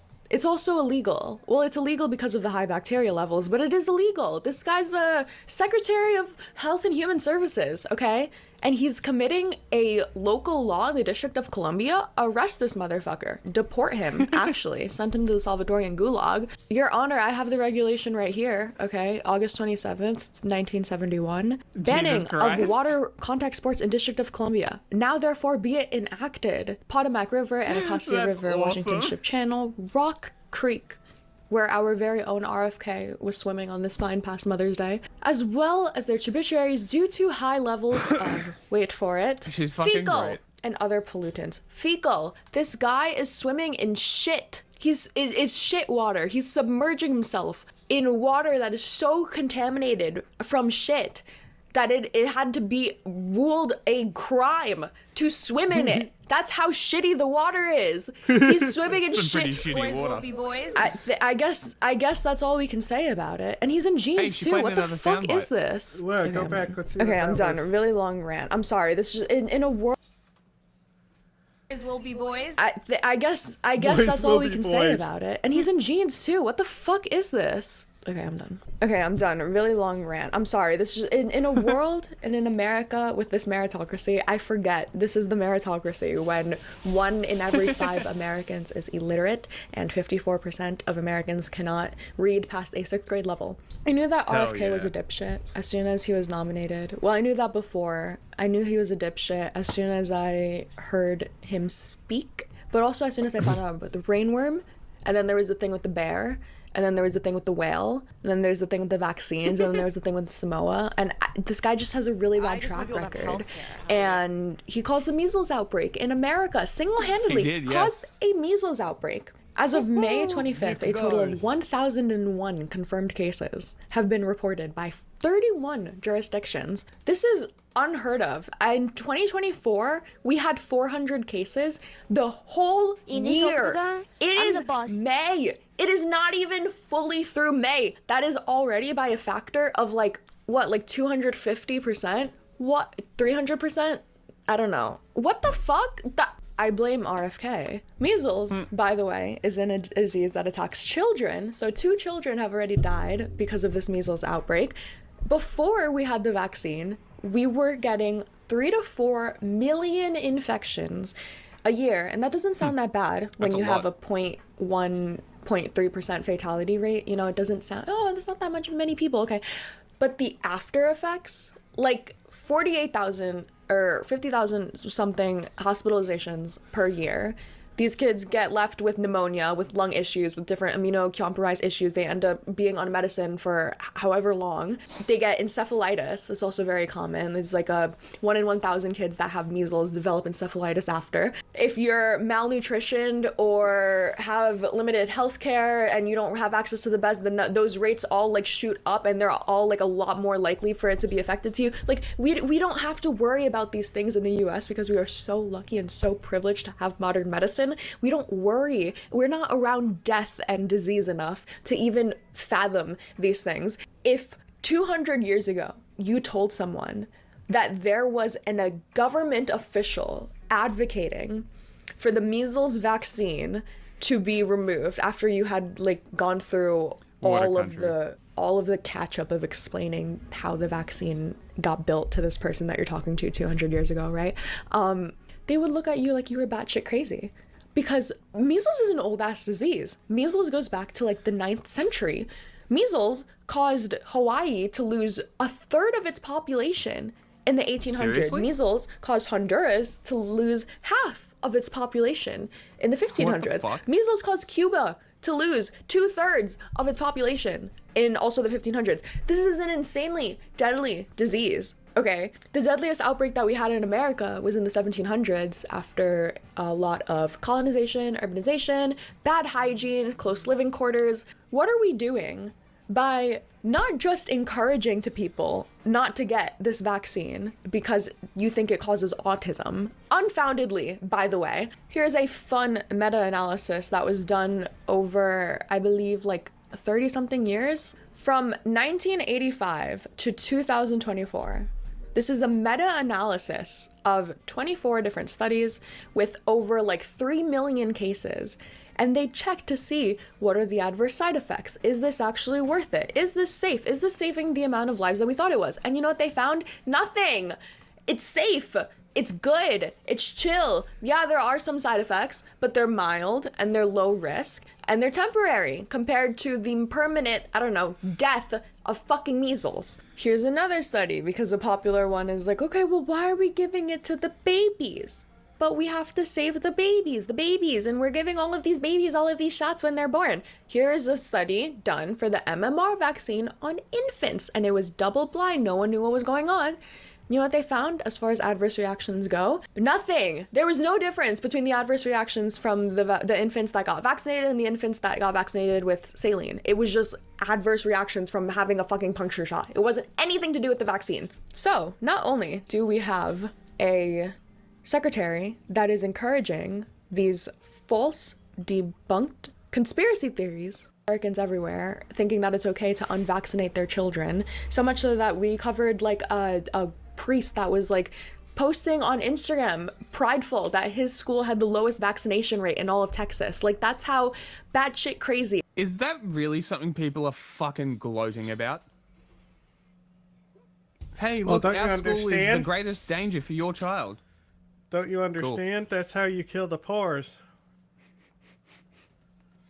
The culture has gotten because of the people in power, okay? But on top of that, and the people will say that the vaccine is like a plot to call you. The people that are supposed to be taking the precautions to make sure that like we don't have to worry about these things. Like, do you know why there were so many diseases in the 1700s when we were colonizing? Because we didn't have a good water filtration system, because we didn't have good hygiene and street cleanings, and it was so dirty and gross and yucky. Like, it was filthy. Yucky. Okay? RFK fired the entire division that monitors lead in water in Milwaukee. Cool. So that's where this administration is going. The request for federal assistance was denied because of lack of staff. The entire childhood lead poisoning branch has been fired. In the words of a Milwaukee mom, it really sends a message of, you don't matter. I don't know what you would say to parents who must now test their children for lead and deal with school closures.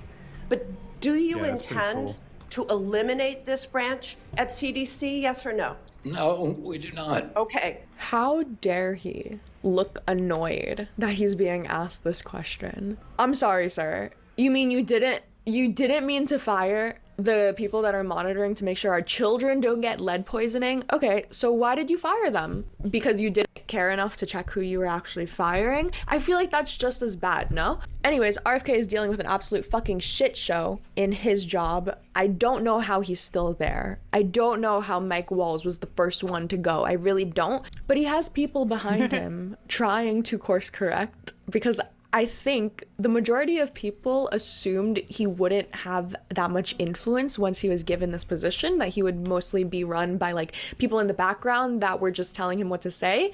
And he's obviously gotten a lot more influence, 1,001 cases more influence than expected. And so, as a means of course correcting, of trying to right his wrong, RFK has swapped out his Surgeon General from a batshit crazy anti-vaxxer to a less batshit crazy alternative medicine spiritualist. On my watch. The Surgeon General nominee was supposed to be a hearing today on Capitol Hill. Dr. Neshwat was pulled. She's heading here to the HHS. What happened with all that? What happened with her? Well, we found out she believed in crystals. We talked to Dr. Neshwat. We're going to put her at a very good place here at HHS. Casey Means, we felt, was the best person to really bring the vision of Maha to the American public. She has this unique capacity to articulate it. She's written a book that really mobilized, galvanized the movement. She is an extraordinary, she is excellence in everything that she's ever endeavored. Obviously, she's come under her own criticism about some of the things she's advocated for. She never finished her residency, and she doesn't currently have an active medical license. But that's not. She was the very top of her medical class at Stanford. She's during her residency, she won every award that she could win. She walked away from traditional medicine because she was not curing patients. She couldn't get anybody within her profession to look at the nutrition. Maybe this is just me, but I feel like 9 times out of 10, when you hear these stories of like these alternative, like, oh, I worked in the military and I left early because I just found out that there was this insane corrupt DEI woke story, right? That sounds like this of like, okay, you were working in your residency and you thought that you weren't curing children, you weren't curing people in your residency when you were a resident. Yeah, I went to law school, and when I was doing my fucking internship, I wasn't putting away criminals in jail. Now I'm gonna become a criminal. Like, what? What is that logic? Contributions to illness. And she said, if we're really going to heal people, if we're healers, we can't just be making our life about building new procedures. Trump Surgeon General pick Casey Means credited psychedelic mushrooms with helping her found love. Crazy. You're absolutely fucking crazy. Yeah, thank you. 2/3 of men under 30 are single right now, and we're gonna encourage them to take shrooms. Just take shrooms and you'll find your soulmate, okay? However, her experience does not necessarily mean that others should do the same. However, if you feel called, I strongly encourage you to explore intentional guided psilocybin therapy. Scientific evidence suggests that psychedelic therapy can be one of the most meaningful experiences of life for some people. She's not wrong. So I'm not encouraging you to take it. I'm just saying that this was the most meaningful and life-altering experience that I've ever had, and it helped me find my soulmate. Join my cult. But don't take that as just an okay for you to take it, okay? You know how crazy this is? It's so crazy that Laura Loomer called it out. I would give her snaps around the class for having the common sense to do it, but I'm pretty sure that she's just mad that Casey Means is shifting the conversation away from big pharma to big food. They're attacking 2 different bigs. She's not anti-vax enough. She's not conspiracy enough. We actually have to figure out new approaches to medicine, and that's the kind of leadership that she's going to bring to our country. And last thing on this, your former running mate weighed in today saying that she wasn't happy about this and said that you're somehow being controlled. Your decisions are being controlled. That's what she posted. Listen, you guys. Oh shit. Oh shit. Oh shit. They found him. They found him. They found him. 4 people who were all canceled during COVID. Yeah, right. Of these people are all, you've got the entire leadership of this agency is renegades who are juggernauts against convention. Why is he dying so much? Yeah, whoa, look at us. We're 4 outcasts that who no one trusts. That's how you know. That's how you know it's a fucking meritocracy. Great. She's really jaded.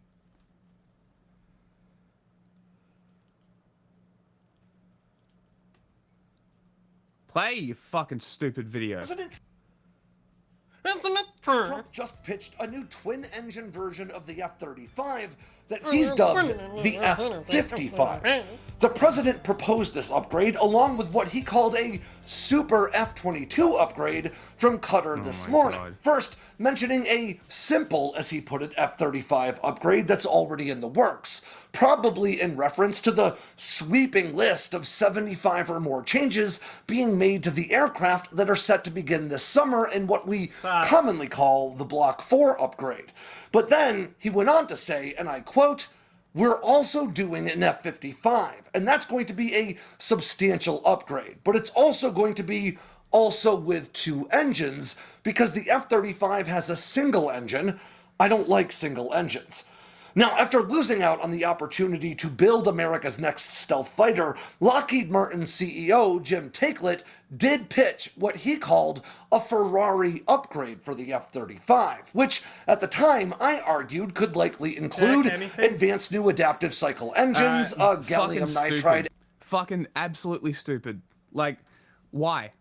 Don't even know.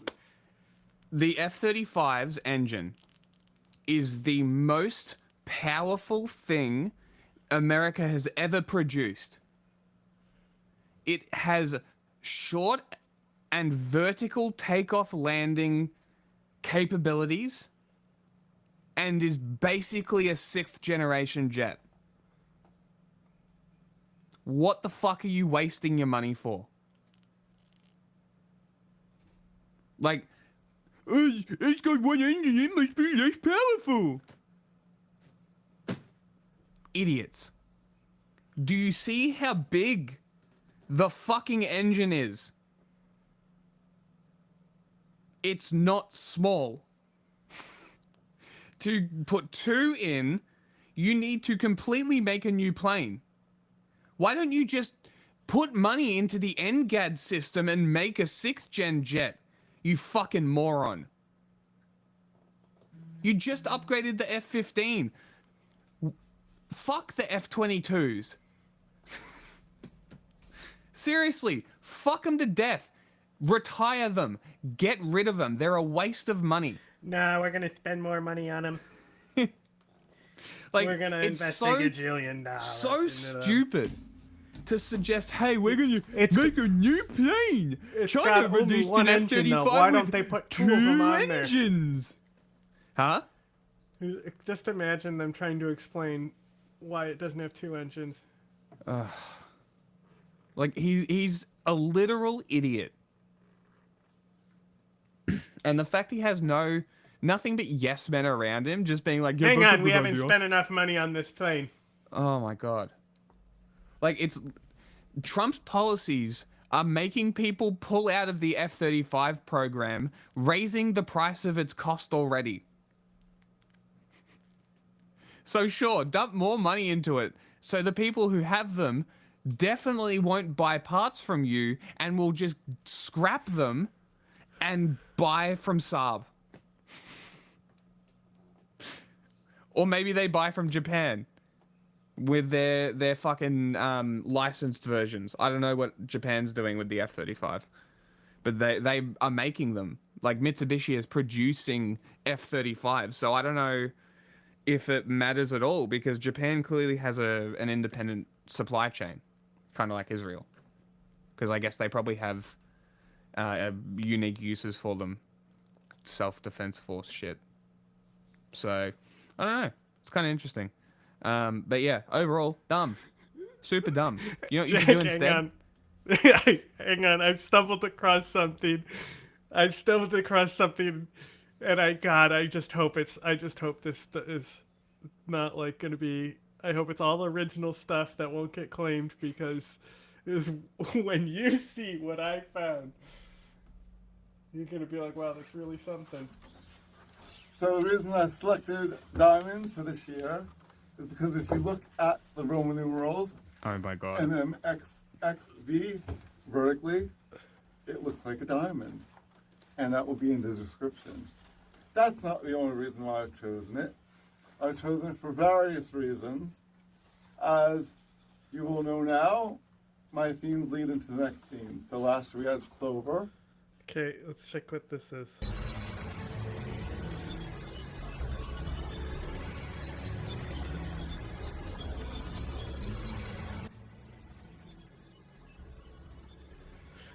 Is doing it for you, or what?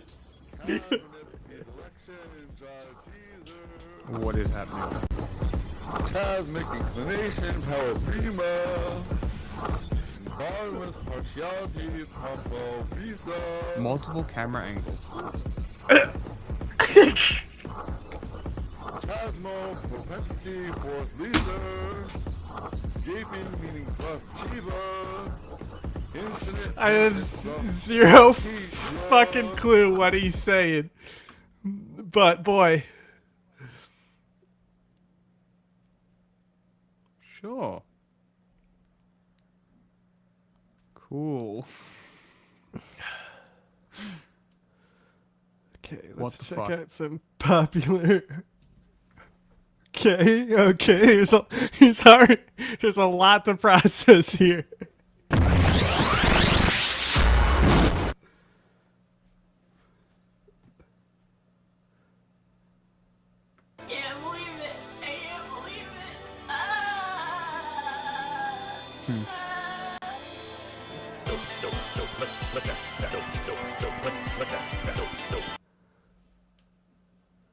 Okay.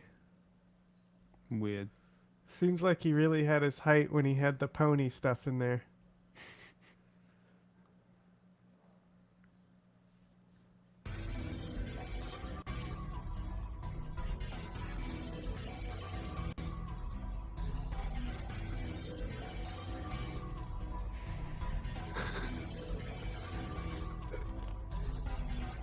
This guy. What an animal. Coming Peace Gailey! Mortimer Berry! This is mental. Does he have health shit in his mouth like the dentist things that hold your mouth open? Is that why you can't understand him? This is mental illness. Team building. Hey! Hey, second person.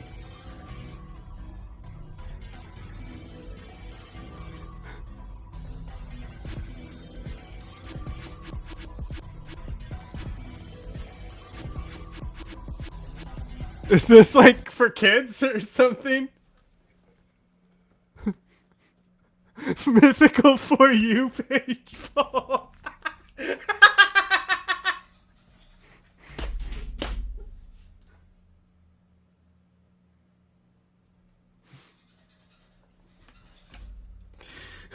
That's true.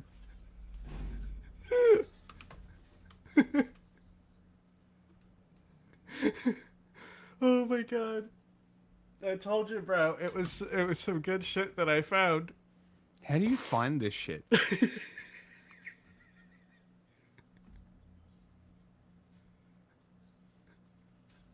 Active electronically scanned array radar, new long-range infrared sensors, stealthy drop tanks, and maybe even new wing configurations and control surfaces akin to developing an F-35 equivalent to the Raptor-based fighter bomber known as the FB-22 or the cranked arrow delta-winged F-16XL from the 80s. This FB-35, as I called it, would have been more attack-oriented than today's F-35, sacrificing some degree of speed and aerobatic maneuverability for vastly improved range and payload. But Trump's F-55 actually sounds a lot more like a different proposal that, in the past, I've called the Joint Strike Raptor. You see, F-22 production was cut short after just 186 Raptors were delivered, and to ensure no nation ever got their hands on the tooling required to build their own, Lockheed Martin was ordered to destroy it, effectively guaranteeing no more F-22s could ever be built. But by 2017, Congress recognized that this was a pretty short-sighted decision, and they commissioned a secret study into what it might cost to restart Raptor production. And they found that it would cost around $61 billion in today's currency to build just 194 new F-22s. Now that shakes out to right around $326 million per new Raptor, which is a fair bit more than the US intends to spend on the new F-47.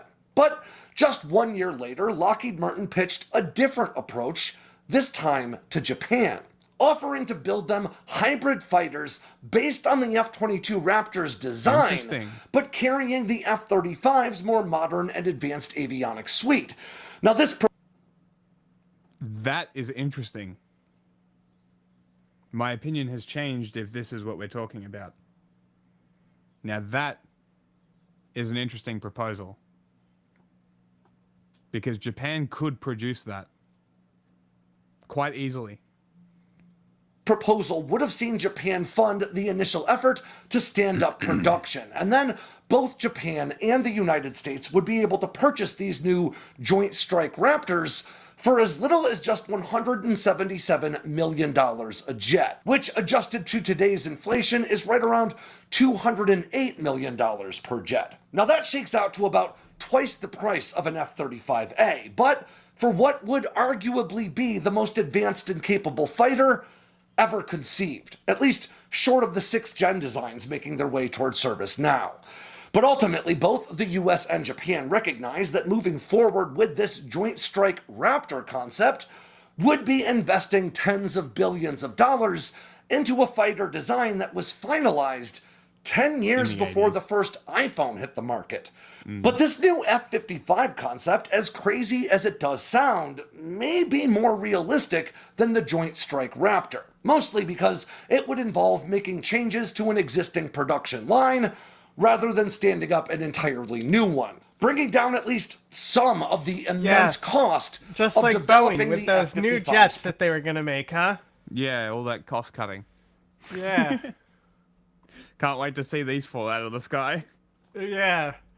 Production infrastructure. But more realistic still doesn't necessarily mean feasible. In a real way, adding a second engine to the F-35 would require such an immense overhaul of the aircraft's design, its stealth geometries, and many of its subsystems that calling it an F-35 upgrade at all rings to me as either a misnomer or intentional marketing. But look, he was a bit more specific than me, but that's basically what I said. It's not exactly like there's never been a precedent for that. Boeing's FA-18 Super Hornet, as one great example, is famously a completely different aircraft from the FA-18 Hornet it's supposed to be based on. It just borrows design cues and a name from that original Hornet to help shape perceptions of the program as an inexpensive upgrade rather than a pricey new clean sheet design. And Lockheed Martin, or the president, may be doing the same thing with the F-55, calling it an improved or upgraded F-35 just to round off the pointier edges of what's sure to be an incredibly expensive proposal. So, what can we really make? But why propose the 47 and now this? Pick a lane, you fucking idiots. Or put some money into countering information warfare in your own fucking population. Like, I don't understand. Like, you've got better places to spend the money. You've already announced a 6th gen plane. Why are you doing this? Well, we need your biggest and your best military. Look, the deal is that Japan pays the upfront cost to fund the plane, and then when the prototype is done, then the US and Japan can choose to buy them. No. That was the Joint Strike Raptor plan from the 90s. That's not what this is. That's what he's saying. Oh. He was explaining that this may come from this plan, but that's not what this is. And he's saying that they could be staging it as a 35 upgrade, as a shield to just make a new plane, just like the Super Hornet. Of this F-55 idea? Well, to tell you the truth, I'm not really sure. The president's concerns about single-engine fighters don't really reflect the modern-day reality of tactical aviation. Today's single-engine fighters are, broadly speaking, safer than yesterday's twin-engine platforms, thanks to advancing turbofan technologies. Though you could get more performance, maybe a higher top speed, higher altitudes, super cruise capabilities, or more from adding a second engine to the aircraft. But maybe most importantly, we're talking about what would amount to an immense financial undertaking, and one that the president is proposing while his Defense Department mulls over pushing the production of the Navy's new stealth fighter in development, back by almost 3 years, over cost. Now, knowing what we do about the billions of dollars worth of design and infrastructure changes that would be required just to begin F-55 production, it is tough to reconcile the two. One could argue that it would obviously be better to invest that money into the new fighters that the Navy has been clear that they need, rather than modifying. Unless what he's doing is spreading contracts through all the jet makers to get more planes out faster. Maybe that's his train of thought. So maybe he's coming up with proposals to give to Lockheed, because he's already given the 47 to Boeing. Lockheed already makes the F-35. I'm pretty sure. So, bam. You've got Lockheed there. What's the other one? McDonnell Douglas? No, that's Boeing now. What's the other plane maker? He flipped his house. Boeing, Lockheed, Saab, General Motors. Still American. Maybe there are only 2 now. Maybe they've all been absorbed. Bell? Helicopters. Hold on. Fighter jet producers America.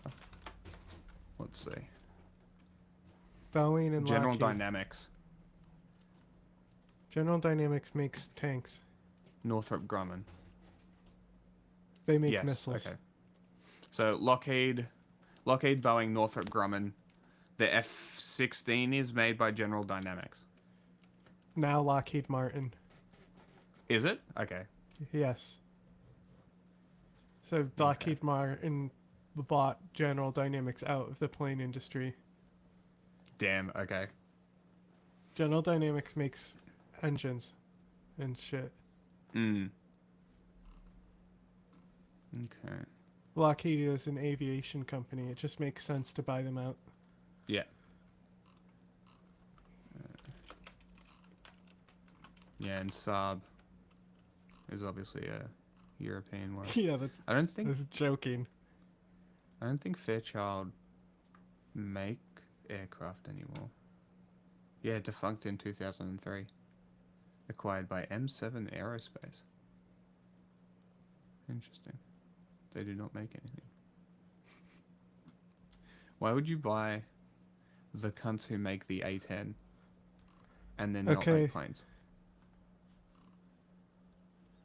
General Yeah, Dynamics, they make Gulfstream business jets as well, but they make the nuclear-powered submarines.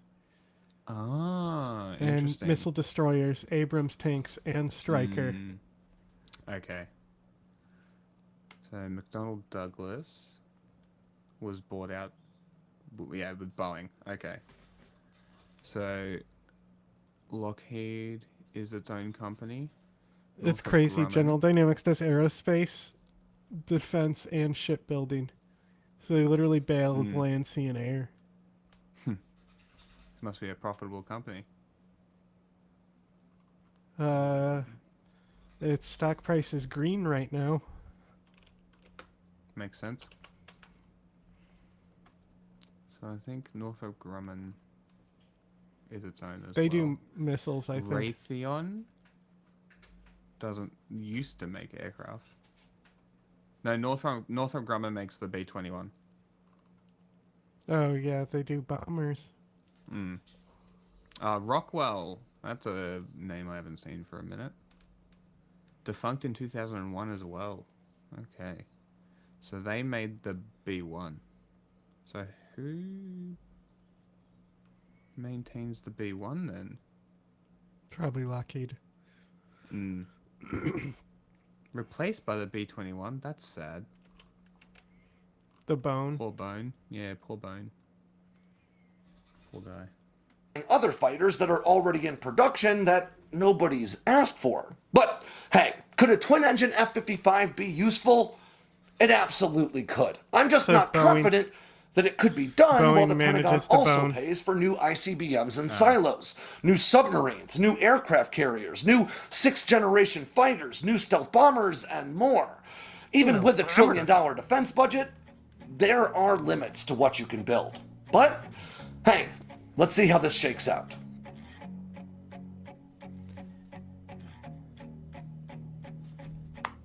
Burning money. Hell yeah.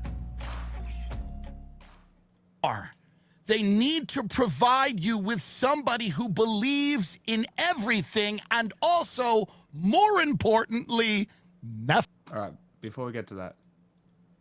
That's a little bit old, that chart. That chart's a couple of months old. And if you want to really see something... Donald, you must move your head. Shenzo, you died. And I'd never got the chance to say goodbye. Donald, I don't say goodbye. You need to remember your training. Move your head. I cannot explain. I must go. Wait, Shenzo, if I never see you again, then see you later, Space Cowboy. But you will see me again, because there is one last thing that I must do.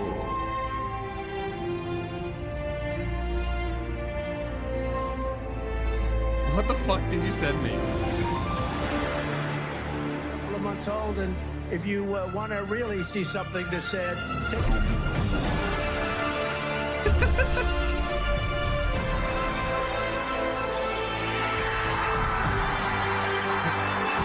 Thank you, Jimzo. I outguard the roads and all the skies.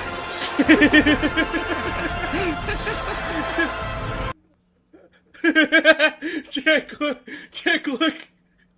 Have you seen the end card?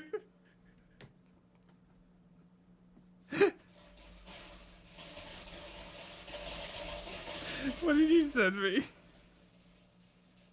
We gotta keep that video on retainer and bring it back when people are actually watching. Save it. I'm so glad I remembered. Send it back to me. I don't know which one it is. I got it. I already did it. It's on 2 now. I'm also gonna put a not one thing. Abe play. Not one thing. Enter a woman who I believe is the establishment choice for the presidency. She does not serve, by her own admission, she does not serve only one ideology. She has worked for both Bush. I believe she worked for Obama. Let's play. And by the way, she recently told Bernie Sanders, she recently said, I don't want you to use the word oligarchy. I don't want you to use the word oligarchy because it doesn't resonate with the American people. Here's what that really means. Stop talking about this. What's her name? The fucking big neolib in Michigan. She gave the response. Big to the Gretch? State of the Union. No, she's a senator representative. Christy, maybe Alyssa Slotkin. Okay. Thing that exists that I work for. Stop speaking of this. Shh. Stop talking about this. You're giving away the game. You're giving away the game. She doesn't want anyone to have a word for the thing, this blob that doesn't serve anyone except the financial interest of a small sliver of the population who write humorous pieces for a magazine in Boston. Now, she had a very close Senate race, this woman. She had a very close Senate race. Now, she had the edge in donations because the donations pour in, and we know where they come from. This is what happens.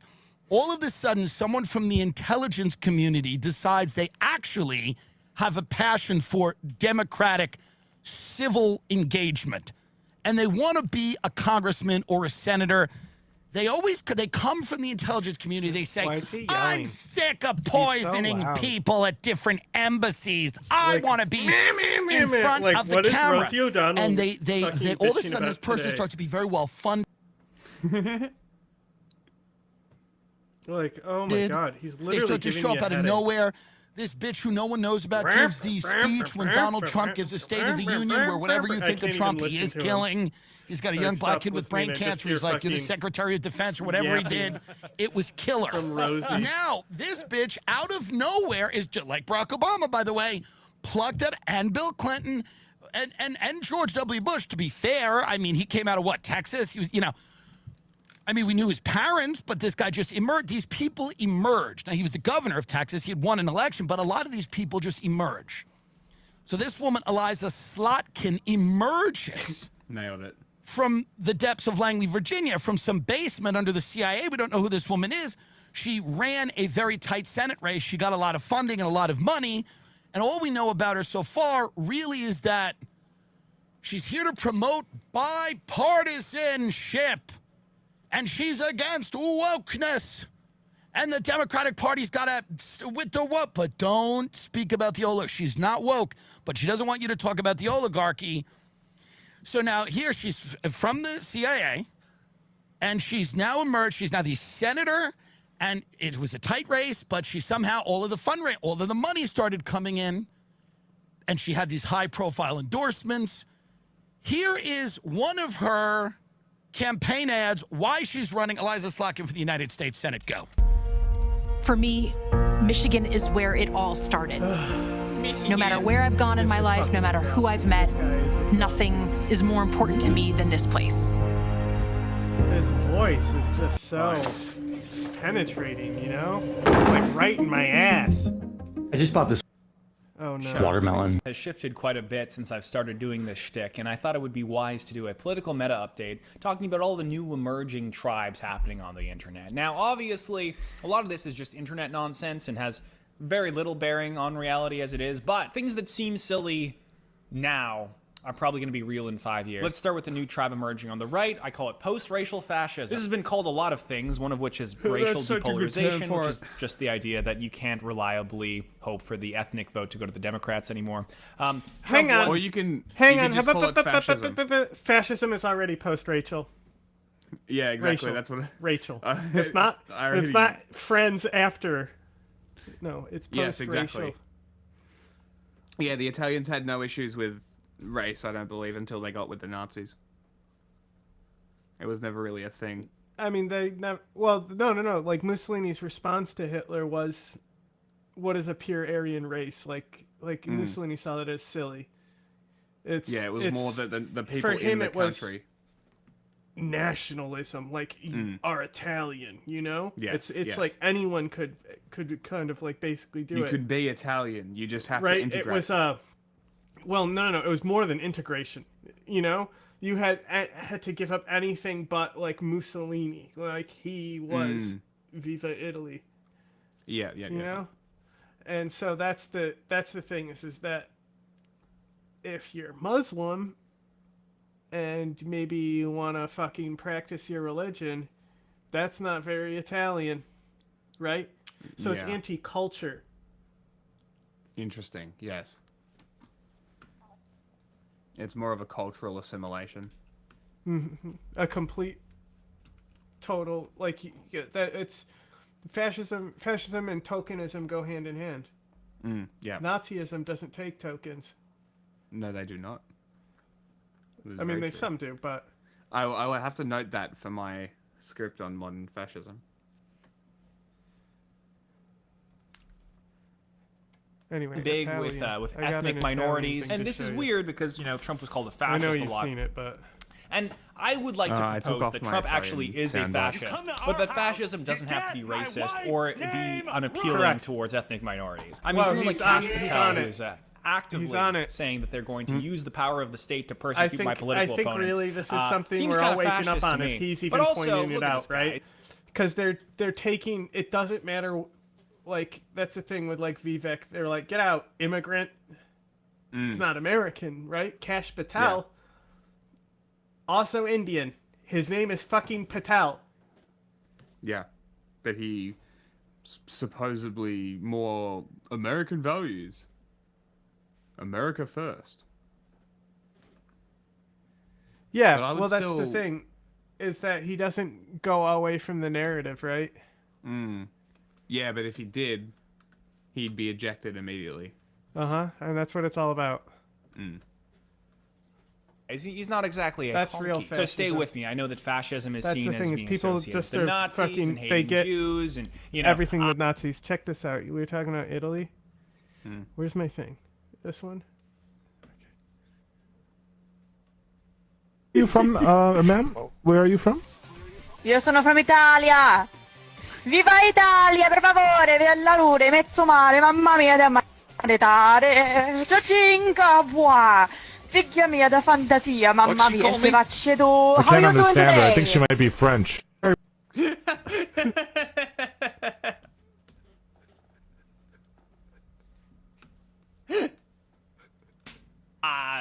Donald Trump is certainly not a white supremacist, and he certainly doesn't hate Jews, so how could you call him a fascist? Well, fascism, that's the thing, really got a bad name from the Nazis. I feel like as soon as I say that sentence, I shouldn't continue the thought. But I agree with him. No, it is kind of true. Fascism is still like fucking awful, obviously, but like Nazism is much worse. Japan is also fascist in this period. They were more Nazi. Yeah, too. Even them.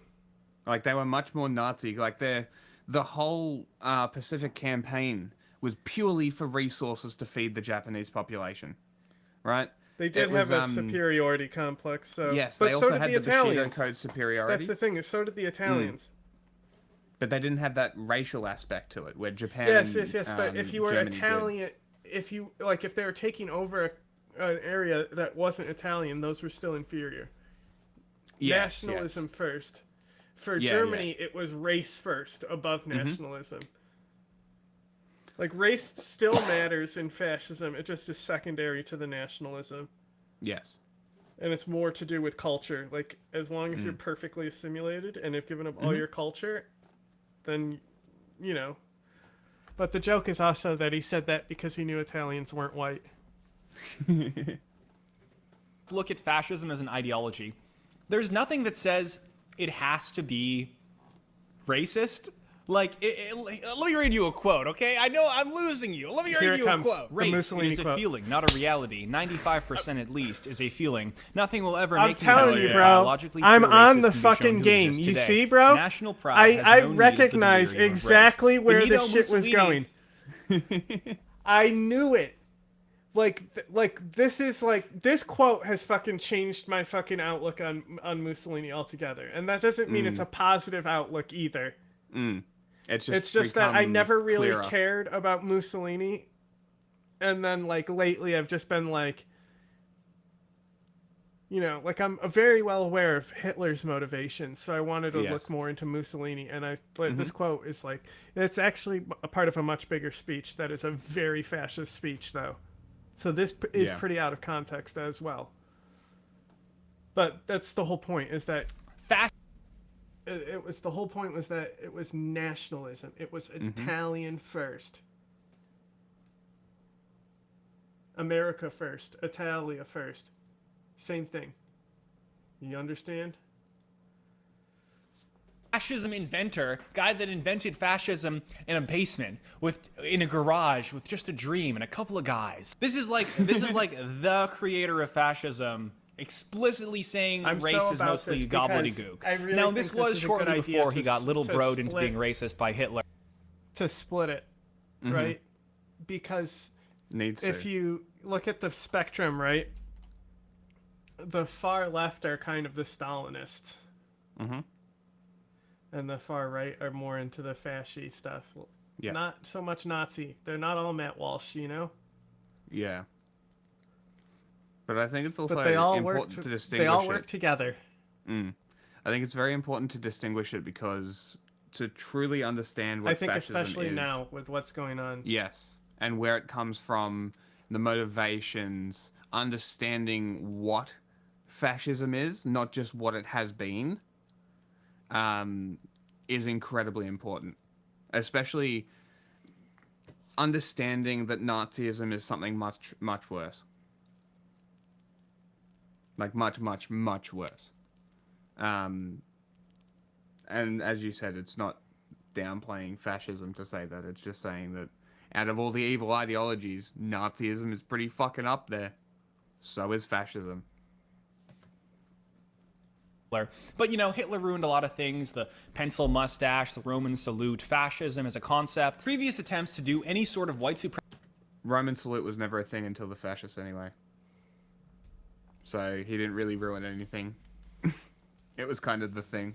I love Drag has the Supremacy in the cross. States have been completely untenable because America is not exactly It's not modest enough racially for the meme, pure. It though. never really has been. No. You can do white supremacy in Europe, probably. I don't know. I don't live there. But in the West, in the New World, it's not exactly the cream of the genetic crop, okay? Blood and soil means nothing to Amerimuts. If a white European is like, my ancestors have been here for 5,000 years, I almost kind of like want to give that guy a little bit more credence than like a white supremacist in America who's just like, my great-grandfather was Protestant. You know, for better or worse, they're just not capable of doing an actual white ethno-state. They're too mixed, okay? Amazing. They're too mixed. That's why any successful fascist movement stemming from America has to be post-racial. Throwing the morality of this aside, it's just like logically it has to be post-racial. I agree. It's not going to work if it's not post-racial. You need a broad, multi-ethnic coalition under a far-right leader, which is what's happening with Donald Trump. Donald Trump is a fascist. I know. You don't like that. Wait. But relax, okay? And that's a good thing. Look, I was always very hesitant to call Donald Trump a fascist in his first term. I was very careful to always refer to him as fash-ish. I think the second term he's more fascist though. I think that's fair to say. Even the tariff stuff is like just center economically in the exact same way that fascist economics is neither free market capitalist nor communist. Like authoritarian center economic policy. I mean, come on, it's fascism. You're using the power of the state to persecute your political opponents and to excise undesirables from your nation, which in this case is immigrants. That's the out group instead of Jews, because we love Jews now. That's fine. You can play these linguistic games where you're like, actually, I love Jews, so how am I a fascist? That was just Nazis, okay? You can still be fascist. That's fine, be fascist. But we're doing post-racial fascism now. That's what's happening. Sorry, I'm being very schizophrenic right now, but let me give you some more examples, okay? Nick Fuentes, I'm generously going to call him off-white, and I'm generously going to call him asexual, okay? That's a charitable interpretation. Candace Owens, again, fair to call her fascist, I think. Note the complexion. Kanye West. Nazi. I would call her a Nazi. She's a Nazi. Yeah. Do I have to make the argument why this guy is a fascist? Please. Sneeko, So I think Mutz, another big thing. Andrew Tate, Mutz,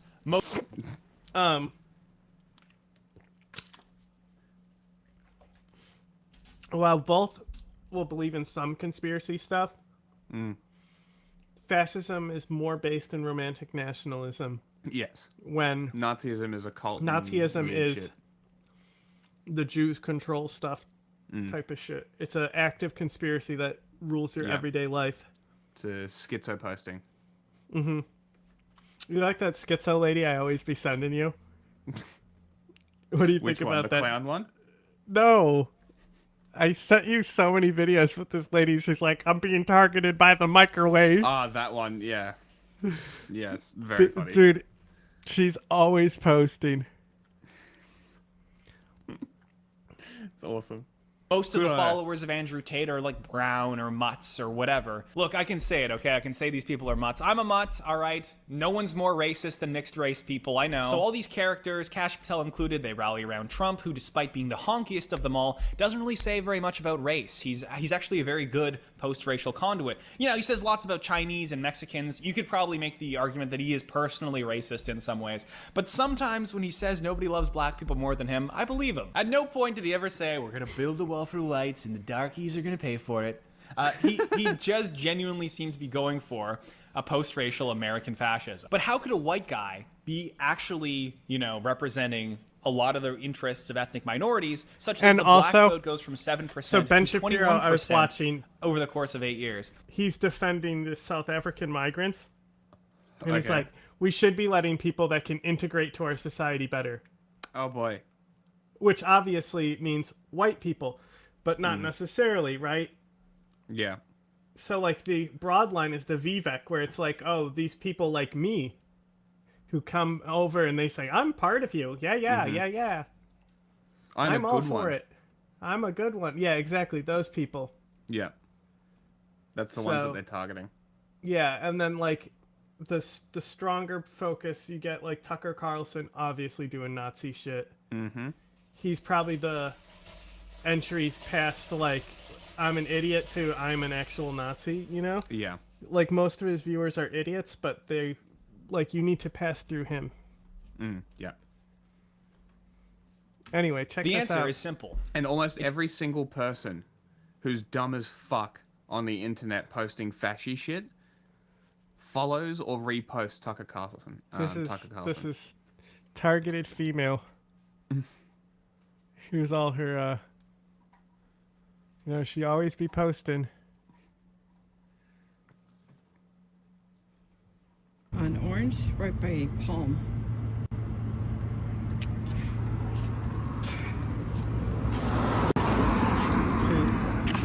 She thinks she's being gang stalked because a car is parked near her. The fuck is gang stalking? Okay. Okay.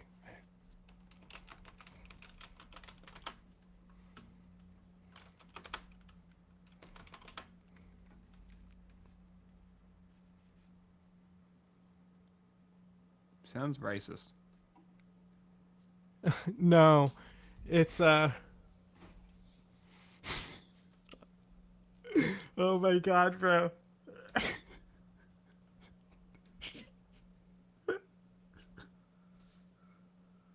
Post it again.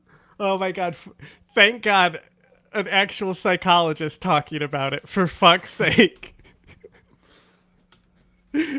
Bro, look at these videos.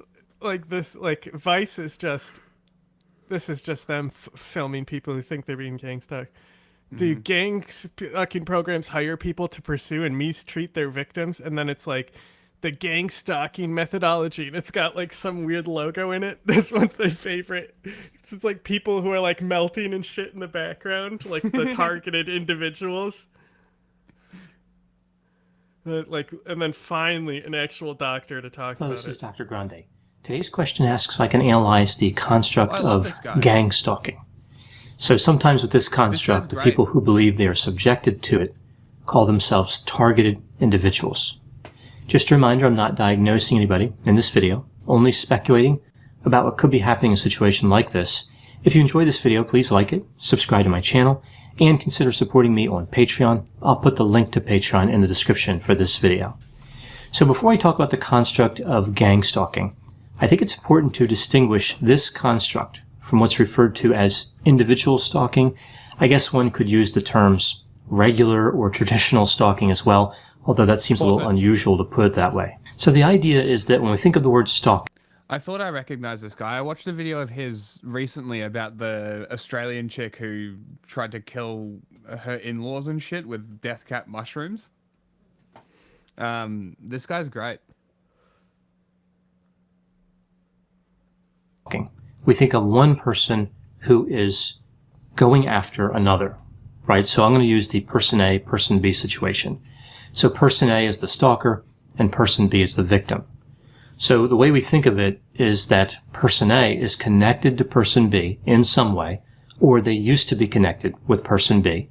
Person A engages in a pattern of behavior where they watch person B, they follow person B, they attempt to contact them in multiple ways like calling, texting, emailing, sending letters, and sometimes person A even threatens person B. This construct of individual stalking is sometimes referred to as unwanted pursuit behavior, although stalking doesn't have to be associated with some type of romantic relationship.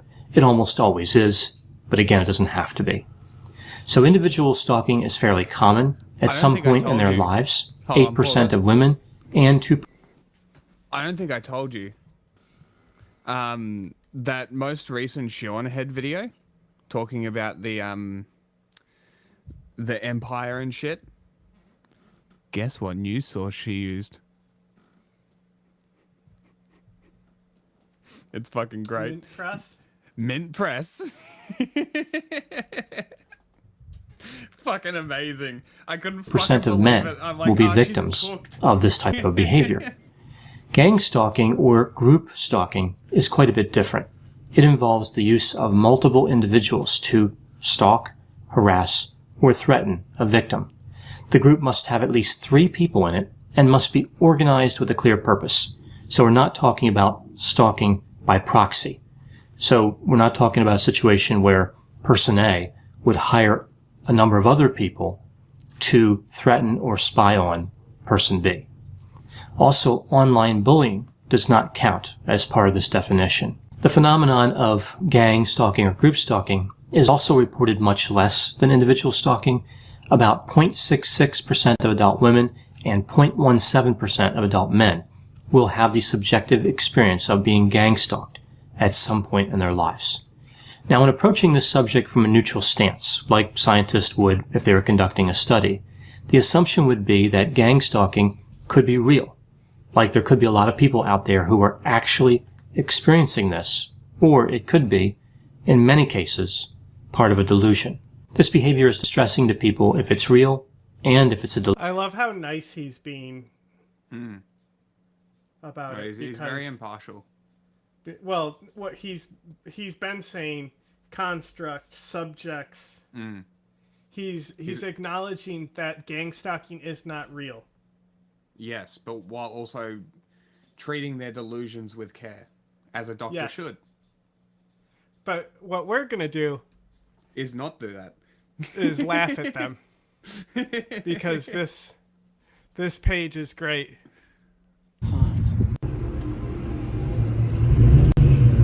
Bro was just trying to buy some drugs, lady.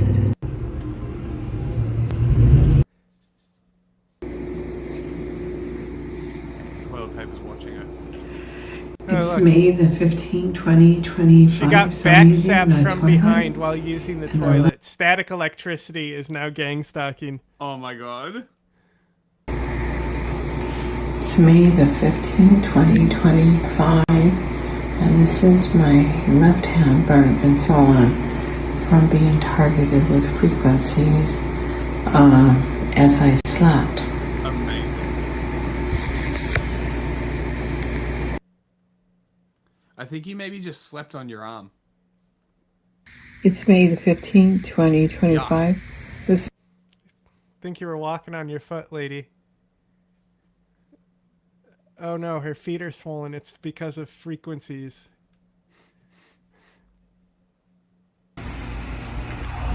There's a gang stalker parked outside my bedroom window again. Looks like a Toyota Tacoma. Oh my god, did you know cars park on the road? Hi. I wonder if that apartment is empty. This is the kind of woman who calls the cops on a black kid selling water. Or lemonade or whatever it was. Here's her forehead being targeted with frequencies. Mm-hmm. It's a serious problem, don't you understand? Of course. Look how swollen How are they her are. hands getting burnt? How is she getting burnt if they're not shooting laser beams at her? How do you explain all this, huh? Freaking laser beams. How do you explain all this, huh? Look at these feet. How do you explain that, huh? Gout? Ooh. That's a good hypothesis. They say I have gout, but I know it's the gang stalkers telling my doctor to say that. It's because Donald Trump isn't white. He's orange.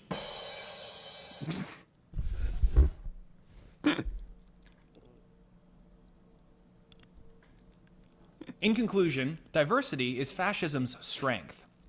Which is true. It's true. Fascism is way more tenable when you have a multi-ethnic coalition of people being fascist. You can just appeal to way more people and get way more public support behind you. Fascists, when diversity is their strength.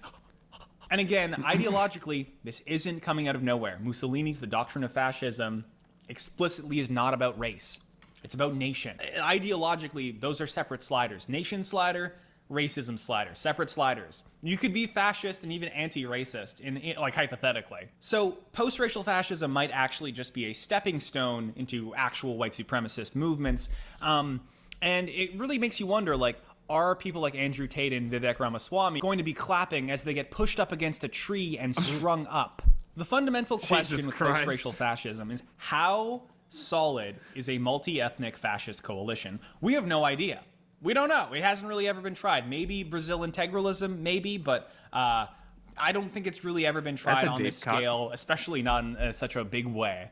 And it's entirely possible that it's not a viable coalition at all. And that post-racial fascism as a concept is inherently flawed. A leftist would make this argument. They're like, the system itself is white supremacist, and so fascism as a result of being a far-right ideology, reinforcing some parts of the system is just reinforcing those white separatist, white nationalist tendencies, and that a lot of the dark people who are advocating for fascist stuff have to pay a lot of lip service and honky dick sucking. The White Lives Matter stuff with Kanye West and Candace Owens. It's kind of a lot of like, I'm bending the knee to whitey kind of thing. And, Vivek Ramaswamy did have this interview with Ann Coulter. You remember this? I still would not have voted for you because you're Indian. We'll get back to that.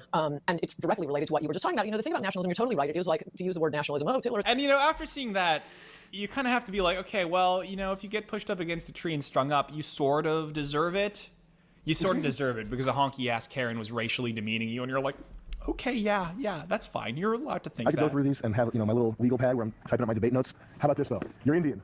Pathetic. It's a pathetic way to be. Anyways, all in all, I'm pretty bullish on post-racial fascism. I think it's going to do better and better, especially as the climate crisis worsens and more refugees are forced onto the shores of Western nations who respond with a quick bracca. This is me killing immigrants. I just want to make that really clear. I'm not saying that's a good thing. I'm just saying it's kind of an inevitability of the paths that we've decided to go down. Okay, moving to a different section of the political compass here, we have a new emerging tribe on the libertarian right that I'm going to exemplify as the efficient accelerationist crowd. Efficient accelerationism is an outgrowth of the effective altruist movement, which in turn comes from this forum called Less Wrong. I will one day make a chart of all of the different, ideological substrates that came from the Less Wrong forums and all the different, splinter groups and movements that came out of that intellectually. But there's too many of them right now, and I can't make that chart right now. I don't have enough information. Efficient accelerationism is one of these outgrowths of the movement. Effective altruists are a little skittish on AI. They think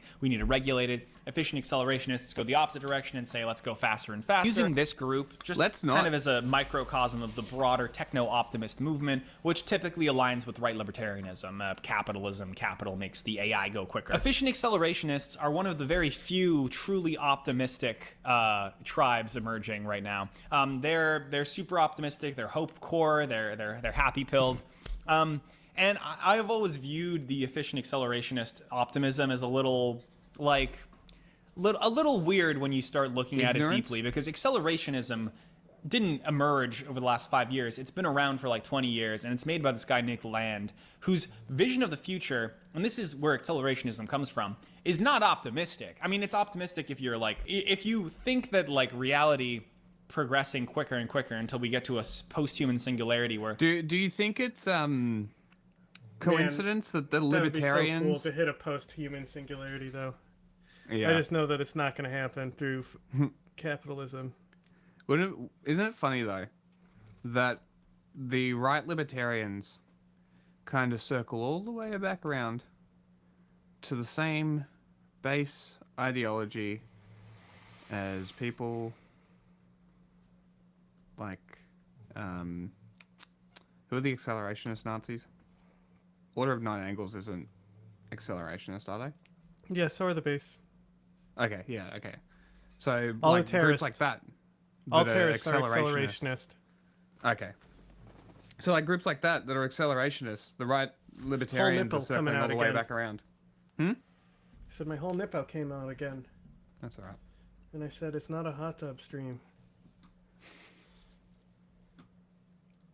Every human aspect of yourself gets removed because it's not efficient enough. Unless you think that's a good thing, what are the techno-optimists optimistic about? Like, what is the future that they're happy to be accelerating towards? Is it going to be me benefiting from the technology, or is it going to be some abstract form of my intelligence benefiting from the technology? Because that's an important distinction for me. So I think some effective accelerationists are genuinely thinking like, oh yeah, AI is going to reverse climate change and it's going to make all of our lives better. We're not going to have to work, but humans will still be humans. I also think a lot of them are like kind of somewhat aware of the fact that the process of technology is a process of efficiency that does not respect your flesh and actually hates your flesh because it's inefficient, and you should become a more efficient node in order to better be a conduit of capital. I'm for it. I think that's probably more likely where we're headed, and that was Nick Land's analysis, which I tend to agree with more than these newer incarnations of accelerationism. Then again, I'm a hopeless pessimist, so maybe I just hate optimists who have positive visions of the future. Oh wait, no, it's because I hate tech bros. I forgot. In conclusion, the efficient accelerationists and the tech optimists are optimistic, but maybe they're optimistic for a future in which there's no room for anything recognizably human left. That being said, lib-right taking massive W's. I'll give them that. It's probably like if you had to pick a tribe in terms of how many W's you're getting, lib-right's probably a pretty good bet. They actually are achieving some praxis in terms of building these network states and like building up the network states in such a way where things are actually like there's some cool things happening because they have money. And when you have money, you can do a lot of cool stuff, like buy up an island and start to slowly terraform it into a libertarian paradigm. Whereas if you're like a communist, you want a stateless, classless, worldwide, moneyless society. Okay, I don't see how that's happening. Moving on to the middle of the political compass, we have reactionary centrism. This is a new political tribe which is very aware of the extremism as a threat to the status quo. So seeing how polarized and extreme things have become, the reactionary centrist kind of pulls inward, draws like a line around the Overton window and says, this is my base now. So normally, you know, the center left and the center right, they're each other's worst enemies, and they fight each other. That's the two-party system that at work, a center left party and a center right party. Normally that's how it works, but now that extremism is more relevant, especially online, you get a phenomenon of people who are reacting to extremism with centrism. Someone center left like Destiny and center right like J.J. McCullough find themselves agreeing on like every point now because they agree generally broadly America is good and extremism is bad, and like those are just to them some of the more important points to talk about. So you have their, they have their conversation where they are sucking each other's dicks the whole time. This is big tent, pro-status quo stuff. Typically, it's a bunch of policy wonks, a lot of like YIMBY versus NIMBY discourse in this world. This is the big neoliberal tent. This has like the never Trump guys in it who are voting, Democrat, and the center-left liberals, the abundance policy kind of people. And what they all have in common, despite, moderate differences from being status quo people, is that they're all part of the status quo. They all broadly like America. They all broadly support a lot of the trends that things were headed in before Trump. And you get this weird kind of like patriotism on like the center left where people are saying, yeah, like US foreign interventionism is good and I like America as an empire and I like all these things about America in different ways. Of course they do. We're the real patriots, and the far right actually hates America. They live in the imperial You get this kind of rhetoric going. You see people in this camp often talking about the dangers of the far right and the far left. Although right now, because Trump's in power, obviously they talk a lot more about the far right. But if the far left ever got in power, you can bet your ass these motherfuckers would be trying to fuck the far left over. Okay, that would definitely happen. Right now they're viewing the far right as more of a genuine threat, and the far left is more of a nuisance. But that could change. We're keeping an eye on things. We'll see how far the pendulum swings back. Let's just unlike basically every other emerging political tribe here, these people actually like America. Obviously, like the tech bro libertarian people want no state to govern them, which isn't completely funded by money, and the post-racial fascist people are like, America sucks, it's failing, we need strong borders, we need to make it better. And the left obviously hates America because they're the left and they hate America. These crackers are without a hint of irony right in for a Biden. Centrists are by definition unimaginative and out of touch. And the mainstream Hollywood elite that's despised by basically everybody is a pretty good example of this. Reactionary centrists are unique in this political time because extremism used to be like in response to centrism and like more on the fringe. And now that it's more mainstream, centrism is more on the fringe. Because the Overton window, you see, is shattered in two and drifts simultaneously left and right at the same time while leaving the centrists out of the Overton. Now that is an interesting idea. I haven't heard anyone talk about it like that. Sounds like a bunch of hippie nonsense. It's an interesting idea.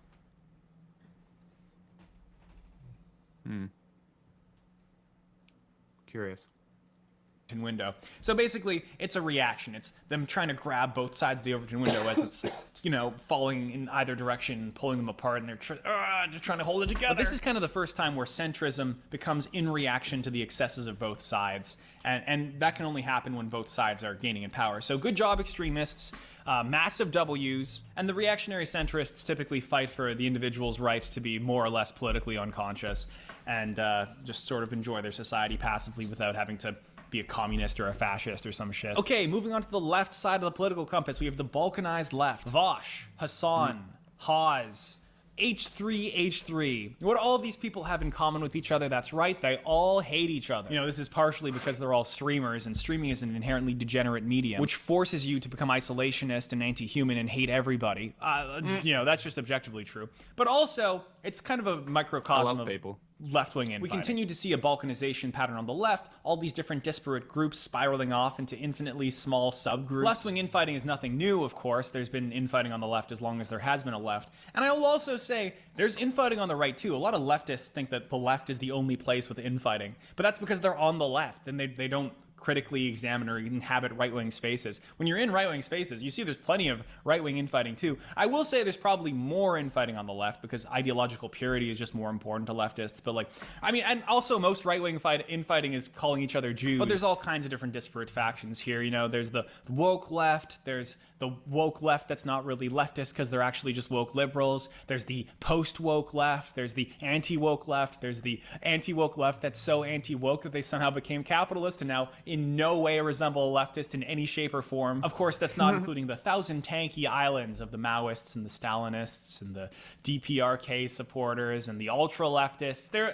There's too many to get into, okay? We'd be here all day. Personal example, I canvassed for Jamal Bowman, who's reasonably as pro-Palestine as you could possibly get within the Democrat. AI prompt the is ultra-leftists.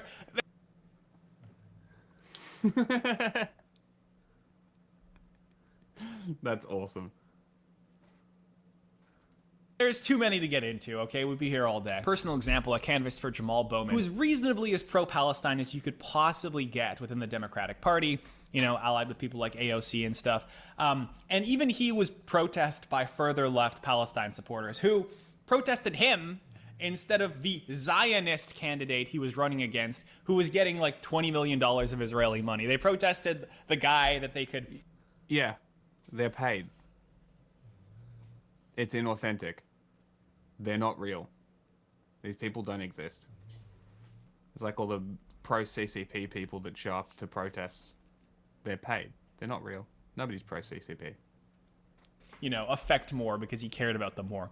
So, you know, average day living in left land, okay? This is just like standard stuff. These people are like ravenous cannibals. But moving on, we now have the Horseshoe. This is the last coalition I'm going to talk about. Remember this guy that shot Trump? Did we ever figure out what his political leaning was? Why did we never figure that out? You know, he was never clearly a left-winger or a right-winger. Could it be that he was neither, that he was a Gen Z sort of nihilist, mentally ill person who just wanted to do political violence? I am going to claim Matthew Thomas Crooks, Trump assassin, as our own. He is a Horseshoe coalitionist, accelerationist. This is what we concluded. Pretty much. Is that it was just kind of happening. It wasn't he was really more conservative, though. Yeah, like it was a bit more in the conservative spaces, but he just kind of wasn't aligned with anything really. And then the conservatives went on a big smear campaign to try and be like, oh, he's a left-winger. Can you imagine how many mass shootings would be in Japan if they didn't have a suicide culture? Yeah, if they had an American culture. It'd be fucking crazy. I mean, look at China with all those stabbings. The crimes against society shit. Car massacres. All that kind of shit. It's no different. Bishi by like climbing the rails and like wetting himself in the corner. And I don't want him to fuck up his fucking feet, bro. It's like not good for their feet to like be like pinned on bars like that, putting all his weight trying to fight the chinchilla above him. So I put a block of wood down, and Bishi is now trying to figure out an alternative way to bite him. Hilarious. Checking all these other holes that could potentially work. Asshole creature. Nihilist who literally looked up the closest guy to him to see if he could kill him. He would have killed Biden. He would have killed a UK royal if he saw him. Officially claiming Thomas Matthew Crooks as our guy. I'm also claiming Luigi Mangione as our guy. These are horseshoe people. They do not neatly fit into the left or the right. They are fueled by a nihilistic accelerationist violence. And that is, I think, probably going to define the horseshoe. But there's other ways of defining the horseshoe too, something like MAGA communism, the Nazbols of our time. So whether it's just little moments like the 3%ers joining Black Lives Matter protesters against the police, or just a general hatred of America and agreeing on certain aspects of American foreign interventionism and foreign policy that the far left and the far right can both agree on, we are seeing plenty of opportunities for tenable alliances between extremes, especially with like individual policies rather than broad worldview. We're in the age of AI and internet tribes sort of amplifying every possible worldview one could have. And it's interesting to see like the interconnectedness of people who are ostensibly very opposed to each other sort of agreeing on different points. Opinions about AI or copyright or how social media algorithms work, these often fall outside of kind of binary left-right things that sometimes like a lot of different people can agree on from different tribes. And so the best example of this, I think, is actually the TikTok ban, because the TikTok ban was trying to be passed by center-left and center-right people who were afraid of the status quo and of China. And the far right and the far left thrive on TikTok. It's great for extremism. And so the farther left wing of the Democratic Party and the farther right wing of the Republican Party were both voting to keep TikTok. This is what we call a horseshoe coalition. It's real and true. I want to close this meta update by telling you about, I was in New York, and my vice mentor, Joshua Citarella, was telling me about this group that hosts debates in New York. And the neoliberal status quo assumption behind why you would host a debate is to find middle ground between two different ideologues and say, well, you know, we can all agree that this is the truth, or this is a middle ground between the truth. But the point of these debates in New York were being hosted specifically for anti-centrist libertarian purposes, which is to show that the left-wingers and the right-wingers have completely fundamentally different worldviews and are not compatible with each other and should have a national divorce, should separate into micro-states, should buy up islands and territory and, you know, just go into separate worlds. And that's very beneficial to the libertarian tech bro type who thrives off our division. So the leftists get their nation and the rightists get their nation. And this is, at its core, debate used for anti-centrist purposes to give more credence to both sides simultaneously instead of trying to water them down and reach some sort of resolution in the middle. And I think you'll see a lot more of this kind of stuff as time goes on. In conclusion, things are getting more extreme. The center is reacting to them. The right has dropped racism and is now multi-ethnic. The left continues to eat itself and is whiter than ever. And we'll probably see a lot more of this kind of shit to come. So let me know if you want a deeper dive into any of these factions. We can make a longer video about any of them, because I'm sort of just grazing the surface of a lot of different political tribes. I could talk all day about any of these five, so let me know. Yeah, I remember that. And Okay, here. Chips Ahoy! Look, Chips Ahoy, your favorite. That's hysterical.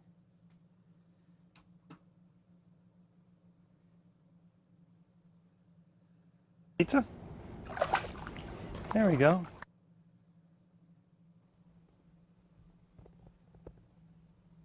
Wow. 47 years. Once he was in the house, he didn't want to leave. I think it took us like 3 weeks to get him to go back outside. He was on the couch all the time or in the bathtub.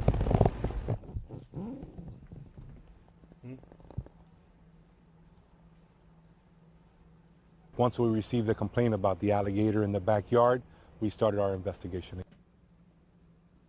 Unfortunately, Gwendolyn the alligator is not in the proper caging that it's supposed to be.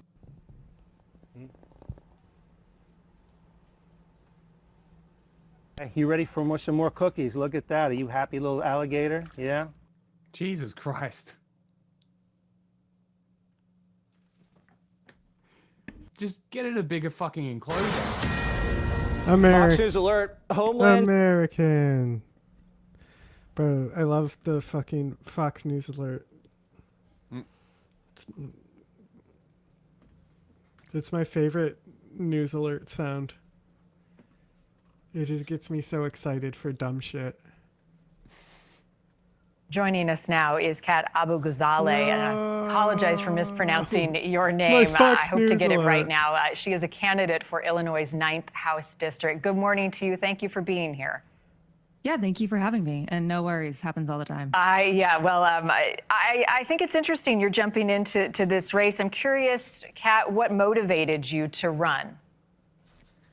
Well, actually, you know, as I was described earlier as a long shot influencer, my background is actually studying the far right and doing video explainers with my work at Media Matters, Mother Jones, Ateo News, and trying to take advantage of new media to reach more people. The people that I have been studying for my entire career so far are now running the government, and Democrats don't really know how to handle the far right. And it's not just sitting back, throwing up your hands and hoping that people vote for you in 2026.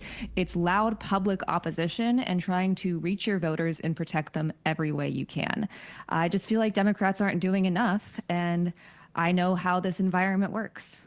One of the criticisms, Kat, has been that Democrats have lost their message. I've talked to a lot of Democrats over the last year or so, and they're looking for a leader to carry the torch, but also to better understand that message. Do you have a clear view of what you think your party's message should be? Absolutely. And it's not moving further right or having Steve Bannon on your podcast. It's protecting the people. It's going back to working class interests and not corporate ones. And by that, I mean every American should be able to afford housing, groceries, and healthcare with money left over to save and spend. That's a very low bar for pretty much every one of our peer countries, and yet it's seen as a pipe dream in this one. Both parties should be working towards this, and that includes, having a safe existence, equal rights for all, ensuring that people can not only survive but thrive. And it's not woke to say this. When you I can't play it as age gate. What, dude? Mm-hmm. What, the one I just sent? Yep. Oh, I think that was an Asmongold thing.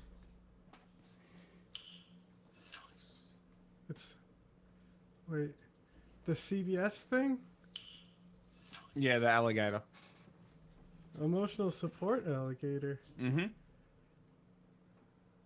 It's opening for me. Yeah, it's age gated. Yeah, but I'm on the other account. I'm on the... I don't know. It didn't work. I don't know what to fucking tell you. Regular account. It's okay. I'm just gonna save it for later.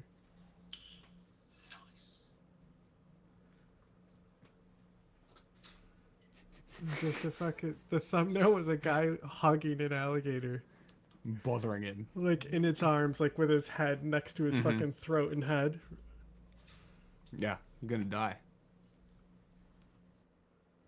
strip away all the labels, it's like the idea that most Americans love the ACA but hate Obamacare. When you strip away all the labels, a genuine, working class message and unashamed protection of vulnerable populations will always resonate with the people, even if it doesn't with your, big dollar donors. How would you categorize the generational views, right? And this is, I think, true to both parties, right? That you've got kind of the old guard and then you've got the new fresh faces and voices in the party. Within the Democratic Party, do you see that as problematic?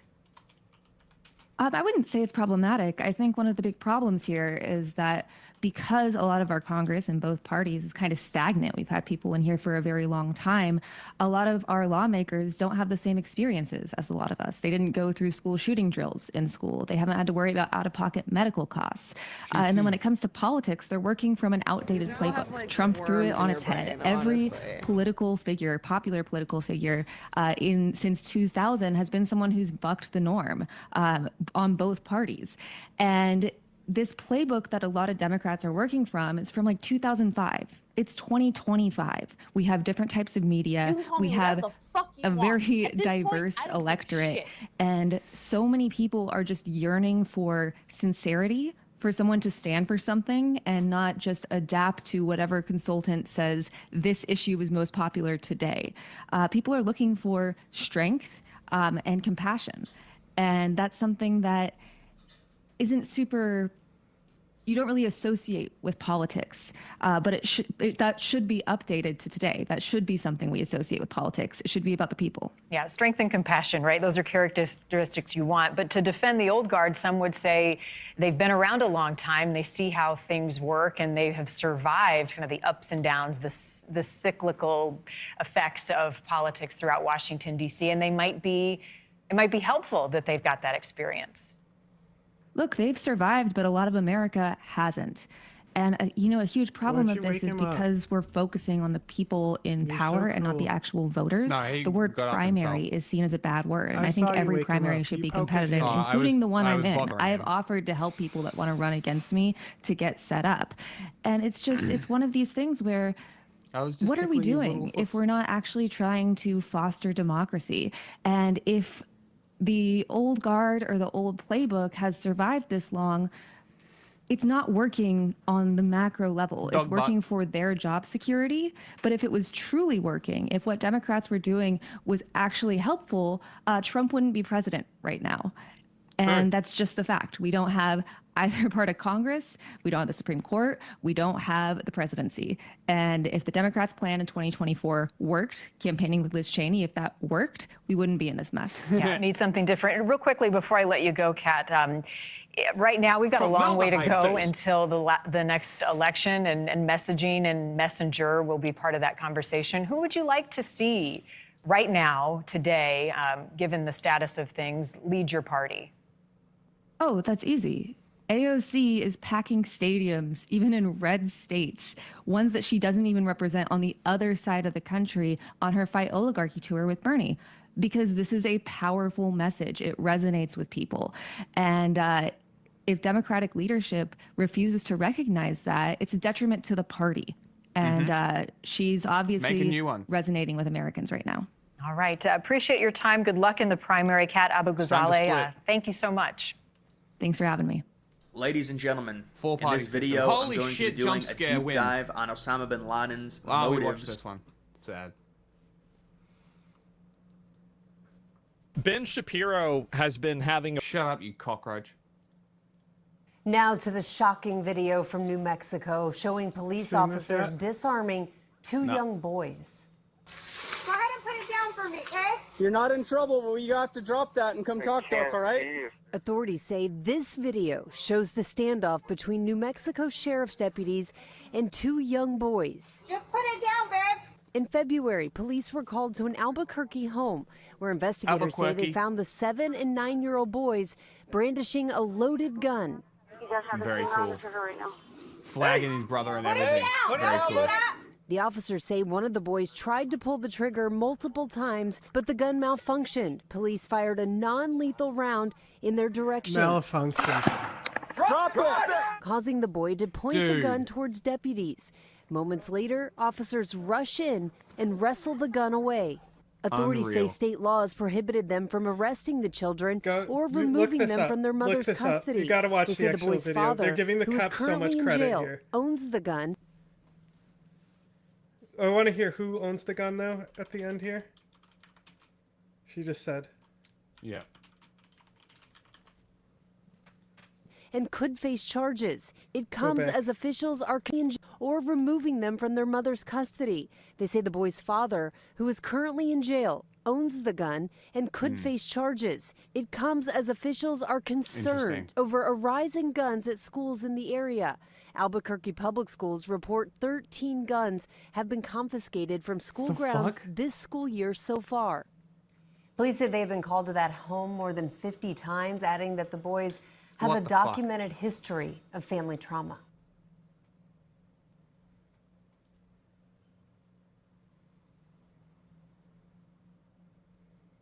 Gotta get the whole, just raw video. Okay, yeah, now go towards when they're actually...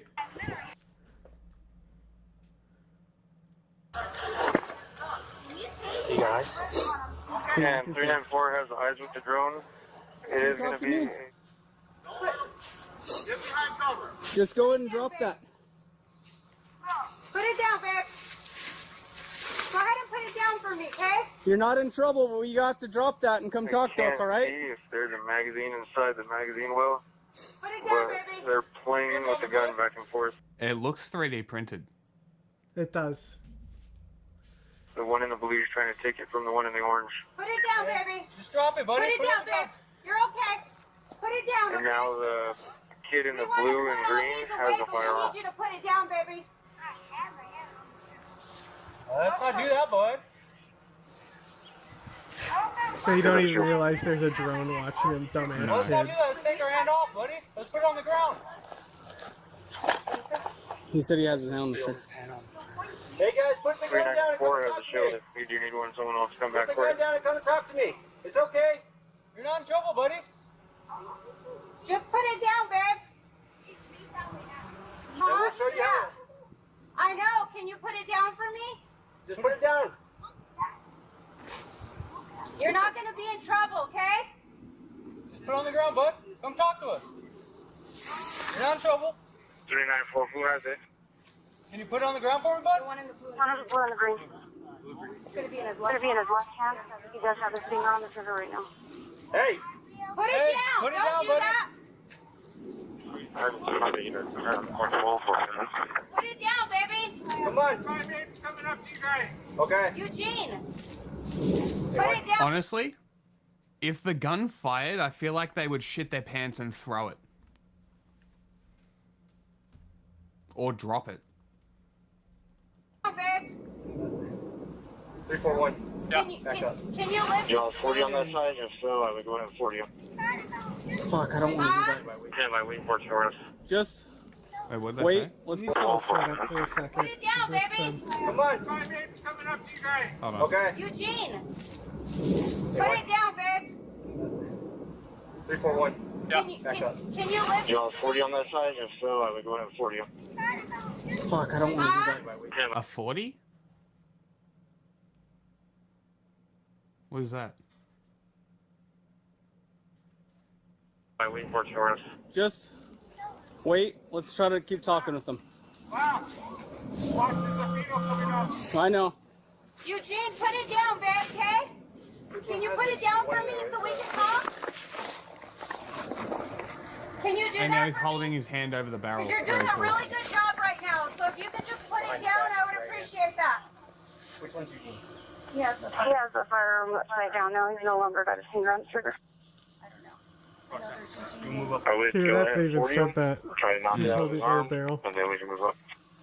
Hold on. What I want you to do is I want you to hit beside them. Okay, hit the wall. I want you to hit the wall. Hey, put that. Just keep it down. Sean! Down. I want you to hit the wall, hit the fence. 258's gonna hit the wall with a 40. Hey, you gotta do what he says. I want you to hit this fence right here. And we have Charlie speaking with these kids. Sean! Can you put it down, babe? Hold on a second. Give it a second. Kiddos, just drop that. And come talk to us. You're not in trouble. Yeah, that's 10-4. We tried to talk them down. They're refusing to put the gun down. If you can, ricochet it on the bottom of that wall into their feet. Not Maybe with the he'll cannon. listen. If he puts the cannon down, will you put it down? Okay? So just Try not to put hit the him. gun down and we'll show you the cannon. He's not gonna shoot you, babe. Put it down. Okay, he's gonna put it down now. He's facing it down. Now you put the gun down. Okay? Come on, Sean. Let's listen, okay, babe? We don't want to hurt you, honey. Can you put it on the floor? It's still gonna be right by you, but if you put it down on the floor, then he could keep his cannon down. But put it on the floor. Ready in 40? Just wait. Stand by. The sooner you put that down, the sooner we can take you home. We can go see your mom. Sean, this isn't a game no more. We're not playing a game right now. This is serious. If these kids were black, they'd be dead. There's a Always Sunny episode about that. I'm sure there is. The gang turns black. It's a non-canon episode, I think, where they all inherit black people's bodies, and Charlie is a black child. Jesus Christ. And at the end, he tries to show the cops his toy. My God. And it's a musical as well. Fantastic. I need you to put that down. We want to help you, Sean. You tell me what you need after you put it down, and I'll make sure that we get you some whatever you need, okay? We're just gonna wait for a second. Can you Just do hold that on. for me? Well, your mom gave me your name backwards then. All right, then Eugene. Can you put it down for me? Now Sean has it. Sean, can you just toss it to the side, babe? Let's make this easy. Because we want to help you. We want to help you. I want to try to do a warning, something. Put it down, Sean. We don't want to hurt you, I okay? just don't want to fucking. Put it down, Sean. I really don't want to fucking 40 a kid right We now. don't want to hurt you, and we want to I help don't you, want okay? a 40 a kid. It'd be. Put it down, baby. 40 going out. 40, 40, 40. Drop it! Drop it! Drop it, Sean! Okay, so it was more of an instinct. More of a reflex. I still don't Load understand. another one. Drop it now! You're gonna get hit! Drop the Drop it! He's trying to give it back to the other kid. The other kid's like, I don't want that shit. They're shooting at us, bro. I think they realized. They fucked up. Yeah, but they still won't put it down. No, it was dumb kids.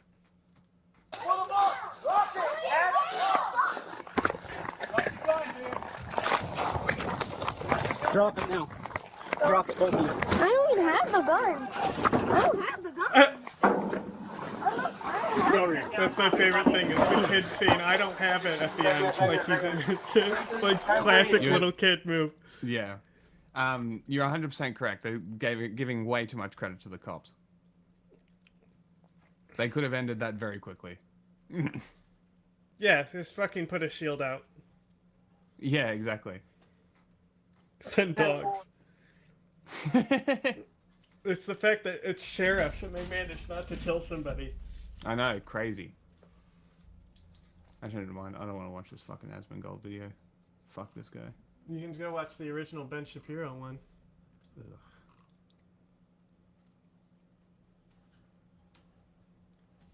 Let's see what's on watch later.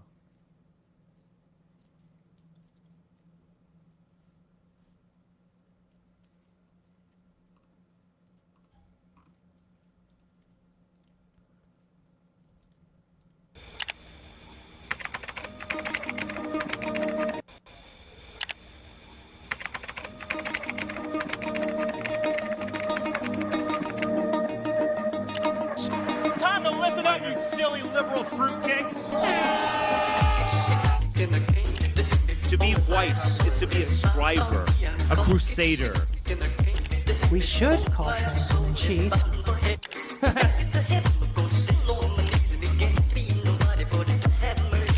Now think about if women went back to the home.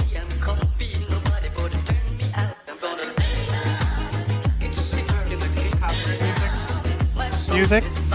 Copyright? I don't know. Did you check? Look No. below.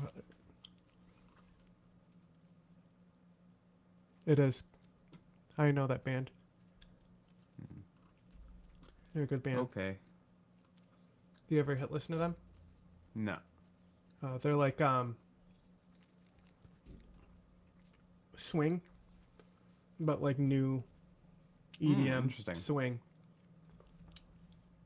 Sounded cool. Yeah, I'll send you a song real quick. Could President Trump be gifted an Air Force One presidential jet from Qatar? A couple of things to start. I am currently in a hotel in Newport, Rhode Island.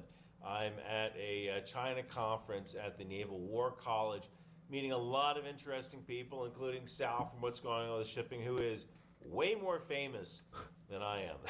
Although, in fact, I'm tangentially famous because people are like, you know Sal? Look at the views on this fucking video, bro. Not as much of a big deal as I thought. But I am flying back from the War This used to College be a tomorrow niche with band a that lot only of I knew content about, huh? Gathered. Ultimate By the way, if hipster you're band. flying somewhere. My new novel, Now The everyone Last knows about it. Republic, is That's some the pretty real good hipster airport band. reading, good beach reading too. It was number 10 on Amazon's Techno Thriller charts at least a couple of days ago, which ran under Blake Crouch, which is like, how did that happen, right? Audiobook coming out soon. It's basically a speculative novel. I don't alternate care. history like Man in the High Castle, which Shut up. One I don't care about isn't your just a fucking call book, bro. sign, it's a symbol of American power and mobility. Since the 1940s, various aircraft have carried U.S. presidents, with the most iconic being VC-25A, a modified Boeing 747-200B introduced in 1990. These really are flying fortresses, and they're equipped with advanced communication systems, defensive measures, and they This is can great. even refuel in midair. And this kind of ensures that the president can operate securely from anywhere in the world. And right now, there's only two VC-25s. This is sick. I love so this. having a third might not be a bad idea, if only to Oh, the reduce the song? stress Yeah. on the airframe. Yeah. And have another option available. Really for good when band. These planes are being maintained. Now, in 2015, the Air Force selected a Boeing 747-8 to replace this aging VC-25A fleet. So they aimed for delivery in 2024. But the project went off the rails. I mean, there were design changes, which it seems like that's the biggest thing plaguing the military right now. It's why we can't build a freaking frigate, right? They keep having design changes. There were supply chain issues. There's a need for specialized security clearances for the workers. It doesn't matter if you're a $30 an hour employee doing wiring harnesses. You need a security clearance to work on Air Force One. And it's not easy to find people who want to get that security clearance, because there's a lot of people who enjoy smoking marijuana in their off time, right? How can you eat this stuff, man? I love them, don't you like Is that really a thing that would get you thrown out of a security clearance? What? Smoking marijuana? Yeah. It's not federally legal. That's fucking retarded. It's not federally I legal. told you not yeah. to buy it, man. Oh, what'd you do that for, man? I would've ate it. You never know what's in that stuff, man. It could be a dog or something. And if you smoke marijuana, you can't hold a security clearance. So it's tough to find people who are willing to work on these things in the first place and meet the conditions of the background check to actually work on the jet. Now, That's so funny. As of right now, the first VC-25B They're gonna legalize isn't weed to help the expected defense until industry. 2027. That would be funny. Which leaves a gap in this whole presidential fleet modernization plan. So now we kind of enter this Qatari 747, and this is a lavish aircraft featuring bedrooms and lounges and gold accents and all that. And, well, it sounds like a ready-made solution. Transforming it into Air Force One isn't exactly straightforward. You know, the aircraft lacks essential features like secure communications, defensive countermeasures, electromagnetic pulse hardening for nuclear detonation. It's almost like it's made just for Trump. Crazy, right? It's almost like it's a bribe. Nations. Now, this aircraft would fly the president around during a nuclear war, and it needs to be shielded against the kind of electromagnetic pulse that would fry the electronics of other jets. And also don't forget that Air Force One has to be able to refuel in midair. So retrofitting a plane that wasn't designed to refuel in midair to refuel in midair could cost a lot of money, and redesigning it really won't be that easy. So accepting this Qatari gift could be a massive, time-consuming, and costly endeavor that might not actually get finished in time to actually serve the current president. Now, just a little touch on the legal side, and I kind of avoid talking about stuff I don't know, but I actually did a little bit of research on this because I didn't know what an emolument was. Right? So the U.S. Constitution's emoluments clause prohibits federal officials from accepting gifts from foreign states without congressional approval. That's pretty understandable, right? You don't want your president just accepting bribes from other states that would put the United States in debt with that other state. And next time they should do gold bars. I mean, there was. I mean, it wasn't buying favor. Trump sold out Americans. That was the cost. We already know what the cost was. He's the president. Freedom isn't free. He's the cost folks like you and me. Federal representative of the United States. Exactly. So taking this means that he sold out the American people for his bribes. Just like a cop taking a bribe sells out the people he's supposed to protect. What an emolument was. It was actually kind of... Right, and that's an even better analogy because what happens when you bribe a cop? They let organized crime go. Interesting, right? I wonder if that has any similarities at all to Donald Trump in any way. Surely not. A surprise. An emolument is really just a salary or fee from officer employment. All right. Hey, God. And I guess it's just old-style language. I gotta interrupt So with a news while story here. The Trump administration kind of argues that. Now to the sentencing in a highly unusual smuggling case, part of a disturbing and lucrative trend. It's the case that's crawled its way into the global headlines that got authorities feeling a little antsy. I need to play EDF. A lot of ants. Yes, ants. 2 Belgian teenagers have been fined more than $7,000 each for trying to smuggle thousands of giant African harvester ants out of Kenya. And if they don't pay, they could find themselves in prison. We are not criminals. We are naive.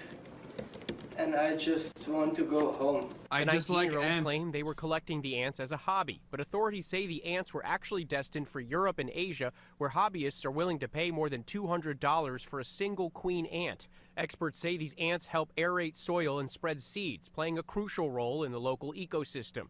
Removing them could have serious environmental consequences. Whenever you bring an organism from a different environment, you are likely to do some intervention for that organism to stabilize. Until it stabilizes, there is a likelihood it's not going to survive there.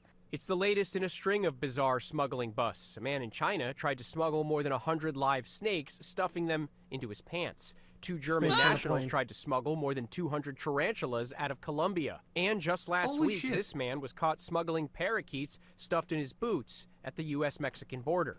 What? Officials in Kenya say smugglers used to focus on large animal species, but the new trend is to target lesser-known species. Oh, great. Annihilating them before Bill we Maher even know. had Tony Hinchcliffe. Very cool. Tony Hinchcliffe was the guy who was at the Madison Square Garden rally, right? Puerto Rico is a shithole guy, yeah. Oh, wow, the Bund rally 2.0. He was the one who lamented, like, there's, not free speech, and he wasn't able to say this stuff. And of course, his career actually took off after that. Oh, did you watch it? He's been doing like some. No, I haven't He's been doing seen some show. I can't remember. It's like a Gong Show type of thing for a long Kill time. Tony. Yeah. The Gong Show. Circle. I've been watching that Lion Meows guy. Such an insult to the He is great. I'm not sure. Jewish people. That's exactly what I said. He does a when I lot of did this an interview comedy about it, that criticism it's like, stuff. Among other things, first of all, as soon as you play the Hitler card, you've kind of lost the argument, unless you're really dealing with Hitler, which yes, we're not. But agreed. Like, it is quite insulting to the ones that Hitler. I mean, Hitler, I keep calling him the goat of evil. He's the goat. Oh, yeah. You can't, don't try to, don't answer that conversation like who was better than Michael Jordan, okay? It's Hitler. All right? Yeah. Hitler's Michael Jordan of evil. Yeah. All right? Pause it for a second. No,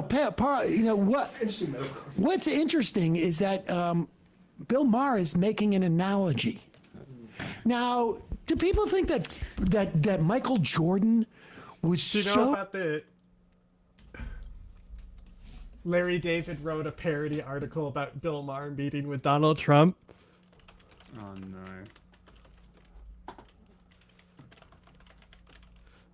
You want to read it? Yes.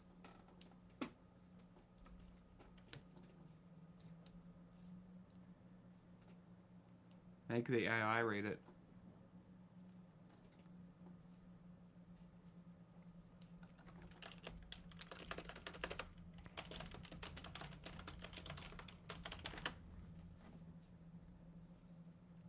Who needs audiobooks when you have Siri? He wrote it for the New York Times. Oh, it'll be on archive.ph. Well, I got this. Here, I'm sending you a next best thing than the article itself.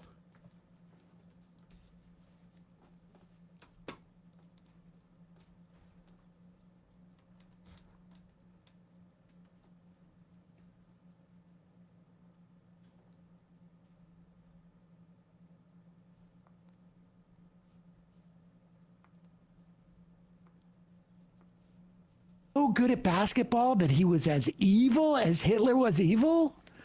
Or is that an analogy? Or like a sort of a funny analogy? Like almost like a satire? Like you would use this as an example to explicate something. But he used it in the same sentence. I can't differentiate between the two things. He's And I think literally when we say we do it to themselves, how dare anyone call Trump Hitler? That is such an insult to the Jewish people. That's exactly what I said when I did an interview about it. That it's like, among other things. It's like First the way of all, I would talk to people. Like when my mom was in an institution, that's how you would talk to people. Like, can you believe it? That nurse was so rude. Oh my gosh. Eat your pills. among other things. Such an insult to the Jewish people. That's exactly what I said when I did an interview about it. That it's like, among other things. First of all, as soon as you play the Hitler card, you've kind of lost the argument, unless you're really dealing with Hitler, which, yes, we're not. But agreed. Like, it is quite insulting to the ones that Hitler. I mean, Hitler, I keep calling him the goat of evil. He's the goat. Oh, yeah. You know, you can't. Definitely. Don't try to, don't enter that conversation like who was better than Michael Jordan, okay? It's Hitler. All right? Yeah. Hitler's Michael Jordan of evil. Yeah. All right? LeBron's great. It's different. Yeah. 6 rings. Yeah. 6 million people dead. Yeah. And it's just like. Well, wait a second. That's almost like an offensive joke. Yeah. 6 rings is like 6 million people dead. I think a lot less thoughtful than anything Larry David did. Seems. Remember Tony Hinchcliffe? He is kind of funny joke, though. Rogan Sphere comedian, and kind he of made a funny waves premise. recently. Jack, did you see that?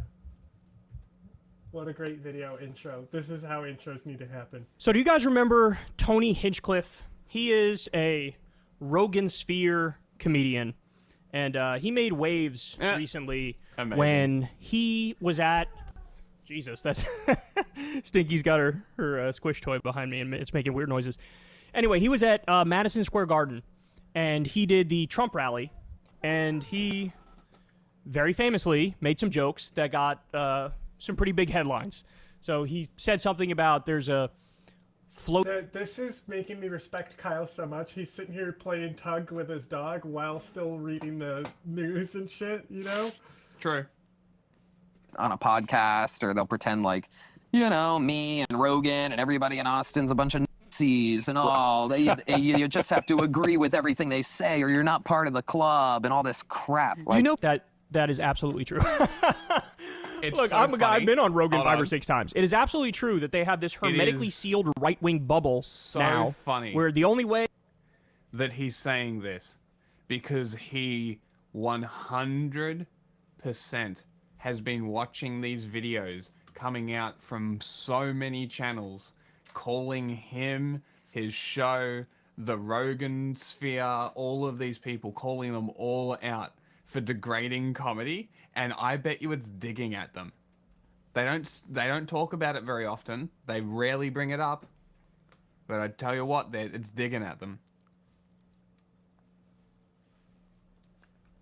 Hey, you get in as if bro, the college kids are so woke, bro. Oh, Trump triggered the libs, bro. Oh, the media's lying again, bro. To pretend like that's not a thing. Of course it's a thing.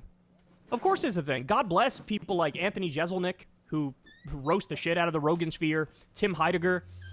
Heidecker? I think that's how to pronounce it. That guy, too. Like, it's so funny, too, that this guy, he is the roast master. And apparently he can dish it and shit on everybody. But God forbid people point out something true about the Rogan Sphere of comedians. It's, oh, bro, you guys are being so unfair, bro. Oh, my God, my feelings. Don't care about your feelings. Not in the slightest. Being a Trumper isn't, what you're calling a Trumper isn't that crazy. I mean, he did win the popular vote. That doesn't mean it's not crazy. That does not. Those two things are not. Yeah. Okay. All right, so for those of you who don't know by now, Tony Hinchcliffe just appeared on the latest episode of Bill Maher's podcast, Club Random. And right away, you could tell Tony came in with only one goal, to impress Bill Maher. But the interview quickly went off the rails as Bill Maher realized that Tony's a hardcore Trump supporter. You should tell me. I'm very curious. Your reputation now is as a right winger because you did the Trump rally and told the Puerto Rico joke, which is a great joke. When I got there, I go, when am I going up in this thing? And they go, you're up first. Can you imagine? Oh, you opened. You opened for the Trump rally. I went up after the goddamn national anthem. But did you do it because you're a supporter of Trump or just because it's an opportunity and a paycheck? Was it a paycheck? No, it wasn't a paycheck. I did it literally to hopefully, get some, hopefully, if only 10,000, not to mention 100,000, maybe 200 if we're lucky, actual people to vote for him. Yeah. Oh, so you did want people to vote for Trump? Yes, without a doubt. Okay. I think he gets a weird rap in this world, man. And, We're going to have to break off on that point. My thing, I talk to everybody. Yeah. And it's okay that we disagree on that. I just didn't really know until this moment I thought maybe you just were. I got a soundbite idea. So I can't stand this fucking podcast. Bill Maher still has the mindset of like a college frat boy. It's like, don't mind me, bro. I'm just going to smoke some weed over here. But it's whatever. Yeah, I smoke weed. No big deal, bro. Huh. See, I'm just mixing my drink. It's whatevs. I'm just being a dude doing dude things, bro. I didn't know they were letting pigs in. You're a dictator. Old Sage, what a loser. What a loser she was. Somebody needs to tell her that her pussy stinks. When you walked in, I could practically smell your vagina. God fucking damn it. Amazing. What do you think? Should I grab it, or is it too much? Which part? Oh, just the somebody needs to tell her that her pussy stinks. Oh, for sure. 100%. Bro, mixing my drink. I drink alcohol. Did I mention I have sex too, bro? I like sex. I'm never getting married. Being married is whack. Like, it's just, he oozes weird insecurities. I just didn't really know until this moment I thought maybe you just were doing it for a gig and because you believe in free speech, but you're not really a Trumper. But, So Bill Maher is trying to give him an out to, like, be a character that he would find more sympathetic, right? Like, Bill Maher looks at a guy who voted for Trump and doesn't really follow politics closely, but feels like the left is too censorious, and I think Trump supports free speech. I guess I support him tepidly, even though I don't agree with a lot of what he says. Bill Maher is okay with somebody like that.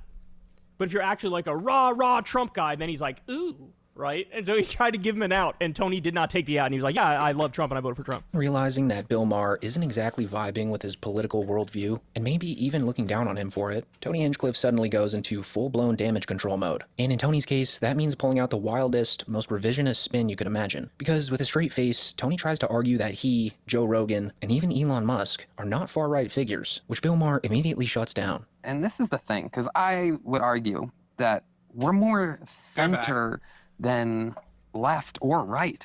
Out to, like, be a character that he would find more sympathetic. With right? Elon.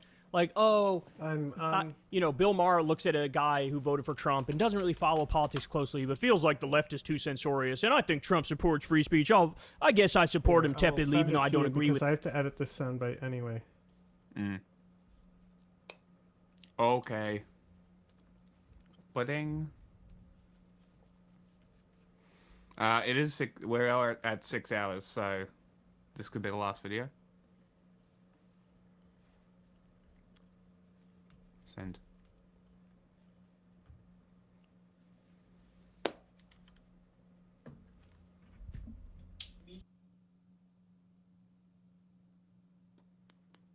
Where video?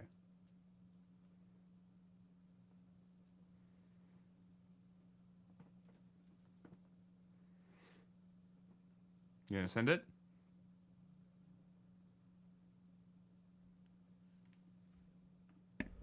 I copy pasted it and then Dever hit send. Amazing.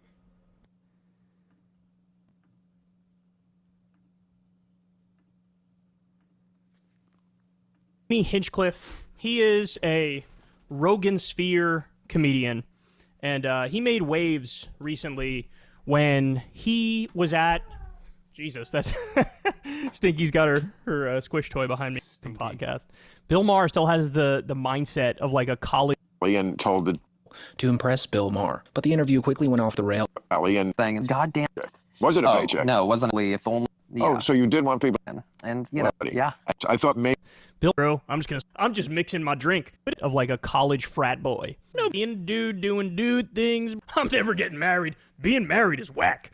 Like, it's just, he oozes weird insecurities. I just didn't really have sex too, bro. I like sex. I'm out to like be a character that he would find more sympathetic. Oh, I guess I support him tepidly, even though Tony did not take the ad, and he was like, yeah, I love Trump and I voted for Trump. Realizing that Bill Maher isn't exactly vibing with his political worldview, and maybe even looking down on him for it, Tony Hinchcliffe suddenly goes into full-blown damage control mode. And in Tony's case, that means pulling out the wildest, most revisionist spin you could imagine. Because with a straight face, Tony tries to argue that he, Joe Rogan...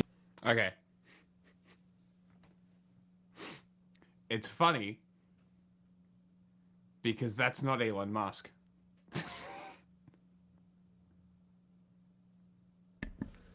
I noticed. And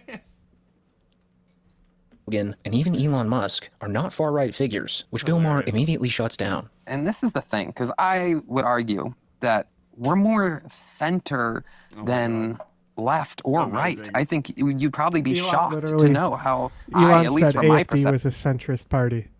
Yeah, well, Elon's fucking stupid. They're literally saying that we're not Nazis, we're fascist, we're the center. Yeah. Even though Nazis were the center. Centrist we are. I've been watching you for... But let's not talk about that. We need to stop. There is no fucking... I know. Just using the political compass. For my whole life, by the way. My mom always made sure we had HBO, even though I was raised poor. So I kind of get you, and it's crazy that I'm considered a right-winger. I can't with these fucking people, bro. This is such hack shit. You literally opened a Trump rally and just said you wish you got like up to 200,000 people to vote for him because of what you said at the rally. 200. On what earth can you do that and then turn around? Hey, check me, bro, I'm like a centrist. I'm not even right-wing, bro. He even mentioned Joe Rogan and Elon Musk. Elon Musk is literally illegally hacking into the Treasury, stealing everybody's data, and cutting all of the government agencies that regulate him and his businesses. He's taken $38 billion from the government. He cut pediatric cancer research and Meals on Wheels. He cut the anti-scam police, the CFPB. What, like, not only is he right-wing, he's like the most committed, crusading right-winger who's trying to destroy the regulatory state and the administrative state and every government agency that does anything good, like the Department of Education. Get rid of it. Illegally. Destroy it. Unconstitutionally. We're not right-wing. We're just, the world's richest man, robber baron, billionaire, criminal, who's illegally destroying government agencies, slashing them on a whim. Loaf. He's not right-wing, bro. If that's not right-wing doesn't exist. Joe Rogan endorsed Donald Trump, gave him a hot stone massage on air. Still trying to climb Of course you're right-wing. I can't, man. All right, I need to get this concept through to people. There is your nominal politics, so what you say your politics are, that's one thing. Then there's what I call your effective politics, which is how it manifests in the world. You could go out there and call yourself a centrist. Shit, you can call yourself a left-winger, an anarchist, a communist, whatever the fuck you want, socialist. You can say whatever you want. But at the end of the day, you do nothing but spew right-wing bullshit and get people to vote right-wing. You're a right-winger. Your effective politics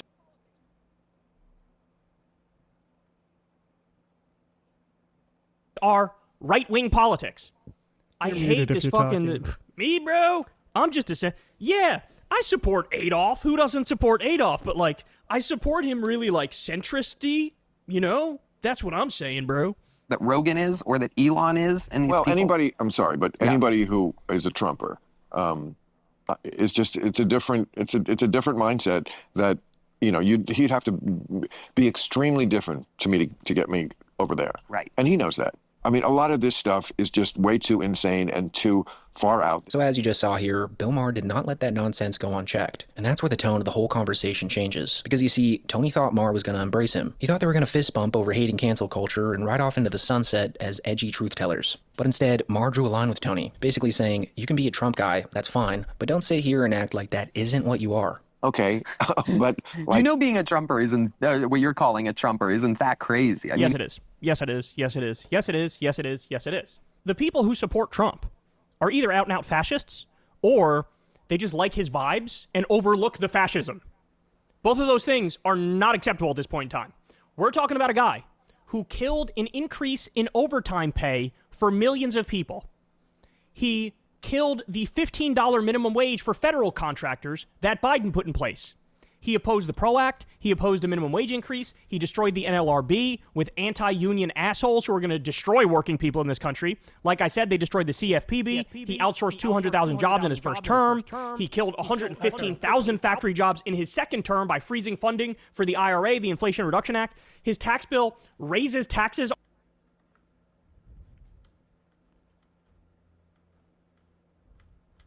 See, that's what happens. I was trying to listen through the speakers, but it wasn't working. Somebody needs to tell her that her pussy stinks. That's a good one. Look at this. Look at him.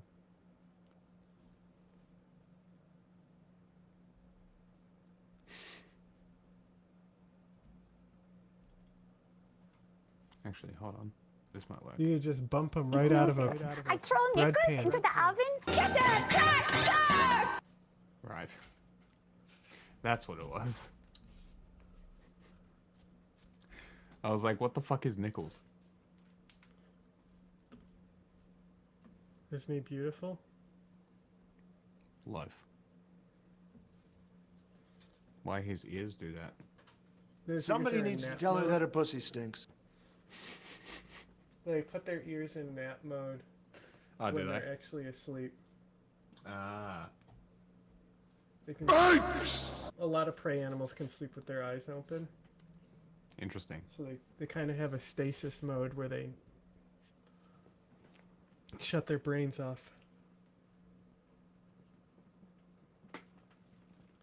Very interesting.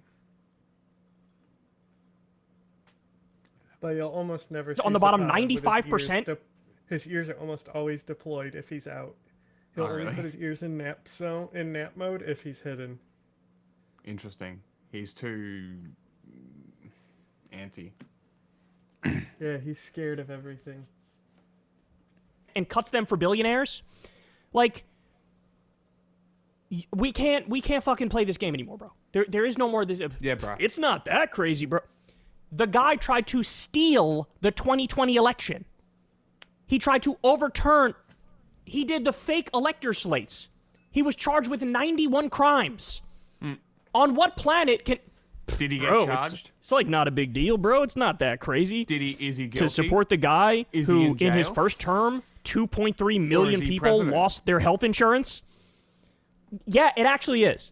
It actually is a really fucking big deal. It's a huge deal. And now we're at the point, Cry everything is about so clear, and every decision he's Actually- made in his second term is so bad that, yes, there's no more room for the, bro, I supported him and I voted for him, but I'm not like that, bro. No, yes, like that. 100% like that. I kind of Because all agree these with him. people, too, like, what? Nothing was a red line for you. Even, like, 2 days before his inauguration, when he launched a scam crypto coin on his own supporters, that wasn't a red line for you? It wasn't a red line for you when he talked about we're going to steal Greenland, we're going to steal Panama, we're going to go to war with Iran, we're going to bomb the drug cartels in Mexico, regardless if the Mexican government agrees to it or not? None of these things, nothing was a red line. Nothing. How about rounding up innocent people, 90% of them innocent, sending them to a slave labor gulag in El Salvador without even a fucking hearing? That's not... If none of those things are a red Habeas line for you, corpus is for then you're just a citizens. fascist. I don't know what to tell you. And you can't do this shit like, yeah, I'm a fascist, but like centrist-like. I'm a centrist-y fascist. Like, fuck you. Fuck you. He did win the popular vote. That doesn't mean it's not crazy. That does not. Those two things are not. Yeah. Okay. Right. That's fine. Look, you've been talking to me for what, an hour and a half? Yeah. Do I seem like a guy who hates you because you voted? No, and I'm the same and way. I never will That's be. why I think Exactly. you're, I believe am. it or not, Whatever a you're going to say, centrist. I am. I think you're... Oh, I am. Yeah. I am. I'm and I center think left. I am too, believe it or not. I am. Well, I am. Oh my God. This is what podcasts have become, y'all. The podcast era cannot die fast enough. Center left.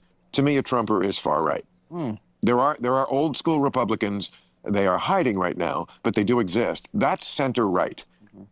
Trump is different. And this is where it gets kind of sad, because you can actually see Tony start to squirm, because he realized that Mar's not buying it, and now he's desperate to claw his way back into the man's approval. So Tony doubles down, saying again that he, Rogan, Elon, and Trump are all centrists, as if repeating it enough times will make it true. But Mar, again, is not biting. And since I moved to Texas... Oh, because you're not in L.A., but, exactly. but you're in L.A. sometimes.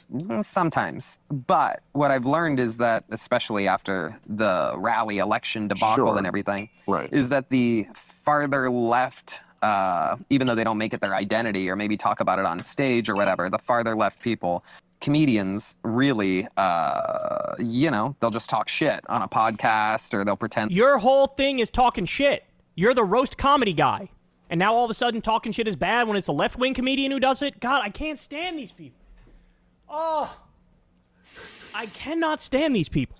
Jesus Christ. No self-awareness. Zero self-awareness. Like, you know, me and Rogan and everybody in Austin's a bunch of Nazis and all. You just have to... Well, Rogan was out there defending Elon Musk's multiple Zig Heils and saying, bro, he's just like autistic, bro. Don't be ableist by saying he did Nazi salutes. And by the way, those Nazi salutes, they didn't just come out of fucking nowhere.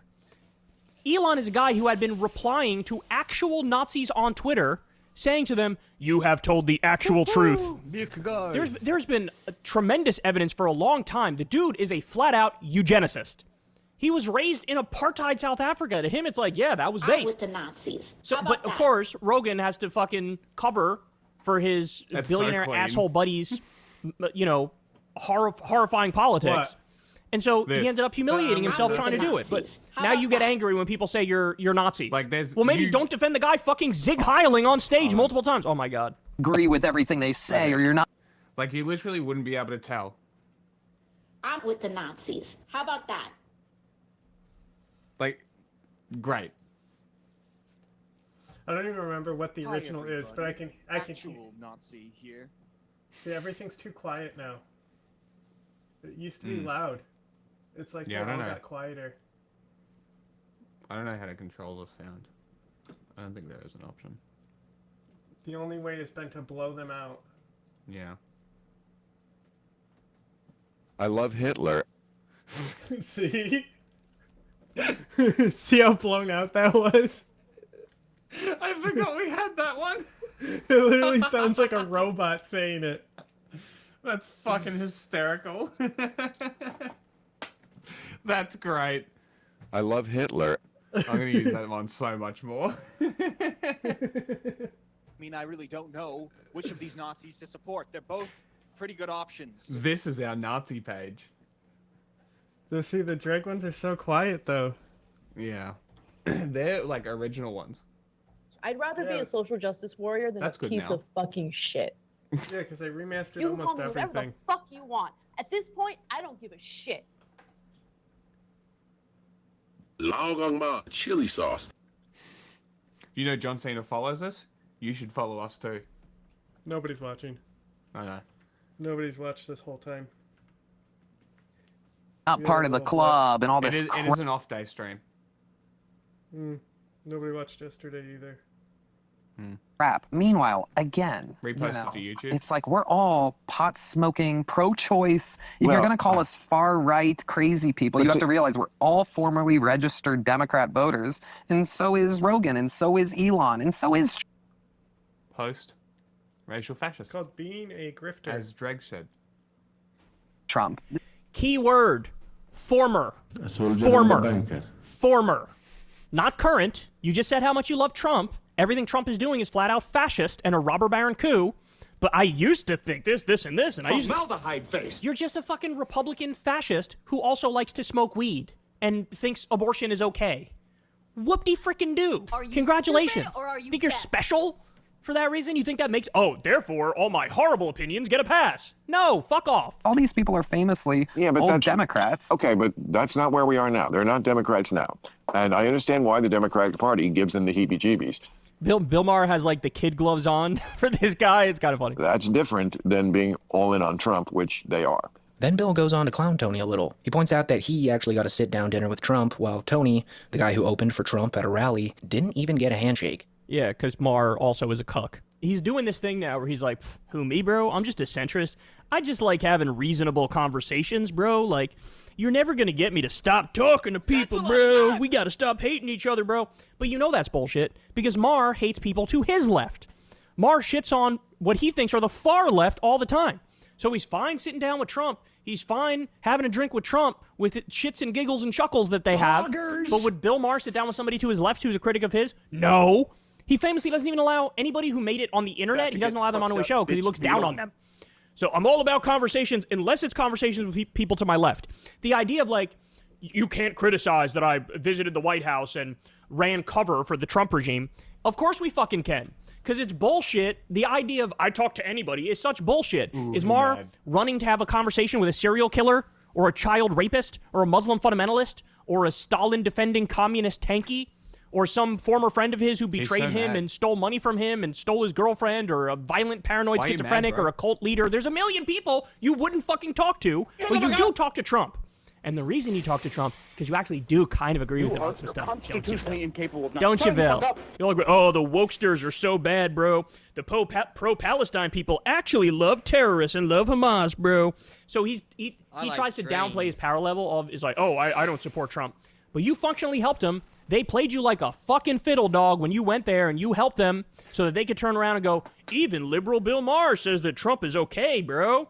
So this is a little bit ridiculous on Maher's end, too, because he's trying to, oh, how could you support Trump? You just helped the motherfucker, even though you're too stupid and narcissistic to realize it. When I was going in to do that rally, the goal, it wasn't just to swing a few, 1,000 votes, hopefully, of whoever listens to my podcast or whoever liked my silly performance on the Tom Brady roast or whatever. It was also to fucking have the president go, that was cool. Thanks, man. That's awesome. I liked your set. You got the crowd going. This guy's got to have daddy issues. He's got to have daddy issues. I just wanted approval from Trump to say.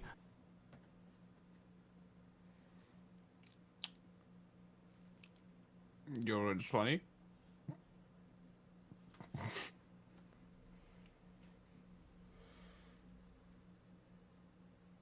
He literally does. He fucking nailed it.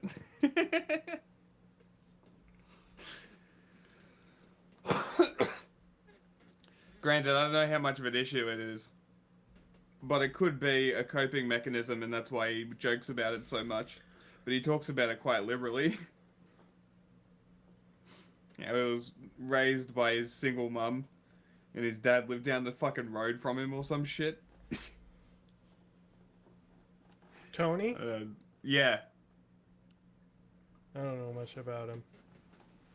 No, I'm telling you. Like, this is what he's said on podcasts and shit. Is like, he was one of a few kids, and his dad was never around, if I recall correctly. But he, like, when he was a kid, he saw his car, and then saw the car parked, like, a couple streets over. And it was, like, some mob guy in Ohio or something. I don't know. That's what he says. So, he could be right, or that could just be a story, and it's complete horseshit.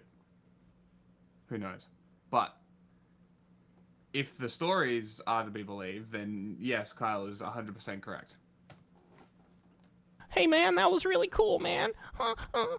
Which, by the way, I did. Of course, that room isn't mic'd for the comedy show. No, he didn't. I didn't get to talk to him that day. Tony, you must feel so bad about that. You go and you're for him and you're working for him and you like him and me, nothing but vitriol for 10 years, and I get the invite. Isn't it wild? I mean, that one must have hit Tony right in the core. Ooh, yeah, that's rough. Trump actually totally disavowed him. You remember? Trump was being interviewed. He's like, they got this comedian saying bad things about Puerto Rico. I don't know him, never heard of him, don't want to hear from him, don't want to meet him. Oh, man. Tony probably thought that Trump rally was his moment. Like he was going to roast the libs, kill with the crowd, and be welcomed into Mar-a-Lago with... And by the way, even the Trump crowd was like, ooh, at a bunch of points. He tried to cope over that bit. It is a political rally, not a comedy show. The crowd is fascist. They want fascism, not jokes. You could maybe prep it to be receptive to jokes. Maybe after Trump, be like, hey, and here's my friend the comedian. Here's to play you all off. And half the people leave, but some people stay, right? That would be a better way to put it. But they opened a political rally with comedy. Bad choice. Yeah, actually, they were laughing. It just wasn't... The room wasn't mic'd to hear the politics laughter isn't funny. and stuff, bro. No. Everyone knows that. No, but you can, in comedy, use politics. Like, it's very stupid, but makes sense how it works. Like, people's lives are literally impacted by this shit. There's nothing funny about it. It's funny when shit happens and you can laugh about it later. Sure. Like 9/11. But, you know, upcoming election, this guy, first 100 days, has essentially crippled all support systems in the United States and empowered all the richest people to rape the country of its resources. Very cool. Maybe this is what they were warning about. Just a thought. Please, we heard like groans at times. In arms, but according to Marr, Trump didn't even notice him. And to my delight, the awkwardness doesn't stop there. Later in the conversation, Marr casually asks Tony if he watched his latest comedy special, and Tony straight up says no. But man, it was a game changer for me. The comedy specials absolutely 100% contributed. My last one was the best. Have you seen my last one? No. Oh, I'm not going to watch yours till you watch. These guys are all so washed. Okay, deal. Then Tony immediately tries to recover by saying that Marr's been his hero since he was a kid, and that he learned his politics from him. I'm pretty sure Tony Hinchcliffe only has one special. Let me look that up. Yeah, and it was so bad that it was basically you can only buy it directly from him. Yes. It's been buried. Mm-hmm.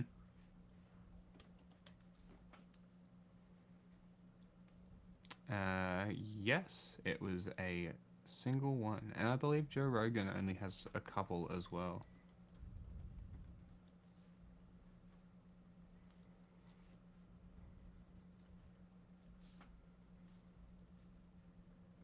Stand-up specials. Because he doesn't tour. The last one essentially is going to kill his career. One,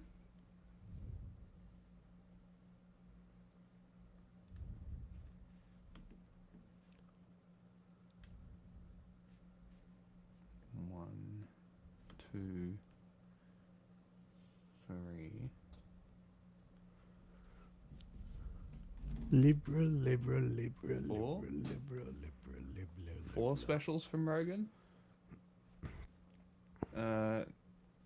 Which that's not awful, but it's still like not a lot of specials. Like most people put out a special a year. Who's a big comedian? Just give me a name. Like around today ish.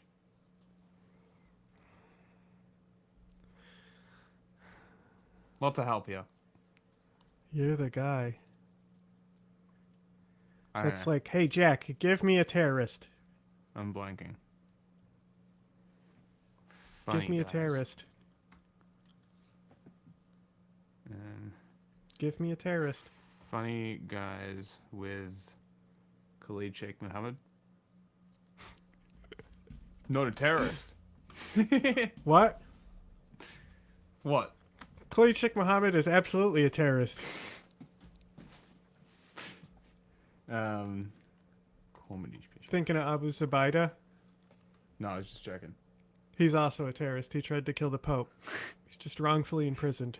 That's the difference.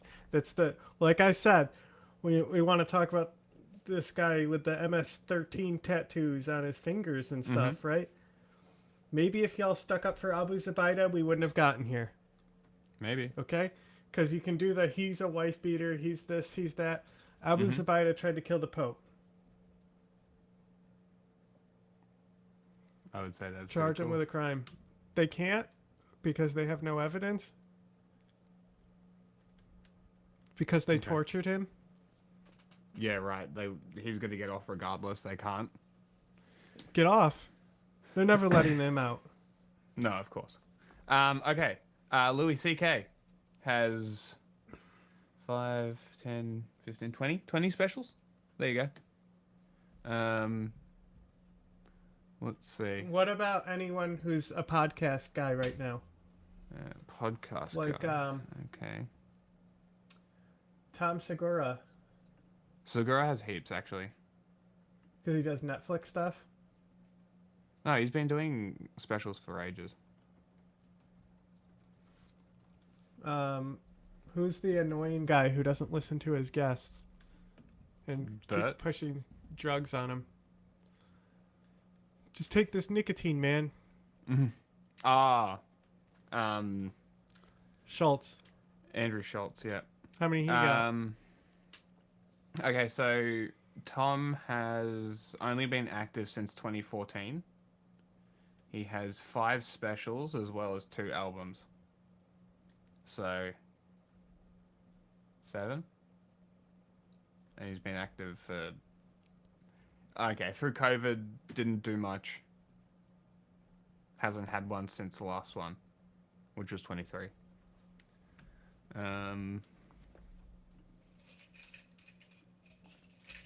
Andrew Schultz.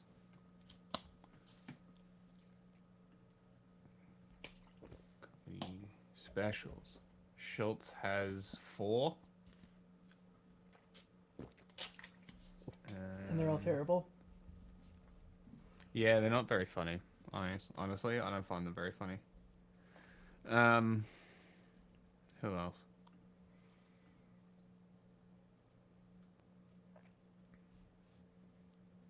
Just give me all these fucking Australian comedians that you guys wouldn't know.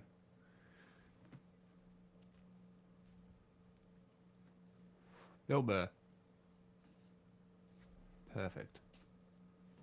Bill Burr. Comedy specials. Because this will be actually pretty interesting because he's also one of the podcast dudes. Bill Burr's a titan, though. Okay, comedy albums and specials. Like, Bill Burr was behind Louis C.K. before Louis C.K. masturbated. Really? I think so. I didn't know that. I think Louis C.K. was one of the top guys. Okay. Bill Burr has 14. He's been active for 20 years. It's not bad. So, I mean, it seems about average to have, like, most of the podcast guys would have less. Who else is another one of these podcast bros? Here's a video called Protestants When They Enter a Roman Catholic Church.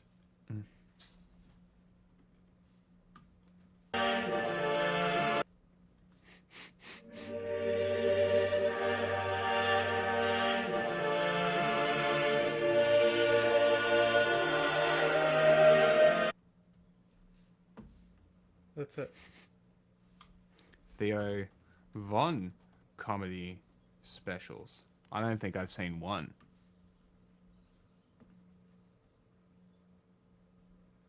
Comedy specials. I think 3. Interesting. Theo Von's like more of an interviewer type of guy, you know? He's a good, like, making jokes that go over their heads. Yes.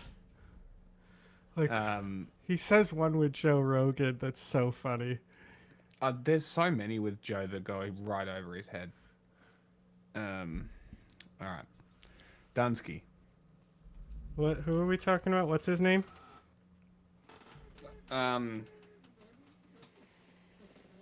Theo Von. Theo.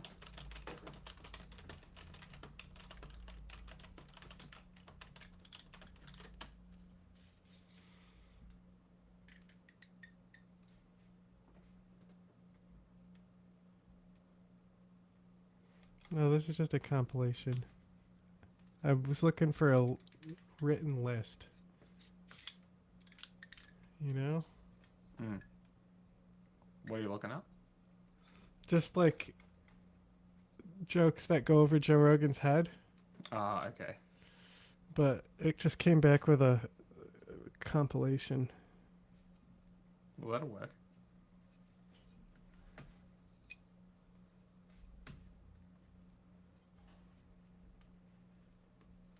The world spoke. Did you see the map of the actual country?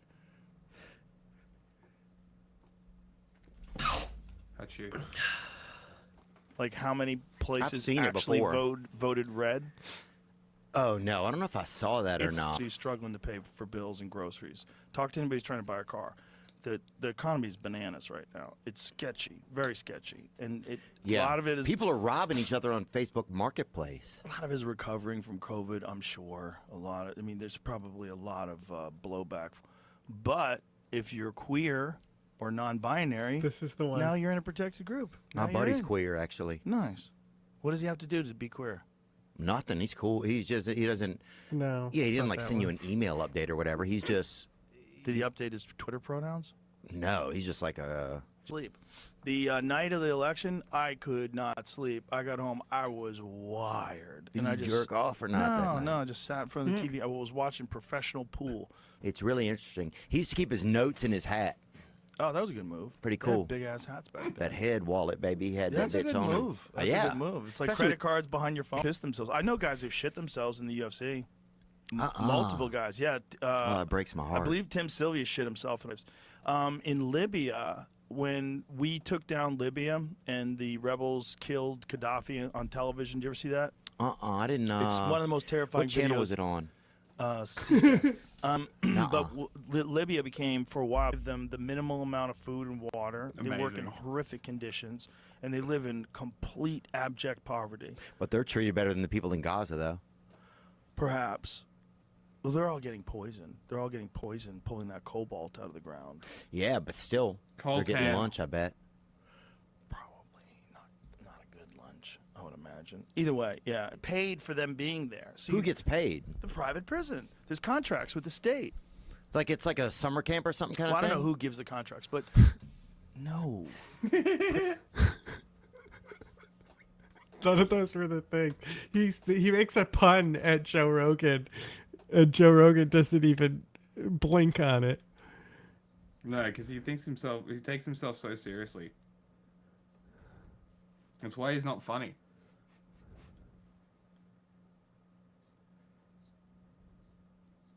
You know, if you take yourself too seriously, you become not funny.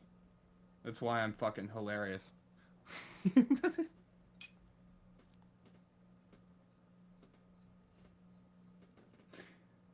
See what I did there?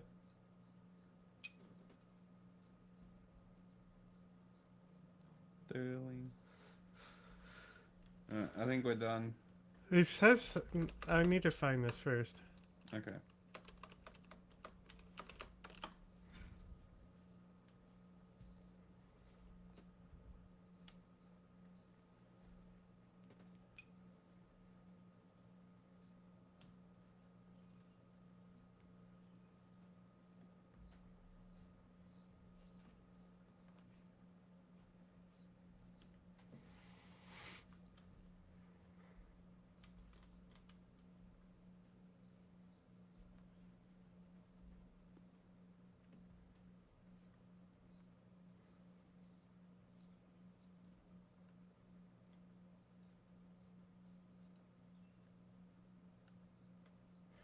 Mm-hmm.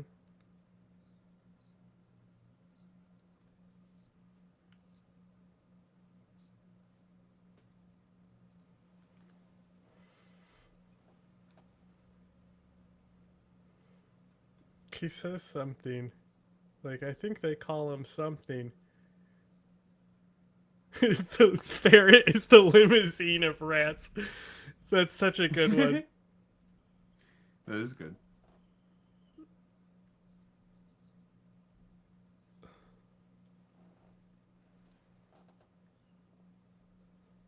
Alphabet deniers.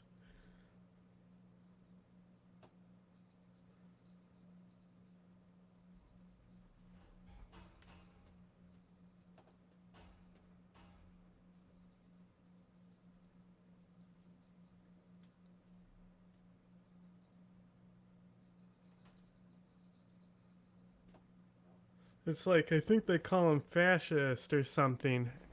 And Joe Rogan's like,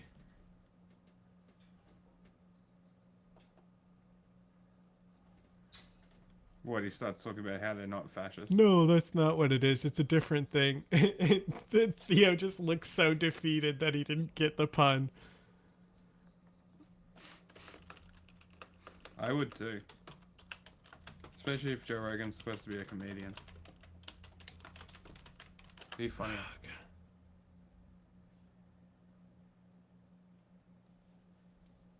I think I was doing better with my original search.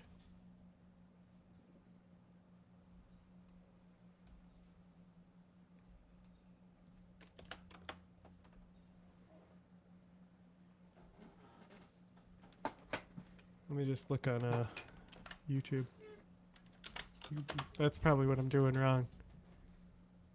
Yeah, use the actual search engine. Instead of Google. Yeah. Through into your fucking head and a bunch of wires in there that lets you download information quicker. You're going to be able to talk with no words. That's his exact words to me. Probably use your phone on a plane, I bet. Oh, yeah. Well, I think you can now.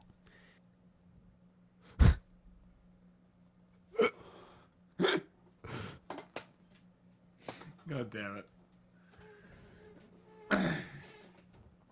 Because he says it so confidently. It's great. It's some of my favorite. I reckon his podcast is one of the better ones.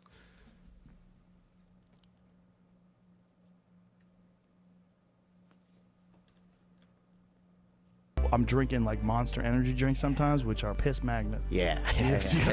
They're delicious, but they make you want to pee. Make you want to beat your wife, too, dude. I've seen a lot of dudes drinking Monster that you know they're going home to punch. I don't know if the Monster is the cause of it. I think there's probably other factors. Well, I'll say this. It's the beverage of choice of some of those gentlemen. I'll say that. I'm drinking like Monster. I know he doesn't laugh because it goes over his head. And then he laughs at fake shit. Do you want to wear headphones or no? Oh, yeah. You want to put them on? I didn't see you had yours on. I feel like I'm alone here. It's like when you put a condom on and then the other person's just still looking at their phone. You're like, oh, this is weird. And the person, I mean, is a woman, too. Do you want to wear headphones or no? Oh, yeah. You want to put them on?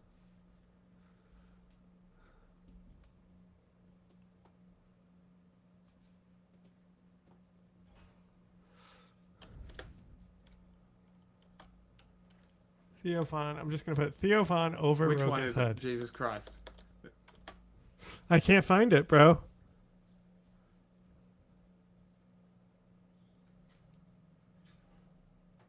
It's all just Joe Rogan laughing at Theophan. That's not what I want. I want him specifically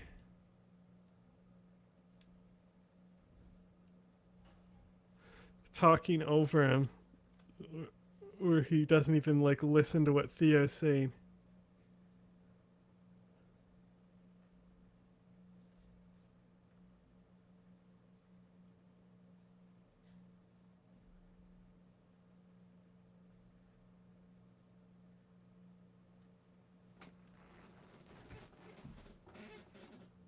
Man, I know when we turn it off, I'll find it right away. Yeah, probably. When are you pulling the plug? Whenever. Nobody watching anyway. Alright. I'll end the stream then. Goodbye, if somebody's there. I bid you good day, sir. I bid you good day. Thank you, Syria. Tune in on